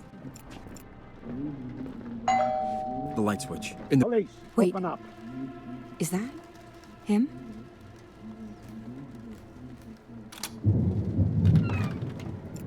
I'm with the police. Turn around, please. What? Me? Yes, you. Hands behind your back. Let's go. Hold still. Wait, can I hide under here? Under the bed or something? Don't fucking move. Help me. Will you come help me? Now you. Hands behind your back, please. Don't move. I don't. This is a mistake. Babe. Can she double check on a Thursday after This is a misunderstanding. I thought maybe he would try to open the light and get zapped or something. I don't know. You don't have to handcuff me. We can talk this out. You're under arrest I'm for just your gonna let this father's murder happen. 8 years ago. No. That can't be right. Shut up. You know what this is. Now, where's your father's watch? My father? Please, you must be thinking of someone else. No playing dumb. Tell me where the watch is. I'm not lying. Please don't hurt us. No Honey, playing tell him. dumb. He can't help you. Just you and me. Tell me where the watch is, and we all go our separate ways. I'm telling you, I don't know about any watch. Okay, let's just see. No, please. Will you? Please. Okay. Stop. What the fuck? Please. I'll tell you. Just don't. What the fuck, dude? Please. The watch is in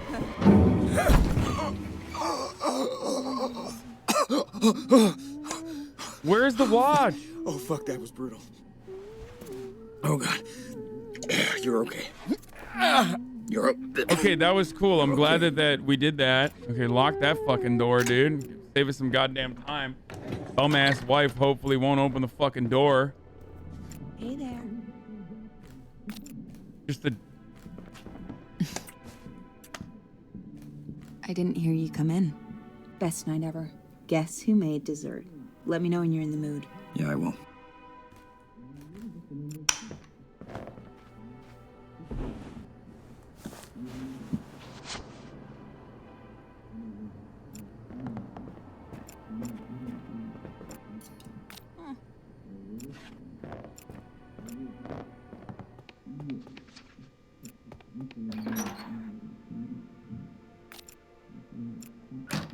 Oh, I forgot to call the landlord. I bet it's in here, dude. Like, that's... Doing that tomorrow?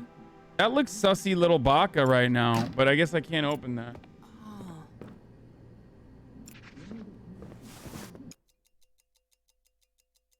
I'm living the same evening over and over. Been there.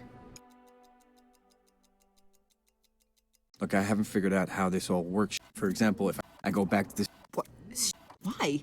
There's a... it's not important. Well... I'll prove it. Yeah, great. Let's see. Plug. If you can prove it, I mean, it'd be kind of cool. It would be kind of cool if you could prove the day is restarting. Like, no shit, dude. This present. Look. But... I just thought, how could you know? I mean, okay, I'm impressed. It's all right. I know you need more. Wait, really? That's it? Wait, what the fuck? That was... That's dumb as fuck. That was enough for her before. Let's see. And if you say... Yeah, we just heard the storm roll in. Thunder and... Let's see. Okay, the fucking light. You didn't fix it. You did not fix the light switch. The light switch. In the bedroom. One of us could get really hurt. Yeah, no kidding. Any other? Let's see. Wait, what the fuck? Oh, come on, dude. The fucking stupid book that she's reading. What is it? Let's see. PP. Technically, is this time travel? Okay. The radio. I can tell you. They play... Doesn't really prove... Let's see. Oh, no. I bet I gotta... You're thirsty. For you? You bet I am. But that doesn't mean you... It just means you're... Babe, try stay focused. Let's see. Ah!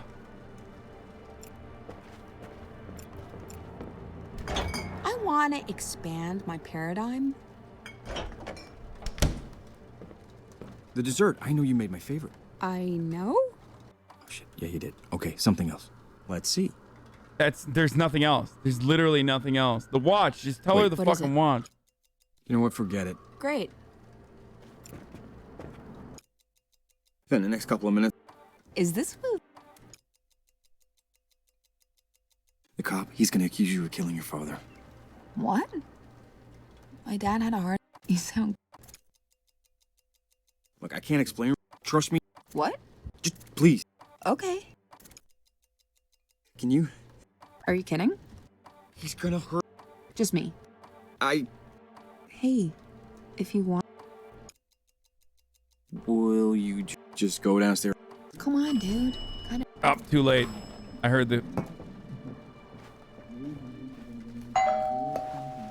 Police, open up.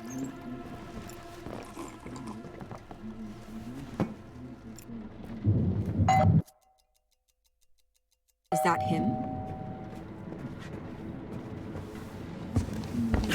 Oh, is that... Oh, that's him, isn't it? Come on, I know you're home. Open the door. Just... let's stay quiet. Maybe he'll go away. This can't be happening. I have a warrant. Don't open the door. Wait, what? I don't know where. What do we Open the door now, or I'll kick it down. Wait, why isn't it working?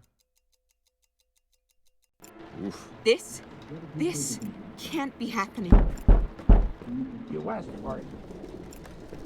What are you doing? Can you make him leave? I'm with the police. Turn around, please. What? Don't give away my position. Yes, you. Hands behind your back. Let's go. Don't give away my position. Ow! Stop! I'll come with you. Oh my... Okay. Help me! Will you come help me? No, shut up, dude. You're so stupid. My wrist. So, someone is here. I don't know which... This is a mistake. Babe, will you tell him? This is a misunderstanding. Look, I don't know. You don't have to handcuff me. We can talk this out. You're making a mistake. This is... You can't do this. Please, listen. This is more complicated than you think. Metroid win. Fucking Christ. Please, just go. I won't tell anyone. Now you, hands behind your back, please. Don't move.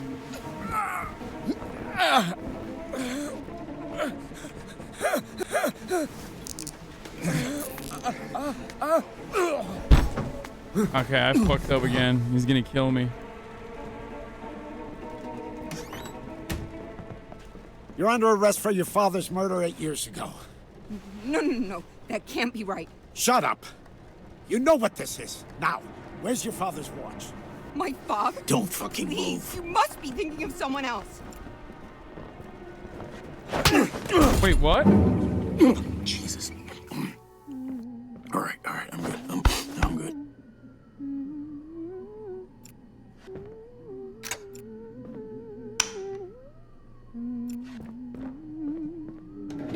What the fuck, dude? If only you had a 5-bedroom house, he wouldn't have time to find you. True. That's what I'm talking about. That's why I need that shit, chat. Hog 4 months, let's go. Wait, what the fuck is a blind? Not now. Okay.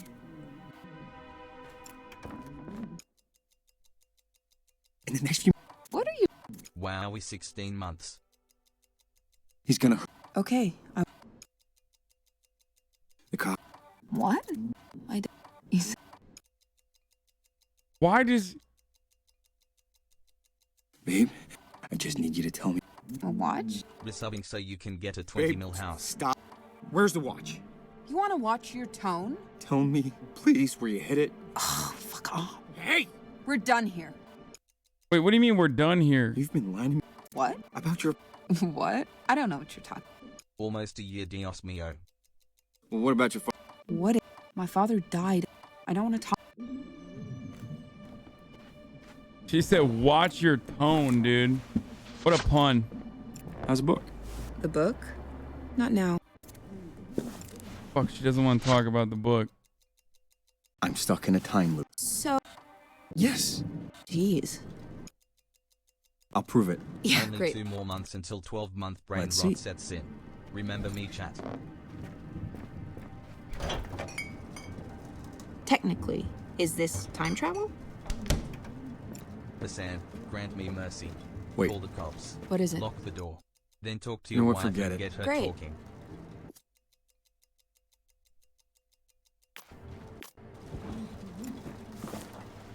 Wait, why didn't I grab the fucking thing?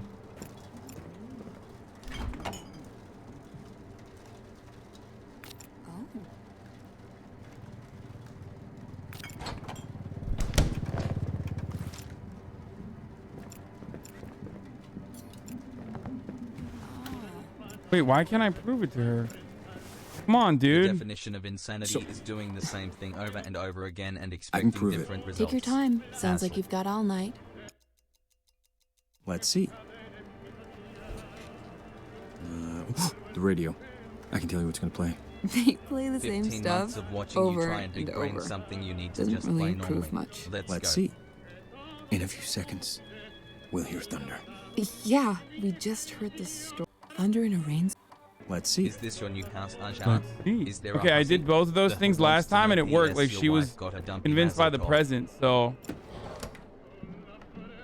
Okay, I think I'm waiting.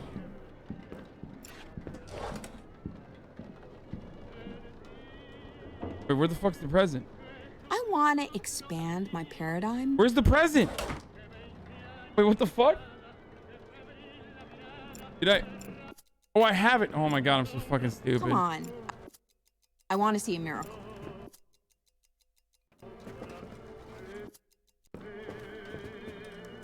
This present. At HasanAbi, Donnie Look, fell off. but- Now we watch Don Jr. eat at roosters and go hunting. It's alright, I know you need more. Wait, no, she doesn't. That's enough. Let's see. That's literally enough. The dessert, I know what it is. I told you this morning, and it's a... I mean, let's see. I'm fucked.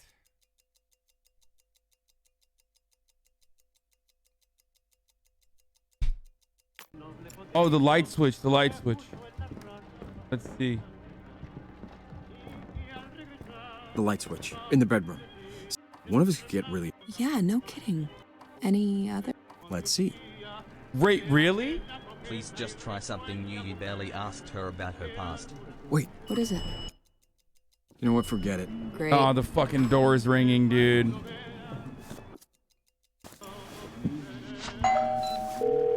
Police, Medicine open up. cabinet, medicine cabinet. Emergency wifey, services. got back day yum, god day yum. Wifey is a fine shorty, damn that shorty. There's somebody breaking into my... Sending a unit right. Alright, when will they get here? He's almost inside.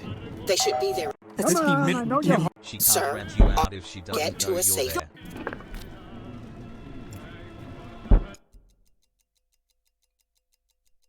I know the War, open truth up. about the wall. What is this? The We're door done now, or I'll talking kick it about down. So before, OMG babe, it's our song. Okay, then But when fucking you're die trying to then, lady. convince her, they What do play we the same do? songs. You're on your own, dumbass. This can't be happening. What are you doing? I'm with the police. Turn around, please. What? Me? Yes, you. Ajahn Hands asked her behind to your back. convert Let's to go. Islam and then Allah will fix it. I'll come with you.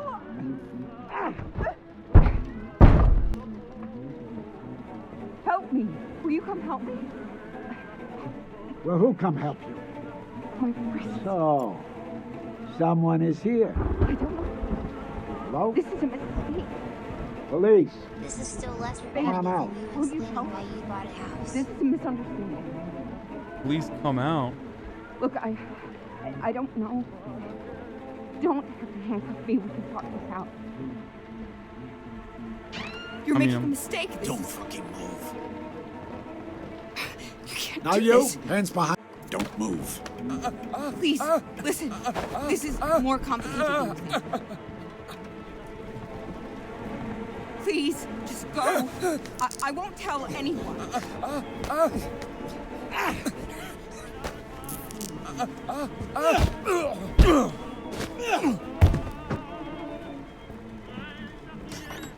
Is there more info here, or should I just You're under accelerate arrest through for this your father's process? murder 8 years ago. I'm gonna try to accelerate through this. No, that can't be right. Don't fucking move.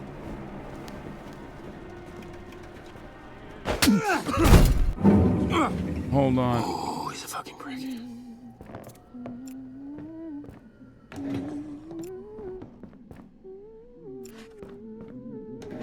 I'm just gonna hide in here and wait for the fucking cop to come through. That way she won't be able to rat me out, and we'll see what the fuck happens.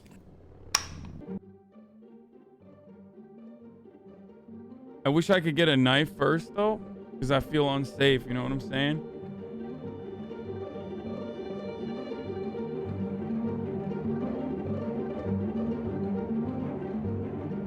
Police, open up.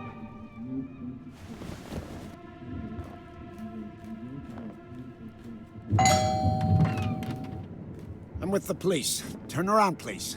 What? Me? Yes, you. Hands behind your back. Let's go. Hold still. Oh, you're hurting me. Ow.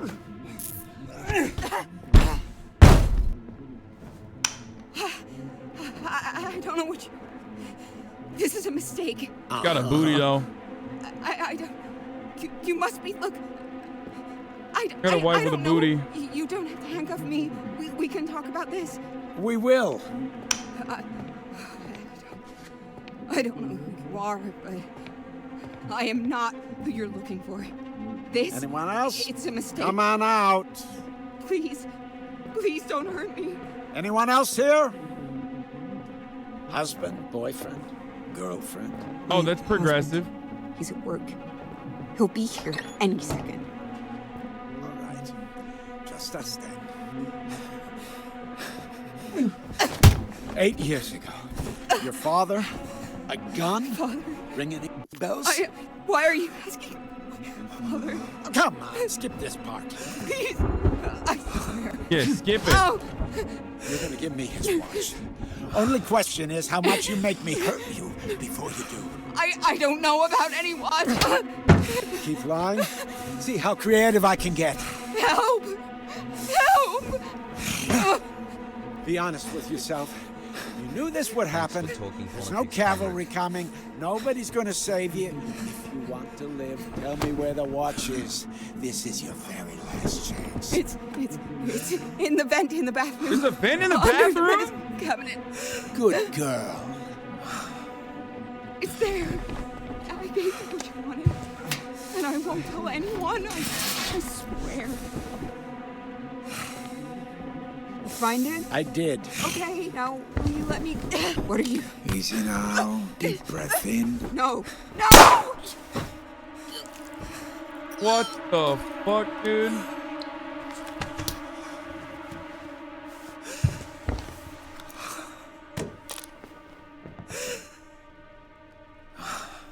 Suicide by gunshot to the back of the head?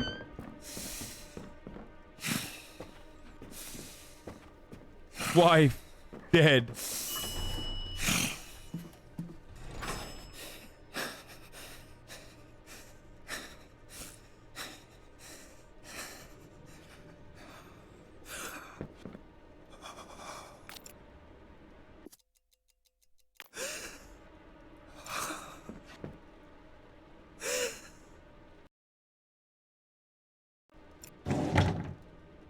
Oh, that was horrible. I should have done something, but it's gonna restart soon. I'm gonna see you soon. I'm gonna see you real soon. I have to. At least I know about the watch now.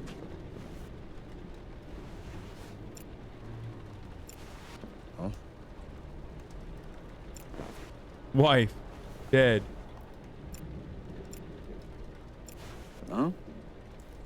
It is only by forgetting that we ever really drop the thread of time and approach the experiences of living in the present moment. Yeah, that's... Okay, I guess it restarts when I... Oh, fuck me. Are you serious?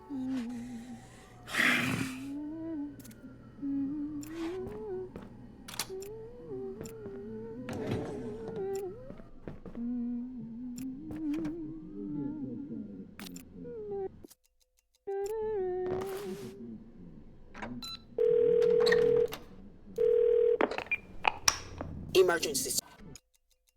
There's somebody... Sending a... All right, when... They should be... 15... Sir, get to us.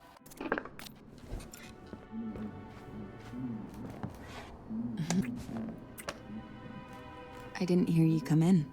Best night ever. Let me know when you're... Yeah, I will. Give her the sleeping pills. He can't interrogate her if she is code.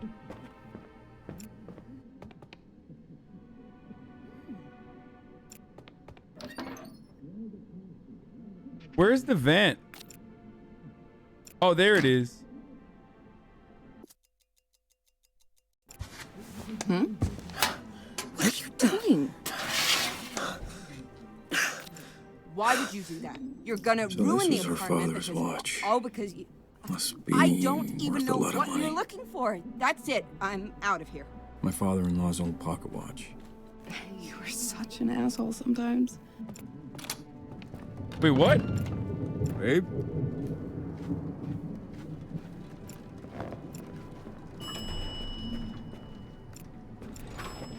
Is the cop gonna come now?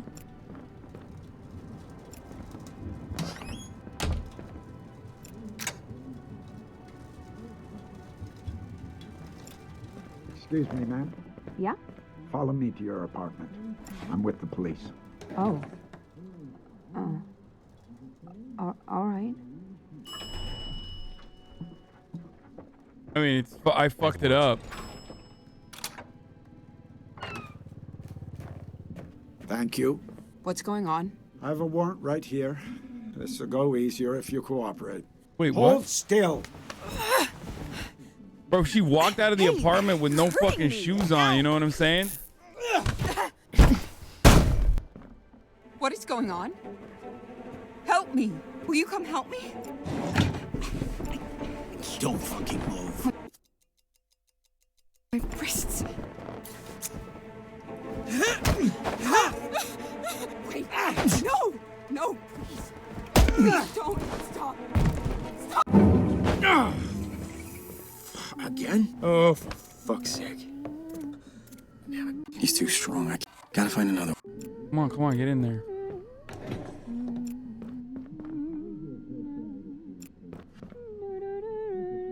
Hasan, can you please turn off TTS? Hasan, can you please turn off TTS? Hasan, can you please turn off TTS? Hasan, can you please turn off TTS? Hasan.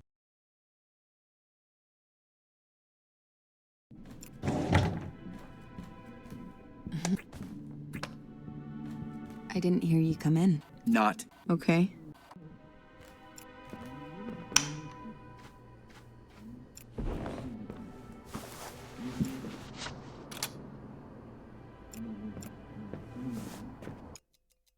I'm living.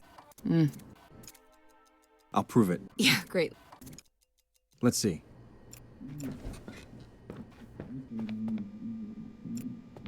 Impress me, Nostradamus. There's a pocket watch in the vent. I found it in the previous loop. What are you? I know it was your father's, and that you haven't told me everything about him. I don't know what you think you know. You sound crazy right now. Well, I'm not. And I'll prove it again. I'll show you. Let's see. I mean, dude, if like The drawer in the prove it or don't. If Don't the drawer in the ignore fucking present don't work, like I don't know what else to tell her. You know what I mean? All right, wait, hold on. First, I'll tell her the switch. The light switch in the bed. One of us could get really hurt. Yeah, no kidding. Any other suggestions? Let's see. This present. Look, it's clearly unopened. But I know there were baby clothes inside. I just bought them today. How could you know? I told you that I'm in a time loop. Do you believe me now? Oh, yeah. I mean, I think I do. I don't. My dad wasn't always where he wanted to be. After I was born, my mom was really focused on me, and I guess my dad felt it doesn't matter. He started sleeping with my nanny. It was the start of my mom's spiral. Nothing was the same after she died. I blamed him. I mean, it was sort of his fault. And I poked at him a lot. We fought. Nobody can hurt you like the ones you love, right? Oh, anyway, God. Hey, I know that this is hard, but please, I need to know. Yeah. Christmas Eve, he had caught me trying to sneak out, and I was so mad. I just poked at him and prodded at him, and he hit me. Jesus Christ. Anyway, I saw red, of course, and he always had guns around. I grabbed one, and I shot him, and I just ran. Made it here on New Year's Eve. That Polaroid on the fridge was actually taken an hour after I got here. What the fuck? I was gonna turn myself in, but it was a new year. A few weeks later, you showed up. And New year, new me. And things were almost good. She got that murder restart. All ended today. I killed my father. Never thought I'd say that out loud. And now you know. Bro, what is the fucking dialogue Please, on this? Talk to me. So then... And in the next few minutes, the cop... He's how you found out. Yes. Trust me, just... Okay.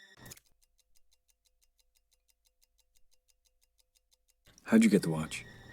Fucking watch. It was my mom's. Her grandfather actually made it. It was gonna pass down to me. Well, I guess it did, didn't it? Hey. After I shot him, I wasn't thinking. Oh, he's here. It was there and I just grabbed it. I hate that, but it's all I have left of Police, open up. What now? What do you mean, what now, dude? It's the cop. I told you. So then... You've been lying to me all this time? Yeah. What else could I do? If you found out who I really was, I just didn't want to. But here we are. God damn it. Hey. God. I don't care. I forgave everything. All that matters is... Yeah. But you won't. Things like... I'm with the police. Turn around, please. What? Me? Yes, you. Hands behind your back. Let's go. Hold still. Oh my... All right. Let's get this over with.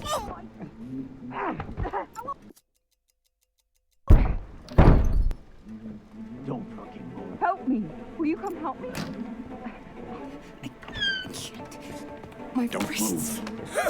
I mean, I'm fucked at that point. There's nothing I can do. This is a mistake. Babe, will you tell him? This is a misunderstanding. Look, I don't know. You don't have to handcuff me. You're under arrest for your father's murder 8 years ago. No. Please, no. This can't be real. This can't be. Shut up. You know what this is. Now, where's your father's watch? I don't want to do this. Please. No playing dumb. I don't know what to do here. I don't want to do this. Babe, are you... Look, I don't know. Don't fucking move. don't have to handcuff me. We can talk this out. He's gonna hit me. I fucked it up. No, wait! Gotta stop fighting that guy.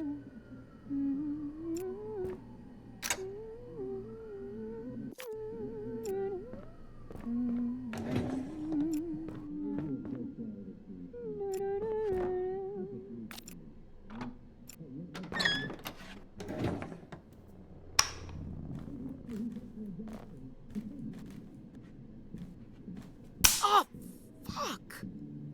Fucking light switch. No, we wait. I fucked it up. Why did I wait? Okay, a little.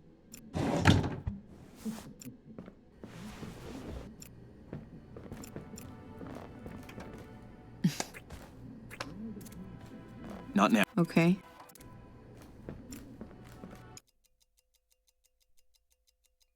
I'm stuck. Look, I don't know. It was Christmas Eve. He hit.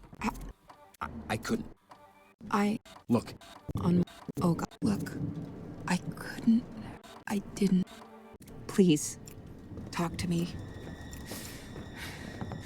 Will you just say something? So. And He's how you found out. Yes.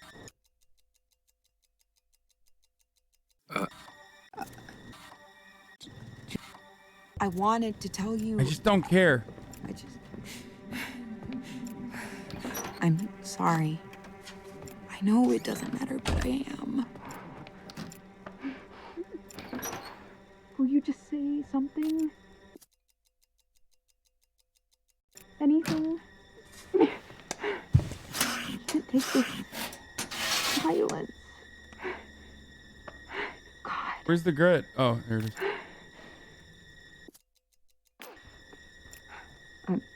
I'm sorry.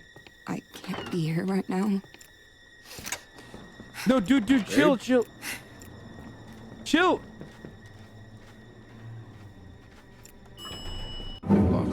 And we're back. Fuck. That was a fucking that was a world record right there, boys. What the fuck? Wait, that was actually interesting though.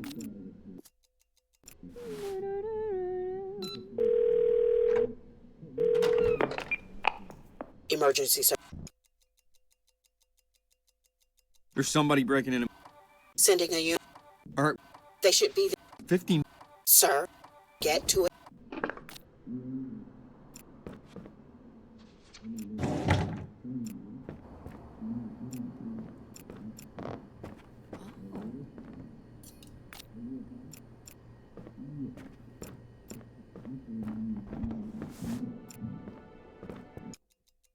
I'm stuck. Look, how he. I don't know. It was Chris. He hit you. I couldn't. Look. Oh God, look. I didn't. Please, talk to me. So then. And in the next few minutes. He's how you found out. Yes. Trust me. Okay. Why'd you do it? I never. Wait, where are you going? Babe? I'm sorry. I can't be here right now. Babe? What? Fucking idiot, dude.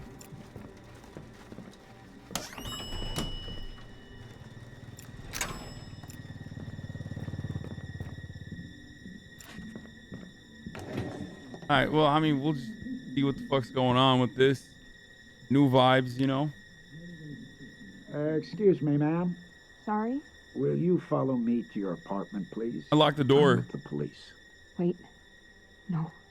Make a noise, and I'll break your arm. Back inside, now. Not gonna be able to get in.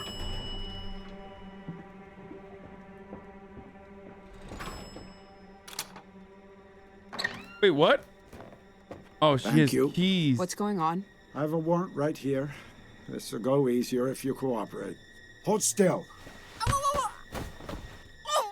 Oh All right, let's get this. Fuck, she has a key.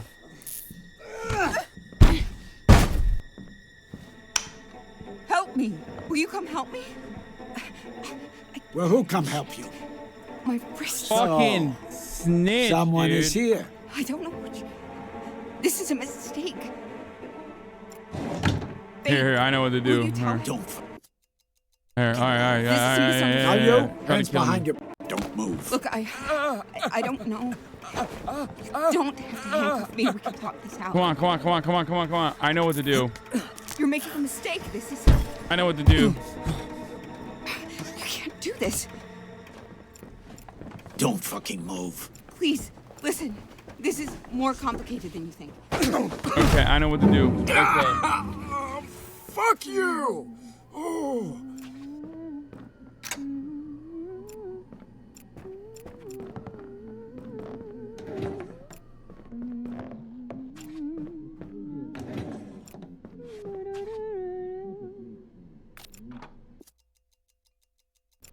I don't know why I call 911, but Emergency. did I explain to them the day restart? I wonder what the fuck. I'm, Switch. my wife. Is she? Yeah. Sir, move to a safe place. We're sending a unit right away. They'll be there in 15 Wait, minutes. what? Hold on. 15 minutes? That's not gonna do me any good. Sir, Please, just, can they get here any faster? they'll be there as soon as possible.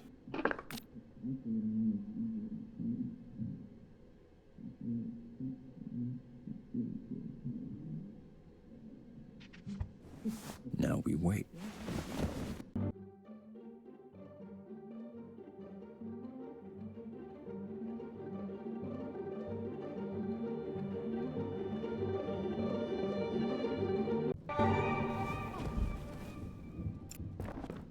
Well, I fucked it up.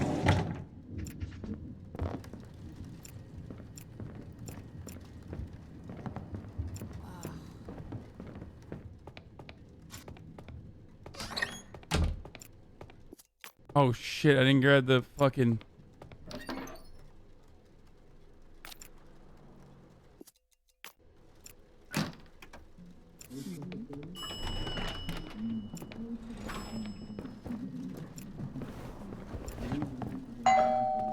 Too late now. Police, open up.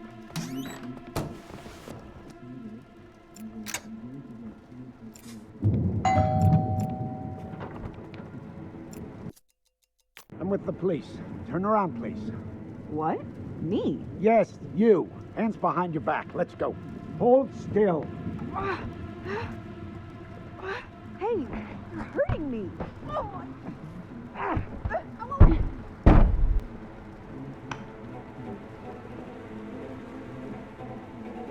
Anyone home?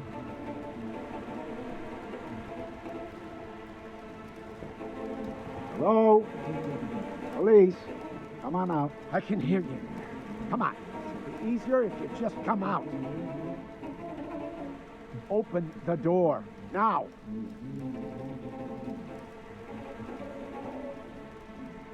Enough.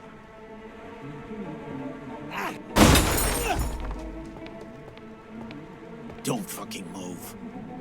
Now you, hands behind your back, please. Don't move.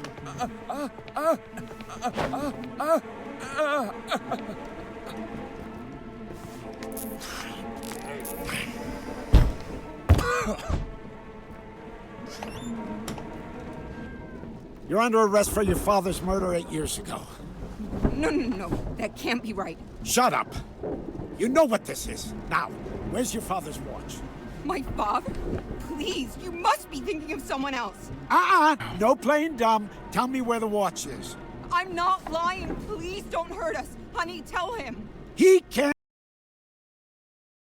help you. Just don't fucking move. My fucking back. Fuck you. Okay, I gotta go. My family's fucking freaking out, dude. I like this though. I'm enjoying this game and I want to keep playing it, but I'm not gonna be able to do it today. I have to I have to end it here. They're texting me and getting upset that I'm not spending any quality time with them. I did play a bunch of gaming, and it was a lot of fun, and I want to continue playing this tomorrow. So I apologize for that. But, well,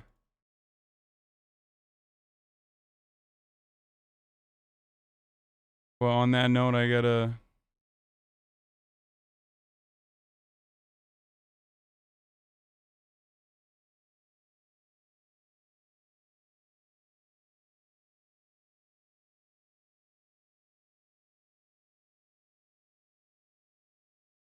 But that's all I got for tonight. Okay, guys?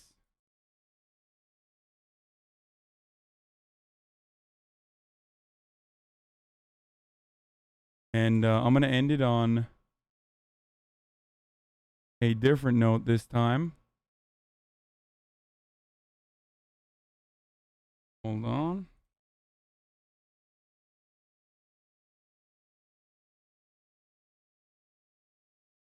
What a fucking liar, dude. What a fucking Weasley little liar, dude. What a fucking Weasley little liar, dude. Holy shit, dude. Holy fucking shit. I'm gonna go hang out with my family. Literally lying. Fuck it. I'm saying doing an old America outro today. love. I love you all. I'm saying it. And I will America see you tomorrow. deserve Same time, happiness. same place, okay? Fuck it. I'm saying it. All right. America deserve Bye, everybody. love. Fuck it. I'm saying it. America deserve happiness. Oh, you're such a big, big man, Hasan. Man, Hasan. This is a deranged pervert. This is a deranged pervert. Oh, you're such a big, big man, Hasan. Man, Hasan. This is a deranged pervert. This is a deranged pervert. I bet he's got some big old, giant bitch tits. I bet he's got some big old, giant bitch tits. I bet he's got some big old, giant bitch tits. I bet he's got some big old, giant bitch tits. Hasan Pecker. Can't make up that name. That's his name. That's his name. Hasan Pecker. Can't make up that name. That's his name. That's his name. Fuck it. I'm saying it. America deserve love. Fuck it. I'm saying it. America deserve happiness. Fuck it. I'm saying it. America deserve love. Fuck it. I'm saying it. America deserve happiness. Fucking liar, dude. What a fucking Weasley little liar, dude. What a fucking Weasley little liar, dude. Holy shit, dude. Holy fucking shit, dude. Literally lying. Still lying to his audience.